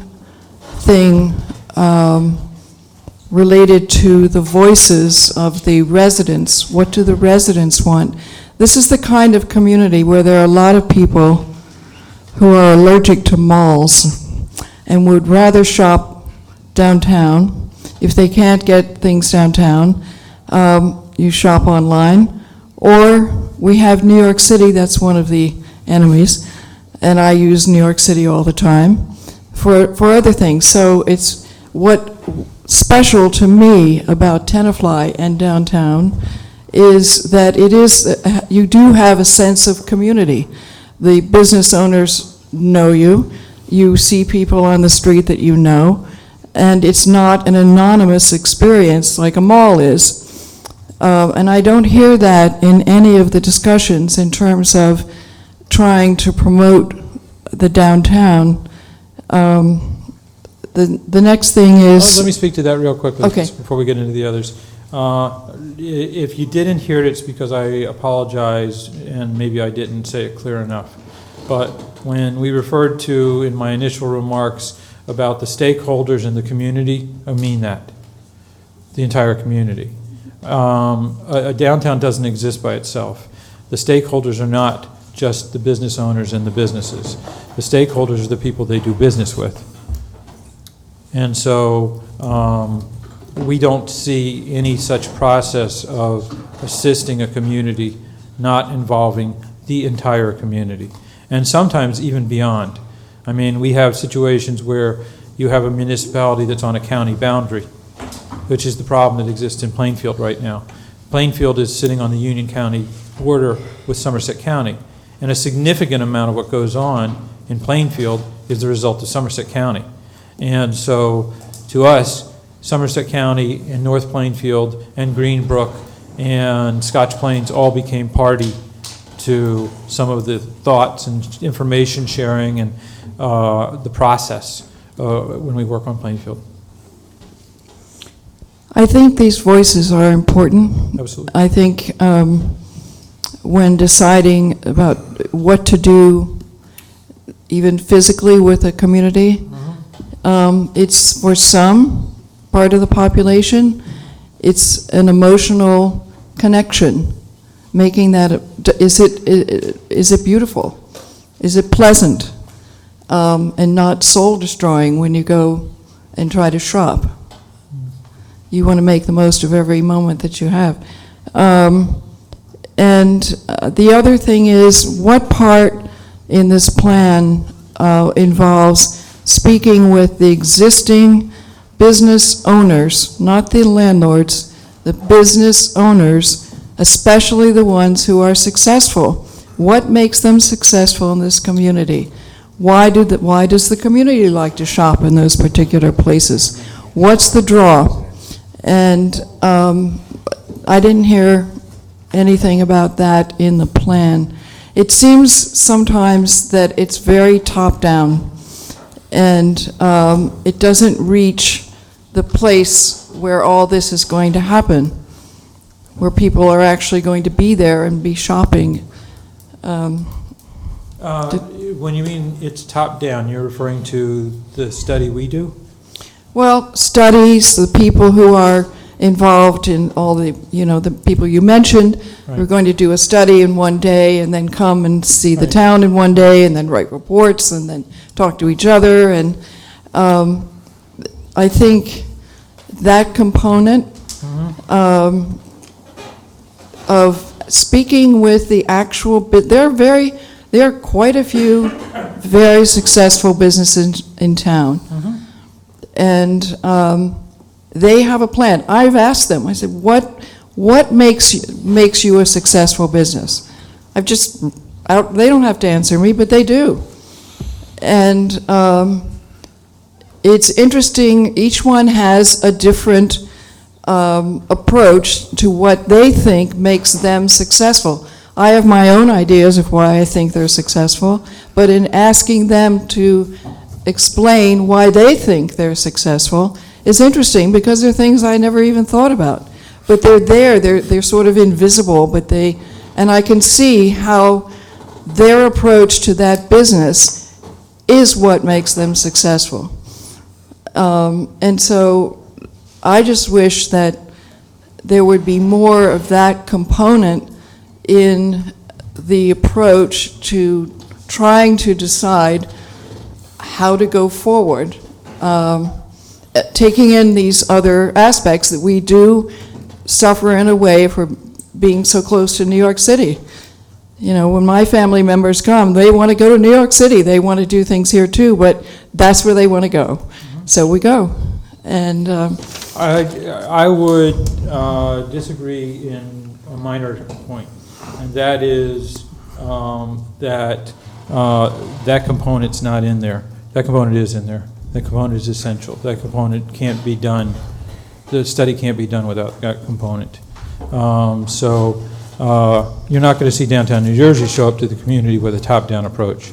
You're not going to see downtown New Jersey come in without identifying brutally, honestly, what we see as the challenges and what we see as the problems and what we see as the assets. Mm-hmm. And so for us to assess the full range of what that means is, you may have troubled businesses of a certain type, or you may have troubled properties for a certain type.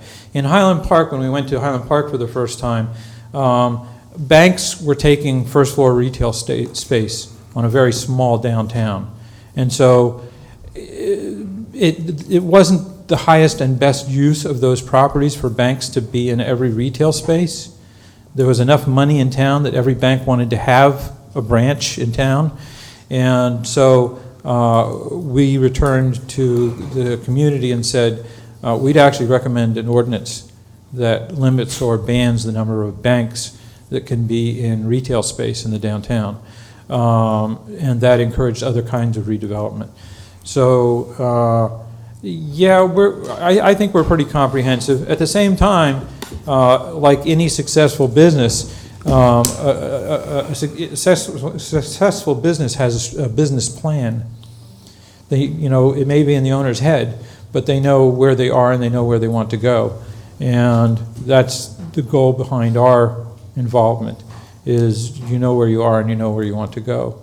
And what we find in many, many cases is that super successful business in town, he's got the formula for Tenafly. Whatever it is he's doing, selling, producing, services, he's figured out Tenafly, and he's figured out how he relates to it. And those are invaluable people to us. I mean, it's not just the guys having troubles. It's just not guys that can't get along. I mean, you can only interview so many nail salons. But if you've got a restaurant that's got a line outside of it every Friday and Saturday night, we need to talk to that guy. Thank you, Joanna. All right, I'm going to ask the members of the governing body now if they have any comments before we close this presentation. Nadia, please. One more question, which, when BID started, as any new organization, you're trying to figure out where you fit in the community. And there was a question about, and there still continues to be a question, what's the role of the governing body, what's the role of the BID, and what's the role of the chamber? In your mind, do you have a clear answer about how the chamber differs from the role of the BID? Absolutely, statutorily it does. So we have to be very, very specific about the implementing state regulations that allow you to have a bid, and what that bid is supposed to do and what it's not supposed to do. And then, my fantasy situation is where I end up with the Chamber of Commerce working in lockstep with the bid. And the problem with that happening is the bid is a designated geographic area, and it has boundaries. And I could be right across the street from the bid and have a good business, a bad business, or whatever kind of piece of property, and the Chamber of Commerce could be my best voice or my best vehicle. So the chambers are township-wide, or sometimes even beyond township-wide, whereas the bid is restricted to only its specific geography. So again, I can't see a successful bid operating without a intimate relationship with a Chamber of Commerce. Anybody else? Tony, please. First of all, sir, thank you for coming this evening. Thank you. Excuse my voice. I had 2 teeth extracted. I'm trying to figure out whether that was as painful as the bid or I'm not sure. Well, first of all, it has to go, and I have to commend every single volunteer that's been on the bid for the past number of years, because they've given their hearts, their souls, probably have given up critical business hours to try to make the bid work, and they should be commended, truthfully. But you hit a chord with me tonight, and I will say this. Well, actually, I will say that Robin actually hit the chord when she said that Beth Lippman is on your board. And I find that somewhat amusing in the sense that here we have a talented person on your board who we hired here in the borough of Tenafly for the tune of $50,000, And I presume that she's a professional. I presume that she's an expert in some fashion. And here we are years later, and we don't have which really was one of our number one goals for the establishment of the bid in Tenafly, was to revitalize the business district. And I would presume that one of the reasons that we hired Ms. Lippman was to help try to achieve that goal, and especially knowing that she was on your board, that came with some expertise and some credibility. Right. I'm just confused here, because I've said it from before, and this is not meant for you, sir, not at all. I think I understand. We're not. We shouldn't be disparaging other people either. Well, Just because they're not here. Well, first of all, Peter, I will, because we hired Beth Lippman as a director for $50,000 to do something for the business district in Tenafly, and she was on their board. And listening to this whole presentation this evening, which was very well done, by the way, you said that she could probably grab different other avenues within that organization to get help. And here we are years later, and we're still the same way we were in 2008. We've gone nowhere. Well, So- when was she engaged here? 2008. No. Yes, she was the first. Yes, she was hired under. She was hired under Mr. Dorff when he was. No. Yes. Can I clarify this, because I went through all the checkbooks and I got my records already. Beth came here in 2012. The bid didn't have its first meeting till, I believe, July of 2009. We didn't meet till the summer. So the bid ordinance was passed in 2008. Then it took a subcommittee of the council, which I was a part of, to pick members for the first bid board. We didn't meet till July of 2009.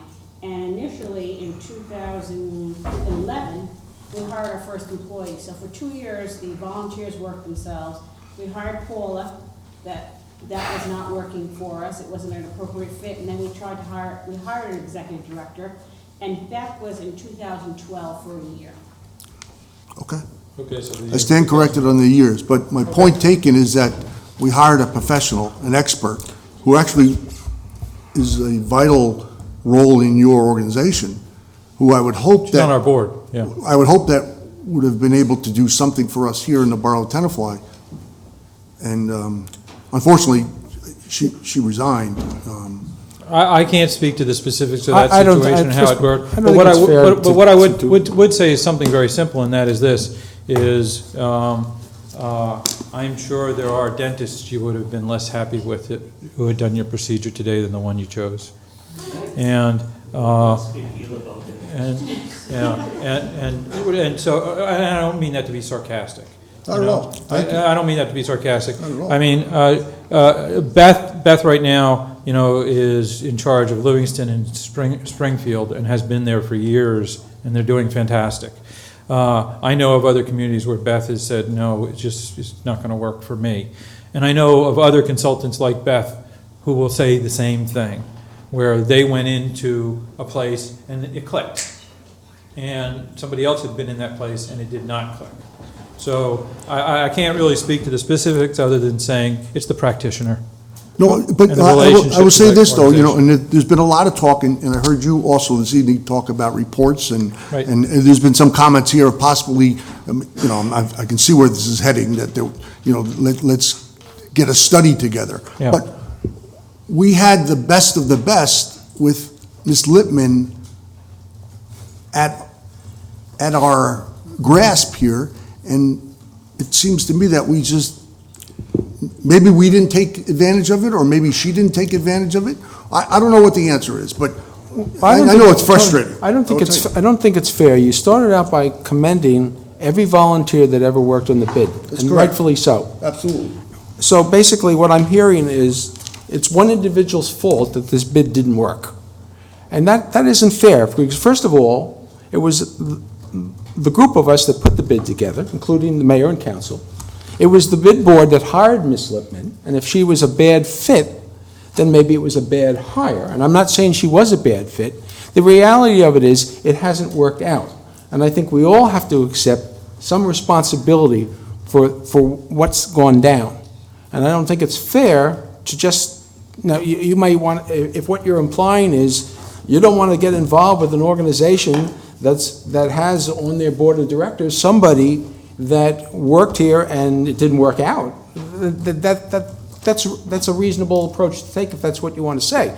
But I don't think we should sit here and just say that she was, because there's all sorts of factors. If you were close enough to see how things were going, we had a problem with the other bid director as well. So, where is the problem? Is it we just made really bad choices with bid directors? Or perhaps we didn't have the right structure in place, the right relationships between the bid director, the bid board and the borough hall, all of the things that Peter has said tonight are important to make a bid work. And I agree with I think that most of the things that he said are important are things that we, all of us, did not get done as well as we could have. No, what I am saying, Peter, is that we hired Ms. Litton. I know. Correct? Well, And the bid board. we did, because this is a joint effort by everybody. And she's a representative of that organization that we are looking for advice from guidance from, and she's a part of that organization. And why didn't she bring all of these things to our attention? Why? Well, do you know that she didn't? Or that she didn't try? Well, is she still a member? Is she still a director here? No, the director, If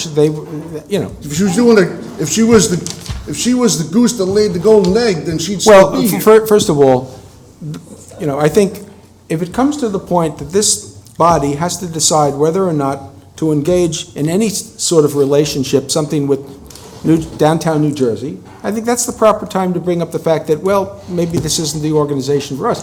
Tonight was a question and answer period to get a sense of what they do. Nobody's hiding the fact that Ms. Lippman is a member of their board of directors, but at this particular point in time, I don't think it makes sense to just go on about, what a negative impact she had on our process. Mayor, if I might speak to the specific concern, I would be more than happy to supply a list of municipalities that we've done work with who were happy, and I would be more than happy to supply a list of ones who weren't happy.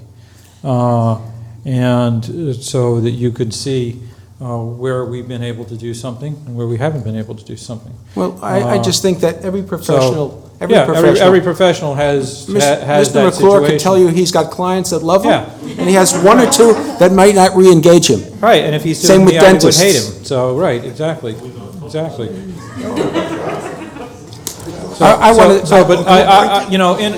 In any proposal or package we were to offer, most of who we are and what we're about is on our website, and most of the individuals who are involved are there.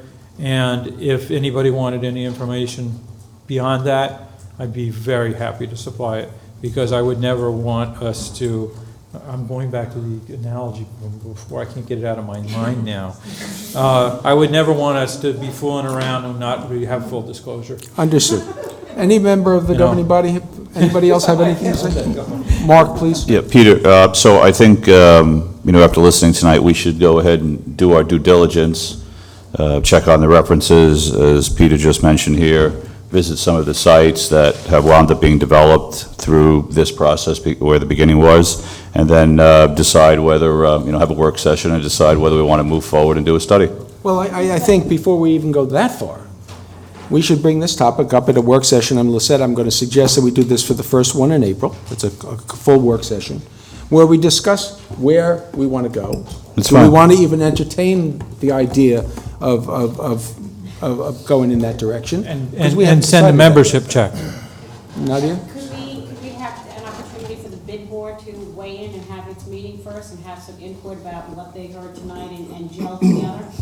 Well, I think that's, I think. Especially if you want the bid board to fund this. Do we have a joint meeting ever? Yeah, like an open. Yes, we have. Yes, we have had a joint meeting. Oh, she's asking, can we, Peter? Well, yes, we can as well. Earlier in the year and last year, we said that we'd like the bid to come back to us in February or so with their plans. I think that this is going to be a perfect opportunity for the bid to come back with the plans, and at a time to discuss whatever opportunities there are, if they need additional support, if they want to do a study or so, because that will blend perfectly with what they want to do. So that, I think, would be my proposal. Nadia?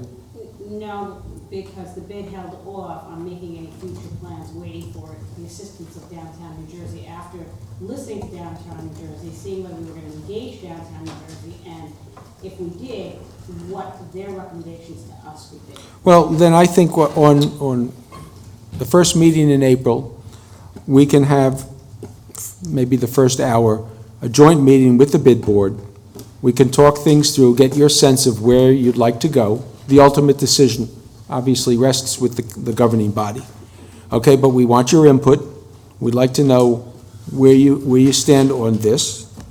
And after that, the governing body can decide, what the next step is, whether we want to even consider this, whatever, there are numerous options open to us. Now, I'm going to thank you very much, Peter, for the, you spoke for over 2 hours.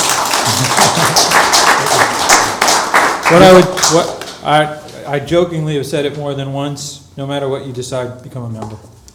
And you will get a tremendous amount of benefit, no matter which direction you go.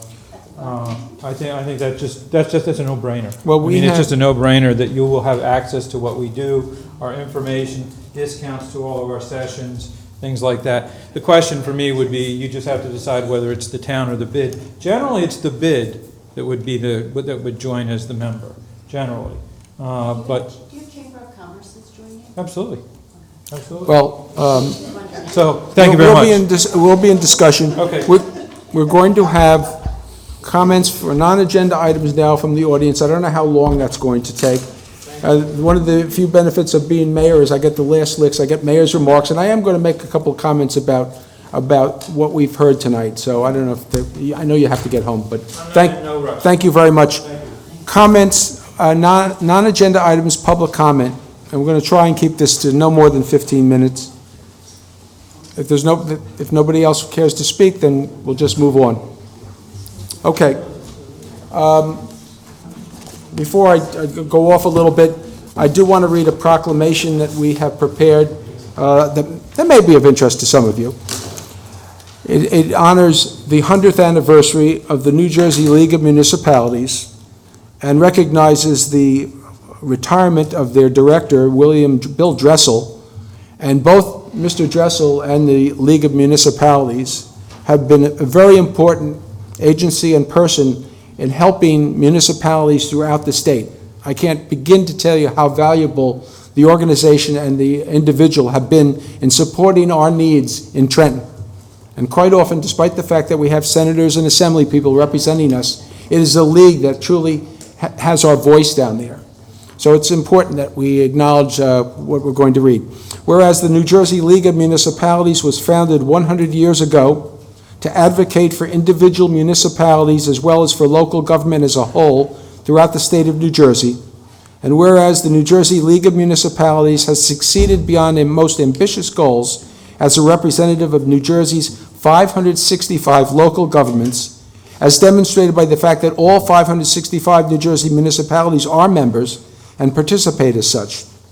And whereas the New Jersey League of Municipalities has been well served by William G. Dressel Jr. for 41 years, the last 20 as its executive director. And whereas William G. Dressel Jr. has decided to retire after serving as the face and voice of local government in Trenton for the last 20 years, reminding state officials that it is our municipalities that form the foundation of government and of their responsibilities to serve local communities as well as the state. And therefore, the Borough of Tenafly salutes William G. Dressel Jr. on the occasion of his well-deserved retirement and thanks him for 41 years of dedicated service to Tenafly and all of the other municipalities in New Jersey.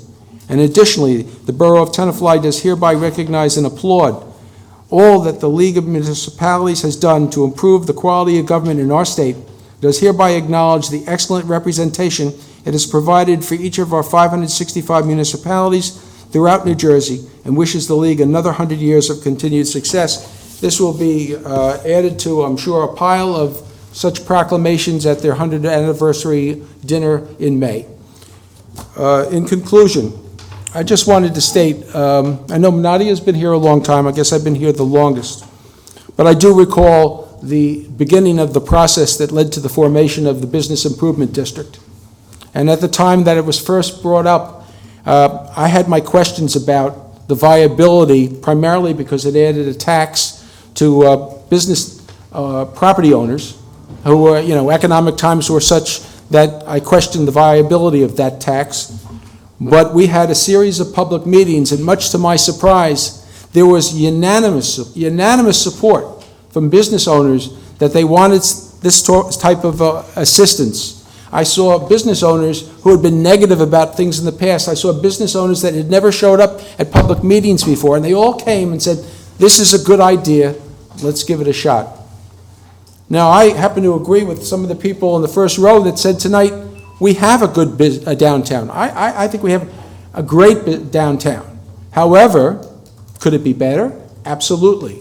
And one of the complaints we get from residents, business owners often complain about individual things that affect their business, but residents is, why don't we have a better downtown? And I think one of the things an organization such as Downtown New Jersey can provide for us are realistic expectations as to what we can expect in a town of a little under 15,000 people, surrounded not far from New York, not far from malls and box stores on Route 4, not far from downtowns like Englewood. I think the first thing we need to do is have realistic expectations and then strive to achieve those realistic expectations. I think that we can do this because we have an asset that can't be bought, can't be created, and that is great people. We have some really terrific business owners. We have some unbelievable residents, and by the way, contrary to what was said, residents have always had a voice on the bid because the bid board was always composed of many residents. Some of them were business owners, some of them property owners, but residents were never shut out. The meetings, the transparency, some of that at times could be questioned. I understand that. And the relationship between the bid and Borough Hall could have been better. Maybe we needed more direction at the very beginning as to how to put this all together. I don't know. And obviously, the directors that we paid significant money to be our executive directors were not good fits. I'm going to blame them. I think the answer is they weren't good fits. A fit is between two places working together, because most of them are successful in other areas, not all areas, other areas. So if we're going to continue this, we have to look within ourselves to do better. And I believe we can. I think all of us up here have an understanding of things that we could have done differently or need to do better. And there are things we can do to make our downtown better. It's a good downtown. It's never going to be Ridgewood. It's never going to be Englewood. By the way, you ever try to park in either of those two towns? So some of our problems are not unique, and some of them may not even be solvable. Because as I say, every time I have to go around the block to get my sandwich at the kosher deli, I say, if there were a lot of parking spaces available, there wouldn't be customers. So I ask that people be realistic and have patience and have an agenda beyond a personal agenda to work for not only the betterment of the business district, but the betterment of our town. Because the business district is the center of our town. And things like Cafe Angelique, you see what a difference that made to not only our business district, but to our community. And improvements to Hyler Park. And we're going to improve the Oval, which, you're right, needs to be improved. And hopefully we'll do the right thing there. So we are making headway, and we can see that certain things do make a difference. So I want to thank Peter Primavera for joining us tonight. Unfortunately, he didn't give us all the answers we need, but I think he gave us a sense that there are people out there that are willing to help us if we want to be helped. So it's really going to be in the hands of the seven of us after we hear from the bid board. And, hopefully we're going to make decisions that work out for our community. Can I just say one thing? Or am I not allowed to speak? Well, He gets the last word. only if you're applauding the speech. No, go ahead. I just want to leave something for you guys. The parking. I know you're tired of hearing me talk about it. We got here No, you know something, I let's, just want to leave a list for you guys. well, that's okay. We'll talk about it after the meeting, okay? It's, How late it's, is it going to be? huh? We're done, Oh, okay, perfect. okay? Once everybody takes a deep breath from that speech, I'm gonna ask for a motion to adjourn. All in favor? Thank you very much for coming out tonight.